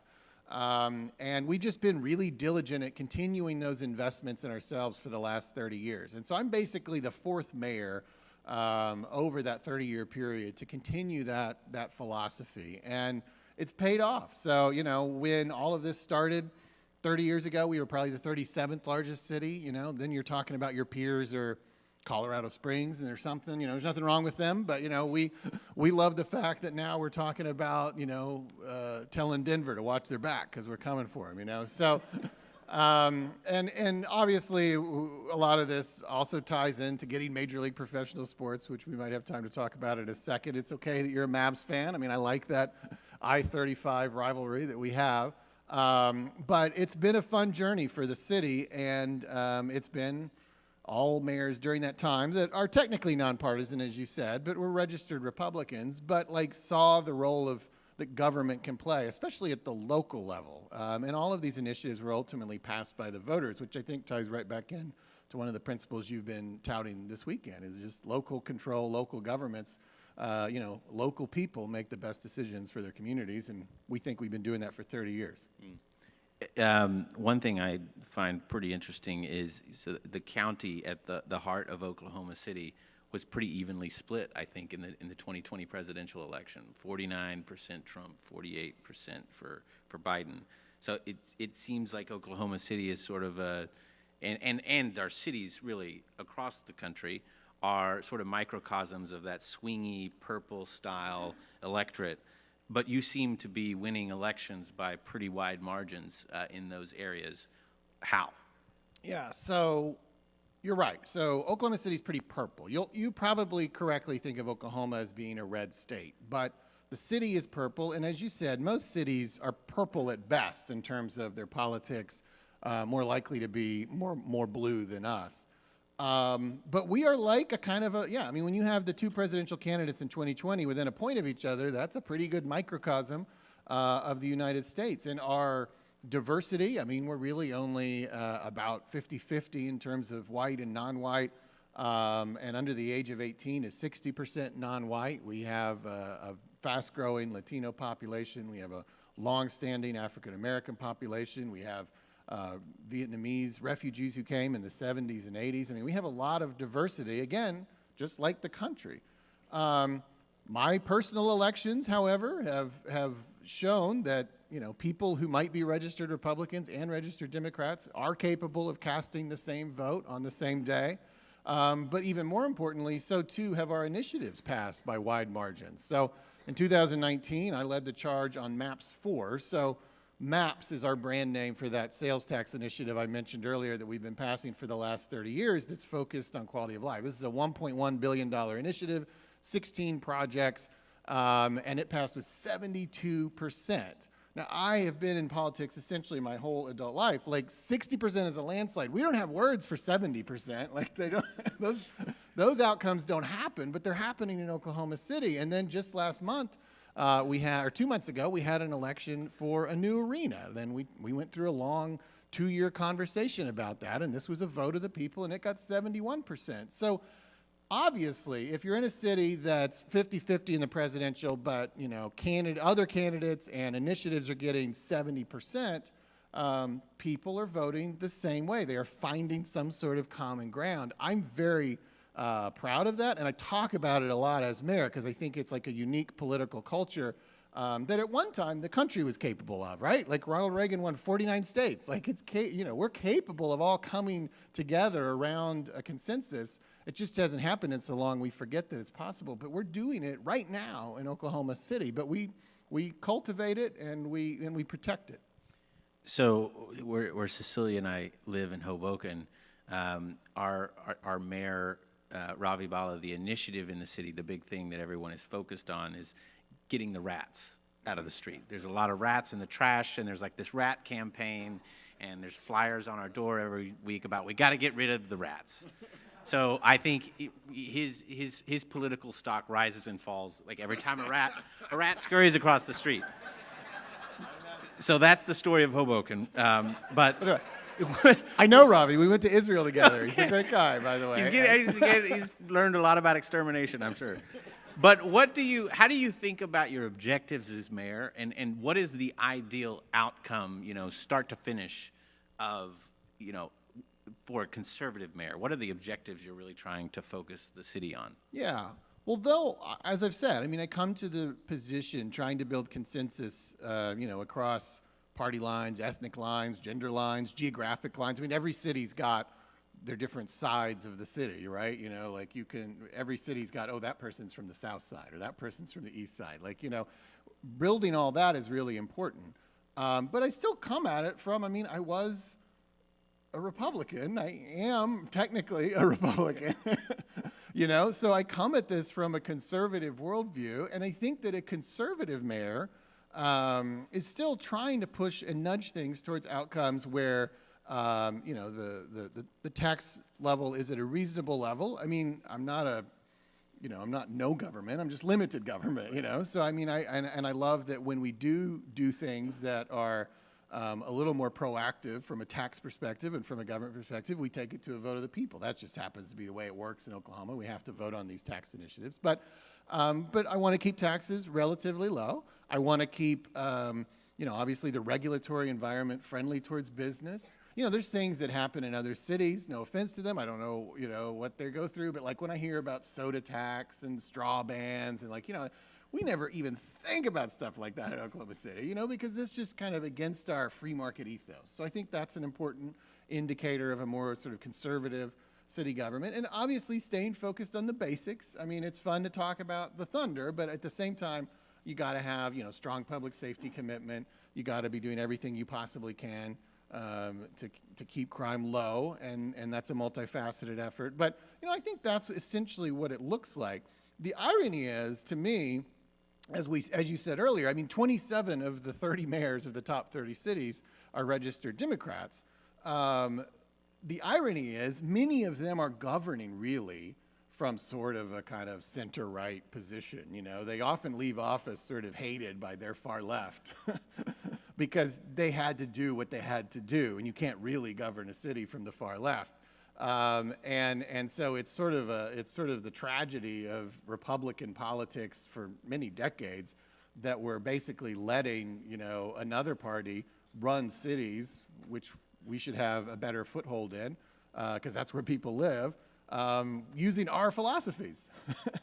But we've failed in other ways, you know, to meet that moment for things we can delve into if you'd like. Yeah, I think that you know, the identification of cities with the Democratic Party is just it's an interesting and sort of bizarre thing in a country that is democratic and where you have to get votes to win, and a lot of people live in cities. But you know, one of the issues that some of these large democratically run cities are struggling with is crime. And I think that's a really top issue, not just at local levels, but across the country, because, you know, Republicans will make a lot of hay, and rightfully so in some instances, for cities' failure on the issue of crime. You know, San Francisco comes to mind. How do you think about combating crime in Oklahoma City? What are the steps that work? What are the things that don't work? I mean, what's your approach? You know, well, look, I mean, I'm a layperson. Most people who are going to be mayors and city council members are lay people, and public safety and law enforcement is a specialization, you know, right? So first of all, you should listen to experts. But I think that the thing that I've taken away from this experience of observing it now for years is you got to think of it at least in two ways. The first is, yes, of course you have to have police. You have to have a strong commitment to public safety. You have to fund your police officers. You have to have as many of them as you can afford. You have to give them the best equipment, and you have to respect them and show appreciation to them so people want to do those jobs. I mean, we have a lot of vacancies for police officers in Oklahoma City right now, and that's true around the country. So, like, we have to work on that. But that's only half of it, because one thing I have learned is you can't be everywhere. You know, the police officers can't be in every living room, right? I kind of an obscure reference, but it's set in this city. One of my favorite movies is Minority Report, you know, and the precogs, they predict where the crime will be. And if you had that, maybe you could just get by with police officers. But the reality is, you know, I get an email every single time that someone is murdered in Oklahoma City. And it is striking to me, after nearly 6 years of getting those emails, how often these are domestic murders, right? These are incidents that happen between people who knew each other. They were not random crimes out in the streets of the city. They happened in somebody's living room. So police can't do much there, right? I mean, not at that moment. So what are you doing to interrupt violence? What are you doing about the core causes of violence and crime? And so that's a thing you also have to invest in. You can't just do that, and that's kind of where, like, the far left gets off the rails, is they get too focused on that, and they don't want police officers. You got to have both, you know, because you got to kind of catch it at every possible step of the process that you can. But in Oklahoma City, in MAPS 4, we have a diversion hub. The diversion that we're referencing is diverting people away from county jail and prison. We're getting them in touch with the services. You know, they've committed relatively low-level crimes, and we're building a place where they will go to get not only the legal assistance they need, but most importantly, the job support, the mental health and substance abuse services that they need, so that they're diverted away from that life. We're also building a family justice center. We call it Palomar. That's the local name for it. But It's basically a resource center that brings all the services together for survivors of domestic violence, trying to break the cycle. These are just a couple of examples of how you also have to think about crime, not just in terms of more police officers. You need that, but I've just seen too many incidents, especially in certain districts and things, where you couldn't have possibly enough police officers. You had them practically every 5 feet, and something still happened. So what else are you going to do to stay ahead of it? So that's where I think like maybe a purple city is well positioned, because we have enough people kind of who see both of those perspectives, and you got to do both of those things. So let's talk sports. Obviously, one of the things that has really elevated Oklahoma City was the arrival of the NBA in 2008. You're a big Thunder fan, obviously. I don't know if you could have gotten elected if you were a fan of any other team.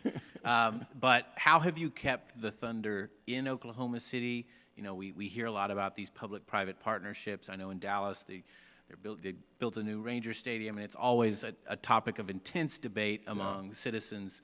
How have you navigated that policy question? Yeah, and I've followed here in D.C. Like they're talking about moving the team 5 miles away, but it's a pretty significant 5 miles to the different jurisdictions, you know. So in Oklahoma City, we're the 20th largest city, but we're the 42nd largest market. So that's pulling in like all your suburbs and kind of the whole MSA. And that's ultimately what matters to the NBA. Mayors care about who lives in your city, but the NBA cares about who lives in your market. Well, you know, there's about 30 teams in all the major leagues, so if you're 42nd largest market, just do the math, you're kind of on the bubble, right? Like none of those leagues feel like they have to have a team in your city. So it was a whole thing how we got that team. I literally wrote a book about it that if you're really interested, you could pick up. But it all happened because 15 years ago, we got an opportunity basically to audition for the NBA. And ultimately that resulted in the Sonics relocating to Oklahoma City. And I apologize if anyone here is from Washington State. I know that's still a sore subject even 2 decades later. But because it's a sore subject and because there is a hyper-competitive environment amongst all the cities that don't have NBA teams, some of which are bigger than ours, we have to stay competitive. And every city's going to have their own story. And maybe this is hearkening back to an earlier point. It's like, you got to do what you got to do. You got to decide what's best for you. But if you can have it go to a vote of the people, like you have to live with that outcome. And that's what we did. We had a vote. Our citizens committed a 6-year 1-cent sales tax last month in December to have a new arena that secured a 30-year commitment from the Thunder. And you know, it's like everybody got to have their arguments, and ultimately everybody got to have their vote, and it passed overwhelmingly. So I think that's a great example of just letting people decide. I don't know that it fits neatly in any ideological box, but sometimes you just got to do what you got to do. And that is ultimately the story of governance, isn't it? Like we start with our ideological preferences, and then we got to, but ultimately we got to find some sort of outcome that everybody can live with, and ultimately we do something. In Oklahoma City, we're doing things, and we're getting things done, and I think that's a good example. One thing I want to finish the conversation with is an issue unique to Oklahoma City that I think is on the minds of a lot of people here, and that is the way that you elect your mayor. You've talked publicly in the past about how the different ways that we elect people lead to different outcomes in the actual people that we end up electing. Right. Oklahoma City elects its mayors through a nonpartisan top 2 system. Mm-hmm. Can you speak a little bit about that and how it influences who you elect and how you run for mayor? I mean, I think this is like the most profound thing that you could take away from this weekend is I think this is the root of so much, is the closed partisan primary process. And obviously it incentivizes extremism. It gives, you know, a disproportionate voice to extremists. You know, in our state, every other office other than the mayor, right, for governor or senator, is elected through a 3-step process, you know, the primary, the runoff, and then the general election.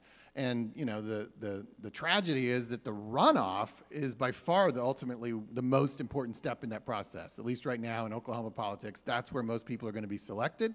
And that is also the fewest, you know, the lowest level of participation occurs in the runoff.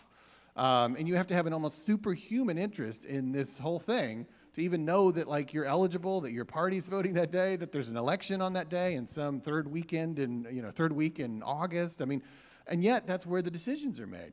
So contrast that with, and you can imagine, you know how that ends, you know how that elevates, you know, the extreme voices. Contrast that with how we elect Oklahoma City mayors, and for whatever historic reason, how we elect most mayors around the United States. Not all, but most. Everybody is invited to come that day, regardless of their party registration, and all the candidates put their name on the ballot, and you pick your favorite. And there's variations of that, but that's basically it. And if you ask a high school kid, they say that's how democracy works. But like we've not actually run it that way for a long time. But it incentivizes you completely different. Like, I don't really have to worry about the communists or the MAGA people, you know? I build a coalition of the 70% of normal people in the middle who just want to work together and get things done. And I think it's a myth in this country that we're so polarized. The communists and the MAGAs are, but like the rest of us, we're Democrats and Republicans, and we have some principles, you know, but like we're willing to work together and compromise and do what Americans did for 200 years. So that's what incentivizes mayors. It's why I think we're more effective.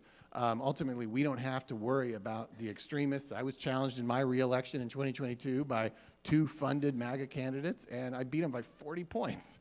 I understand it. Yeah, thank you. But might have been a different dynamic, right, if it had been a Republican primary. But I have different rewards in my system. And so I'm certainly hopeful that Oklahoma and many other states will look at that.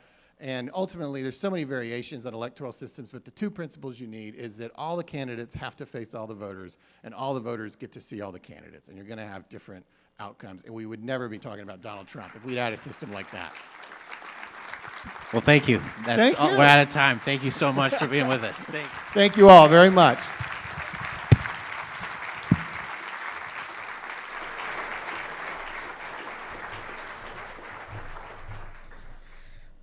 All right.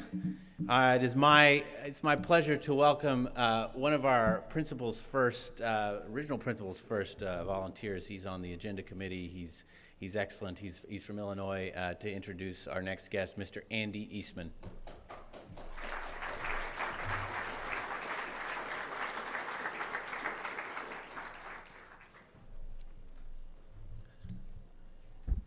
So he stole my thunder. I am Andy Eastman. I'm on the agenda committee. That's a great way to get involved. If you have been inspired by what you've seen here today, I encourage anyone to reach out to Heath, reach out to people at Principals First, and that's a great way to shape next year's programming if you're impressed with what happened today. Adam Kinzinger's career in Congress and efforts with Country First have embodied 3 core Principals First principles. First, Adam embodies the principle that truth, honesty, rationality, and facts are not negotiable. He implores Americans to stand for truth, to reject the lies wherever we confront them, in our towns and our capitals, and our friendships and our families and at the ballot box, and within our own minds and hearts. Second, Adam embodies the principle that the Constitution and the rule of law are paramount.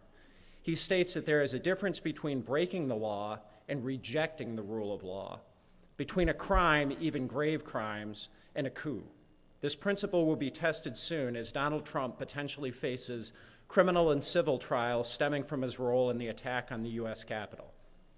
Finally, Adam embodies the principle that America's role in the world is unique and important. He suggests that America helps stabilize the world in a way isolationists don't appreciate. Through treaties, foreign aid, and trade, we help others develop solid and prosperous societies. Our direct military aid was vital in Afghanistan. Our withdrawal was bad for the people of Afghanistan and for the world. We must not make a similar mistake with Ukraine funding. Speaker Johnson, are you listening? Responsible leaders also create a positive, inclusive vision for the future. Like Alexei Navalny's A Beautiful Russia of the Future, Adam's answer to angry partisans isn't more anger, but an upwelling of goodness. We must form small groups that affiliate with other small groups until they become part of a national movement that will not be ignored. I'd like to welcome Adam to the stage, where he will be joined by Mike Warren, a senior editor at the Dispatch, in a conversation about his New York Times best-selling book, Renegade, Defending Democracy and Liberty in Our Divided Country. Thank you.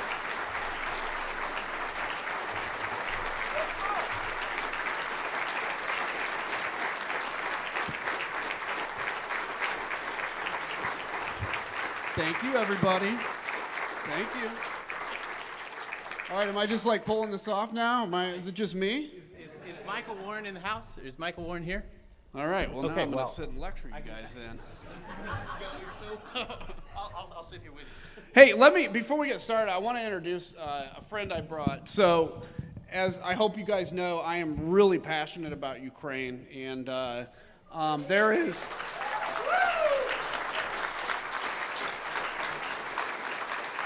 There is one person I brought with me that knows that knows the barbarity of Russia even more than I do, because he was wrongfully detained for 2 years in a Russian prison, and that is former U.S. Marine Trevor Reed over there in the back.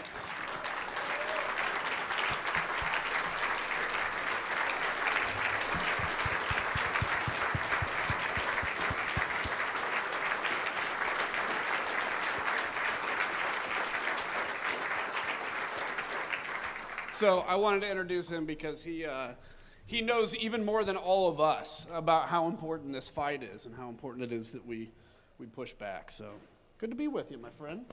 We're really honored to have you here. Thank you. I kind of want to just tee it up to you on your book. I think it tells the story of your time in Congress, obviously your time in the Republican Party. It resonates, you know, as someone who came up through college and law school as a Republican, identified as conservative, obviously feel a lot of those things that you felt, the betrayal. Just speak what drove you to write the book, what drove you to take the stands, and just your chief takeaway from the times in Congress. Yeah, I mean, look, somebody had told me at one point, I never thought I'd write a book, by the way. Honestly, I'm like, why would I write a book? But, because somebody told me, they said, you know, it's an inherently kind of arrogant experience to write a book, because you're basically saying, here's a story about me that you're going to like, right? And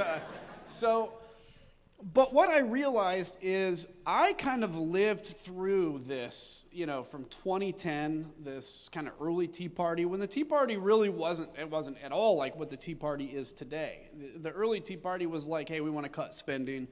You know, we had Tea Party rallies where 10,000 people showed up because they were just basically just a bunch of Republicans at the time.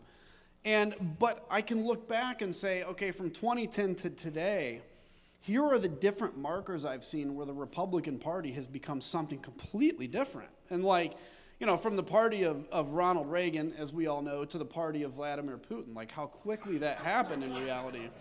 And so that's why I wrote it, was not really to tell my story, although my story comes out in it, but to tell the story of the broader party so we can see the trends. Because now I have the ability to be able to look back and say, yeah, these are some things I should have seen. You know, I take inventory of myself. Like, look, we learned early on in 2010, you can raise money and you can raise it on fear, right? If I convince you that Nancy Pelosi is going to kill your family, trust me, you will part with anything that you have if you truly believe it. And that fear is addictive in fundraising, and we unfortunately never learned to turn it off. And I think that's part of the reason you're seeing this radicalization. In fact, on the January 6th committee, one of the things that, because we were limited in terms of what we could, you know, time and all that kind of stuff, one of the things I wish we could have gotten more into is the role that fundraising had in actually radicalizing the Republican base between Election Day and January 6th. For instance, we interviewed members of the RNC that would tell us, like, all we had to do was write. Their job was to write fundraising emails. And they're like, we learned that the angrier it was, the more intense it was, we could send it out and we'd raise, whatever, $50,000 an email, $100,000 an email. And everybody's inboxes were getting hit with 10 emails a day. And those emails, even if you never open them, you see 10 headlines of things that say, like, you know, Pelosi's going to kill you, whatever it is, right? And that radicalized the base in a very short amount of time.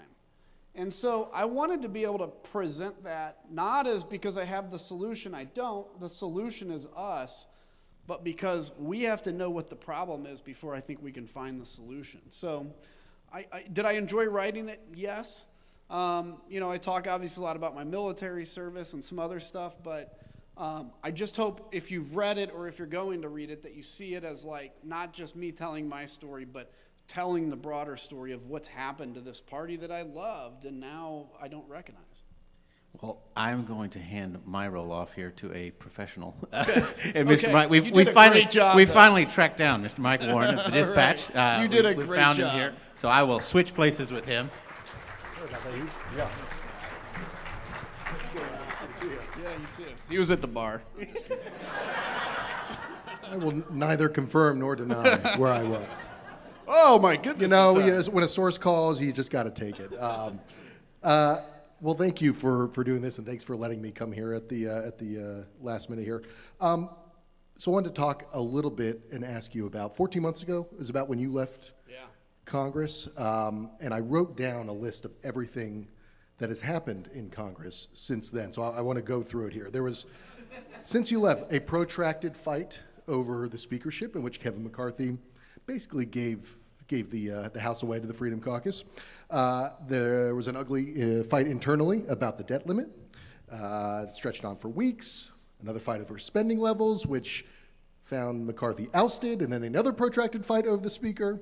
Then you had an impeachment inquiry that doesn't seem to be going anywhere. You had this guy, George Santos, ousted from Congress by his own members. So the obvious question is, don't you miss it? Well, I know one thing. I leave and the whole place goes to hell, so I don't... Before Adam, no worthless impeachment. After Adam, worthless, you know. No, you know, it's funny, and I'm glad you actually asked it. I don't miss it, obviously, at all. I really don't. And, you know, people will, obviously, you know, they'll say, like, well, Kinzinger didn't run again because he wouldn't have won a primary, which is probably true, or he was redistricted, which was true. But truthfully, I had been in 12 years. And I would, without any of the January 6th stuff, without any of the redistricting, I think it was approaching time where it's like, okay, I need to walk away. 12 years is a long time. When you started when you're 32.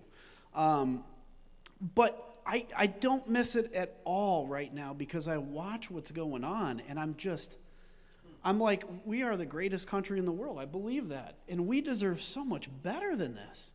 Like, we deserve so much better than this. But the one thing I will say the only thing I kind of miss is, like, right now, look, all it takes is 3 or 4 Republicans to go into Speaker Johnson's office and say, we are voting against every rule, and a rule is a required thing to pass to govern any floor action. And you never vote against rules if you're in the majority.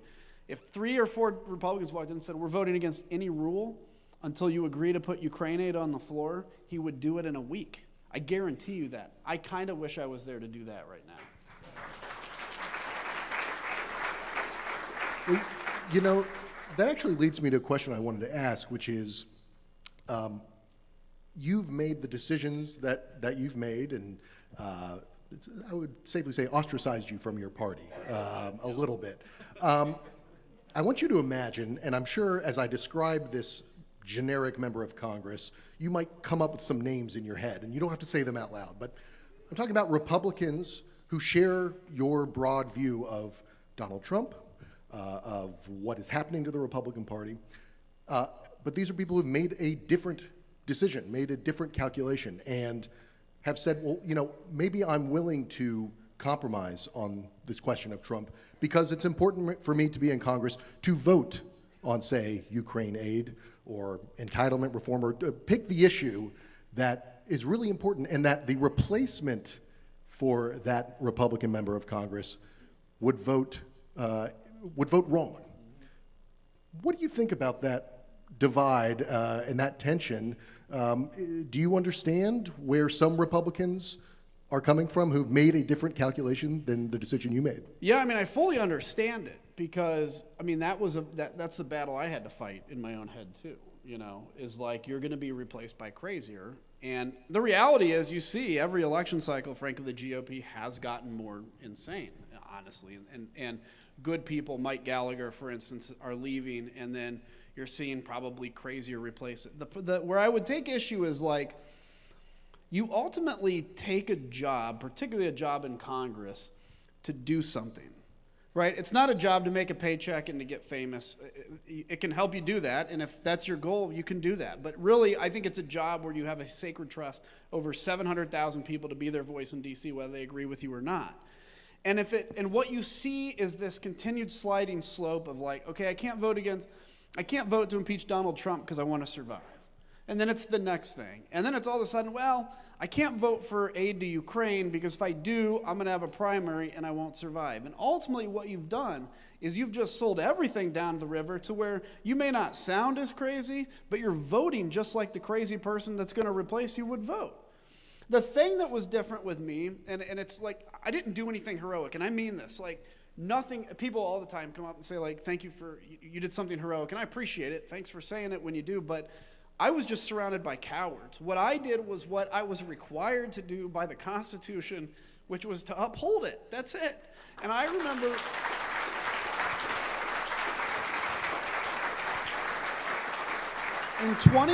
In 2009, I got back from Iraq and made the announcement that I was running for Congress. And I remember saying in an audience, I mean, we had people that would turn out like this much because it was the Tea Party time.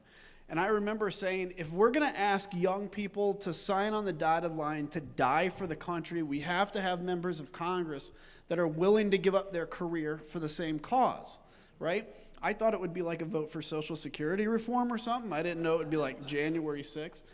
But like, if we're going to have people in those positions that will, you know, salute the casket at Dover when it comes off and talk about how important it is that we have young people that are willing to die for the country, but they are unwilling to do the right thing for the country when that very country is at stake, they don't have a right to be there. They are totally unqualified for that position.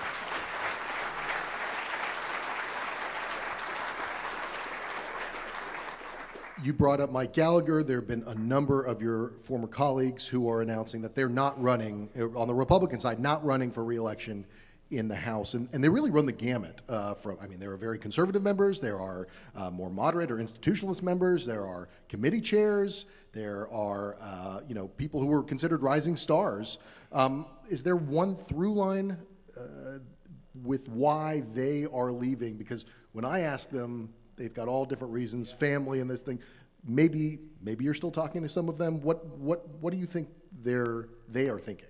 Yeah, I do talk to some of them still, and I think, I don't know if I can get to the truth either with them, because it's kind of like, oh, I do want to spend more time with my kid, which I understand, and probably that is what you think, but there's something deeper in that, which is like why it really comes down to this. I mean, they've not done anything in a year and a half. And I mean, truly, and I don't say this as like, you know, boy, it's such a huge sacrifice to be in Congress, because there's a lot of perks to it. But if you have a family and you're gone 4 days a week, you know, and those 3 days when you're not gone, 2 of them you're on a plane going to and from, it takes a toll. And you're willing to invest that if that toll is worth something, if you can pass something, right? If you can do something good. If it's just showing up in this inner party battles, which is really what the Republican Party is based on now. It's not based on issues, it's based on how do we fight with ourselves. I think that's part of it. The other interesting thing is, typically when a party is in the majority or they're getting ready to win the presidency, which is quite possible for Donald Trump to win, I hate to say it, but hopefully he doesn't, but you know, usually they all stay, because then you get a chance to make some bigger difference. The fact that they're all leaving means I think there's a lot of people that actually fear in their heart of hearts a Trump presidency and what that means and what they will have to swallow and do in order to stay in power. Something specifically that I've heard, and I know you've touched on it, I've heard from other former members wondering what you're hearing about this as well, which is the general threat of political violence toward members. I mean, it feels like it's the kind of thing that a sitting member doesn't want to talk about, but I know that a lot of former members are concerned that the heightened level of sort of political outrage could lead to kind of mass violence, but also specific violence targeting members of Congress. What can you speak to what's happening and either what your experience is or what you've heard from others? Yeah, I mean, it's very real. You know, I can go through some of the threats that Sophia and I received, you know, during the January 6th from people that call themselves, the crazy thing is, it's always people that cloak it in religion and Christian language. And as a Christian, that's not the God I follow, okay? And,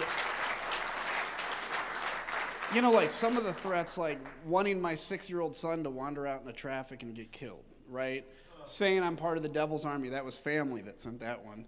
And so, like, they have the brain worms, some of them. My immediate family's good, but this was extended family. But real threats, and I'm going to tell you the interesting thing, these threats all came, always, when Tucker Carlson would go after me, and you can time it to that moment. And it's always some drunk dude in his basement that gets pissed watching Tucker Carlson and then calls and leaves a message. The reality of it is, those aren't the people that frighten me. Because if you're actually going to do something, you're not going to call and leave a threat. What you're going to do is sit in your basement, get your gun out, clean it, and figure out where I live and go from there. It is a real threat, and it's a real danger that exists. They said to me when I got elected, the joke was, you know, crazies are attracted to Hollywood and politics, right? Which is true. Now they're both basically the same thing. And in a country of 360 million, we all know, we see this every day, there are people that are mentally unwell and that are convinced that people like me or whoever is truly working for a one world government, satanic order, you know, to overthrow the world. So yeah, it's a real threat. Your thoughts on more general political violence? Whatever happens in November, Donald Trump wins, if Joe Biden wins, violence from the right, could there be violence from the left? I don't know. What are your thoughts on where we are given, you know, all the work you and the committee did in looking into the origins of what happened on January 6th? Are we alarmed enough? Yeah, I mean, it's an interesting question because on the one hand, if you read the bluster out there, you're like, okay, we're on the edge of a civil war. On the other hand, you often see that people, like I was just saying this in the green room to somebody, I've never actually in like 3 years had anybody confront me in person, in public. Like people that come up and say nice things, I've never had anybody come up and say anything mean, which you probably didn't expect, but what that shows is, you know, people still kind of have more bluster on the internet than they do in real life. That's a good thing, okay? We don't want them to equal real life bluster. But I do worry, you know, when I predicted violence on January 1st, 2021, I predicted it because being raised a conservative in conservative circles, I was familiar with the language of like, the tree of liberty must be refreshed by the blood of patriots. You know, there could be a day we have to go up against the government. That's the whole, what we were founded on. And if you convince 30% of the country that the election was stolen, I mean, if I truly believed the election was stolen in 2020, I would have been in the Capitol. I would have. And so when you convince people of that, it's real danger. So I do think, on the one hand, I don't think we should be losing sleep about this because I think that's unhealthy. But I think we need to be very aware of the real possibility that right or left, frankly, although it's certainly the right that's the issue, but if Donald Trump loses, you know, he doesn't have the instruments of government at this point, so that's a good thing, but he's going to have much smarter people around him that know their way around the Constitution if he wins. We should be concerned but not lose sleep. Let's talk about the presidential election. I think it was a spokesman of yours who said that you would consider voting for Donald Trump if his opponent were Satan, and that was the only opponent. Abstain at that point.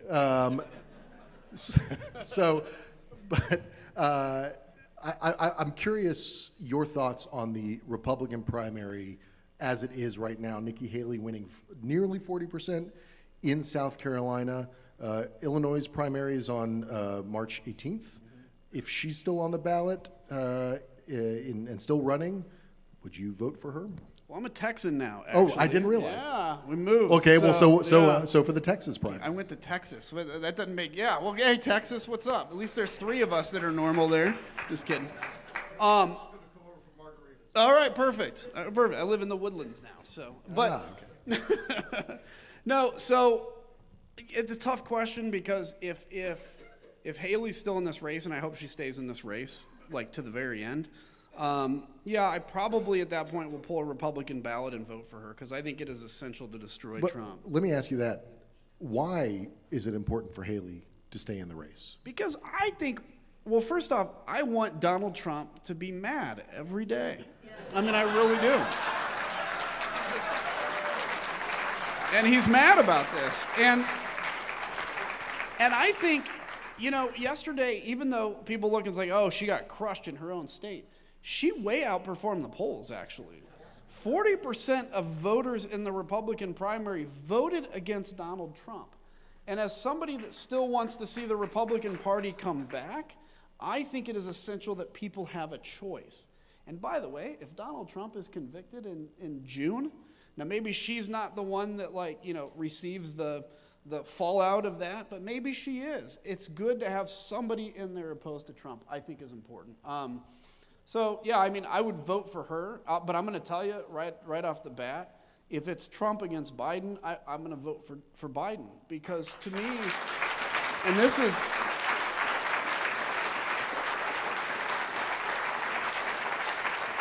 what I think is important, is like, I can disagree with a lot of stuff, but like, democracy is truly at stake here. And it's like, we can disagree, we're going to disagree for the next 100 years if we make it there, right? I think we were going to take some questions from the audience. I was told we were going to take some. So how about you, sir?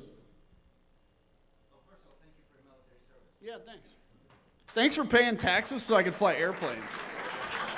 That was cool. Secondly, I want to pick up on something you just said a few minutes ago about, you know, 2, 3, 4, 5 people in Congress go to the Muppet Speaker and say, hey, we're not voting on any rules. Am I to understand that there's not a handful of people in Congress who cannot go to the Muppet Speaker and say, hey, we're not going to vote.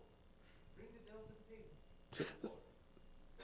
So he was asking if there are not a small number of people who can press Speaker Johnson on Ukraine aid. I have been talking to the people that would be the eligible ones to do it, and they're holding out hope that this new compromise bill is going to pass. It's not, right? I think the next option, I actually was part of leading a successful discharge petition once on a thing called Export-Import Bank. It's a nuanced thing. And their last successful one was like in the 80s before this one, like 2015 or whenever we did it. So I think they're hoping a discharge petition might work, but then you run into an issue on the left where if the Israel aid's in it, you're going to lose some on the far left, and you have to have more. Anyway, I don't know why there are not 4 or 5 people that would just march into his office and do that. Here's the thing. The Freedom Caucus does that. The Freedom Caucus goes in and tanks rules, and that's how they get so much power. And until the quote-unquote normals are willing to play with the same set of rules sometimes, they're always going to get walked over. If I passed out a box of hand grenades and it gave everybody one, we would all be equally powerful, okay? All of us. But whoever's willing to pull the pin is now the most powerful person. So you have to be willing to pull the pin, metaphorically, of course. So I don't know. Well, one thing that I have heard is I've been asking members who are retiring or who have retired over and over again, they say, Congress is broken, it doesn't work, all these sort of things. It's getting, frankly, it's a sort of ad nauseum.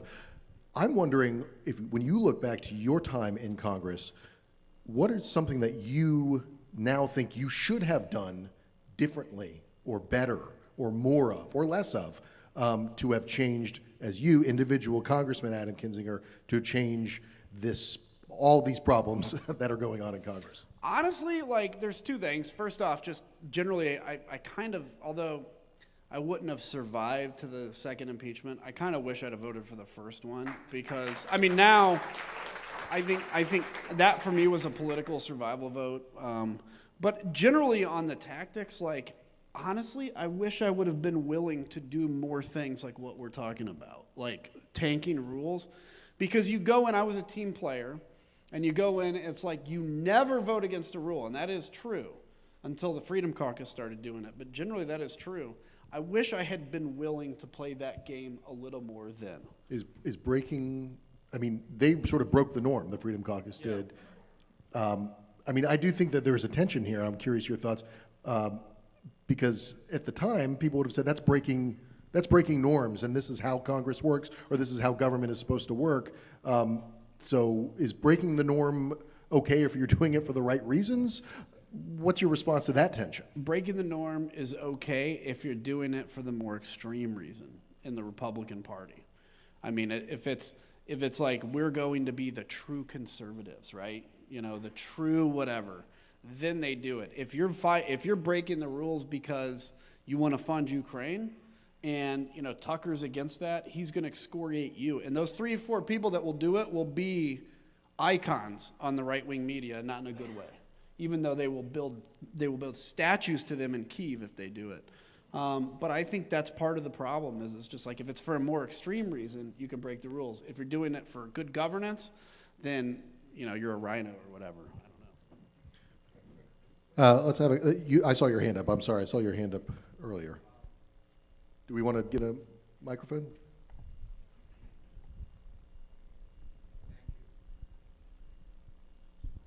Thank you. My name's Lenny Glynn from Milton, Massachusetts. I want to first thank you for your service, not just your military service, but your moral service, your political service. Thank you.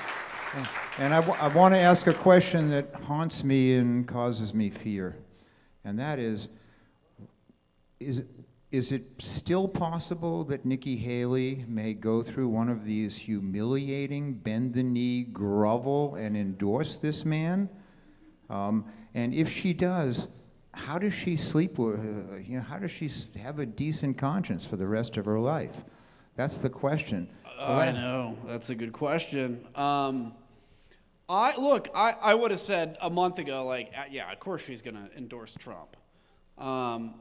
Although now I'm like, I don't know if I'd bet all my money on that at this point. Because in my mind, it's like she's been actually saying like Liz Cheney things, right? Or like Adam Kinzinger things. And so she may end up staying in just long enough that she doesn't have to make that decision. I don't know. I actually don't think she's going to stay in through the convention or anything. Maybe another race or two. But if she does, well, they may welcome her back, but she loses all credibility, like Tim Scott did and stuff like that.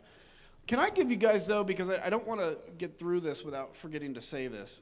Like, I actually am pretty optimistic. Not in the near term, okay? So not like in the next year or two, unfortunately. But here's what I'm sensing, and I'm curious if you guys feel this, which is when Donald Trump came along, there was actually this real desire to break the system, right? People felt left out, whatever, and he accidentally kind of caught that wave. But you never know, like historians and sociologists will look back on waves after they happen, and then you see it. I got to tell you, I'm sensing that it's not now, and it can't happen now, but it's building, like this huge demand among the American people to basically, quote unquote, throw the bums out and heal the system. People are desperate for optimism. You know, I went on a speaking tour this year, and I'm like, do you guys want me to be dark or optimistic? Everybody's like, optimism, right? Because they desperately want that. I think it's possible that in the next few years, somebody with a vision can come along and capture a better sense of America and throw these extremes into the toilet, I think. But we got to have the right person to do it. All right, we've got one more question for you in the back, right there, in the back. Sorry, guys. Thank you for coming. There's a reason you're the headliner, and I echo everyone else's gratitude for what you've done. My question, I'm from Illinois. Liz Cheney and Adam Kinzinger. Liz Cheney, one district in her state, they got rid of her. And correct me if I'm wrong, but you were redistricted out of a district by the Democrats claiming we need a conservative Republican to stand up for principles. There were two of them. You got redistricted out. Is that correct? And what are your feelings about the Democrats in Springfield, Illinois that did that to you? I'm glad you asked that question because, look, the thing I struggle with is, again, as I mentioned earlier, I'm not sure I really wanted to run again anyway, okay? But the broader point is, you know, when it was literally two of us fighting for accountability in democracy, and I got specifically targeted by the Democrats. By the way, 10 years ago, they did the same thing to me. And I had a member Republican against Republican primary. And this time, they did the same thing again. And that bothered me, not for myself, like, because I didn't know if I really wanted to stay in Congress anymore. But it bothered me because I'm sitting here saying, if we are going to save this democracy, we have to have a really uncomfortable, unnatural, uneasy alliance between Democrats, the left, the center, and the sane right. Like what is represented here. We're all of that. We're going to have this alliance through this moment. And if you're going to look and say, well, that's a cheap kill, I could take out Kinzinger because, you know, he wouldn't be able to win a member primary. Again, I'm not saying it because like, woe is me, and that's why I haven't talked much about it, because I don't want people to think like it truly bothered me. But what bothered me is the broader message about that, which is, my goodness, are we going to do this or not? The governor of Illinois, Pritzker, was on TV just a month ago. I actually kind of took him on CNN. And he said, whether you vote for Nikki Haley, Chris Christie, or Donald Trump, it's just, are you getting your MAGA this way with heels or whatever? I'm like, if you're going to honestly say that Nikki Haley and Donald Trump are the same threat, you have no idea what you're talking about, and you're the worst spokesman you can put out there.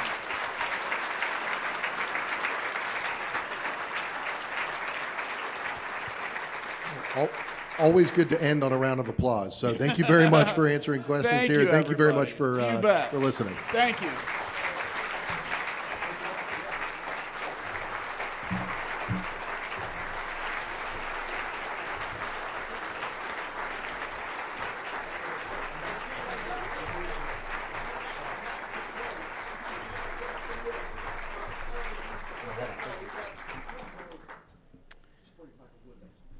I think he'll be signing some of his books out there in just a moment. I'm going to say just a few closing remarks to everyone who came this weekend.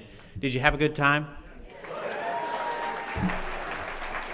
I hope it was an energizing weekend for you, a hopeful one. A lot of times it's easy to get caught up in the despair and just the craziness that we read in the news and see every day. But in this room, it was different. It was different in this room, and it's going to continue to be different in Principals First rooms every time we get together, whether it's here or in swing states across the country, as we will be doing over the rest of this year. You know, you've heard a lot about the work that we need to do to reaffirm our commitment and conserve the liberal traditions and principles that already make America great. There's a lot to be done. Like I said, it's not going to be easy. It's going to be hard, but that sometimes makes things all the more worth doing, and we will do that work. But before we all travel back home, I did want to just underscore the work that we've already done just by showing up here this weekend in a room, coming together, meeting each other, understanding that we aren't alone, filling more seats than CPAC did. So that is important. That work is important, and we're going to continue to convene, not just here, but all around the country, so that people understand that there are Principals First voters in this country still, and they're going to vote in November, and we're going to vote our principles, not our party, and we're not going to just pull the lever because someone has an R next to their name. You have to earn our votes, and you're not going to be president unless you can win the votes in this room.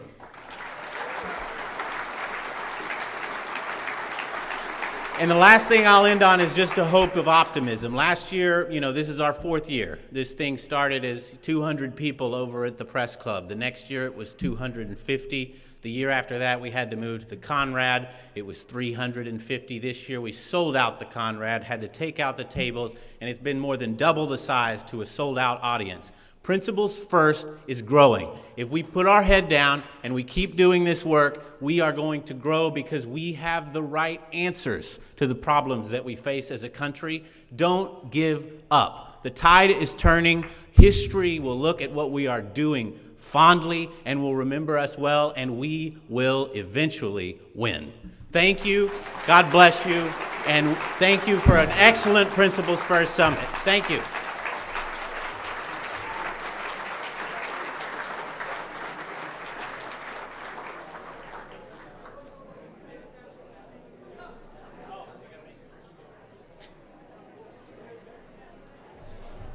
Last thing to say is, if you are part of the Arizona delegation, people from Arizona, they are meeting at the Yardbird. So if you're from Arizona,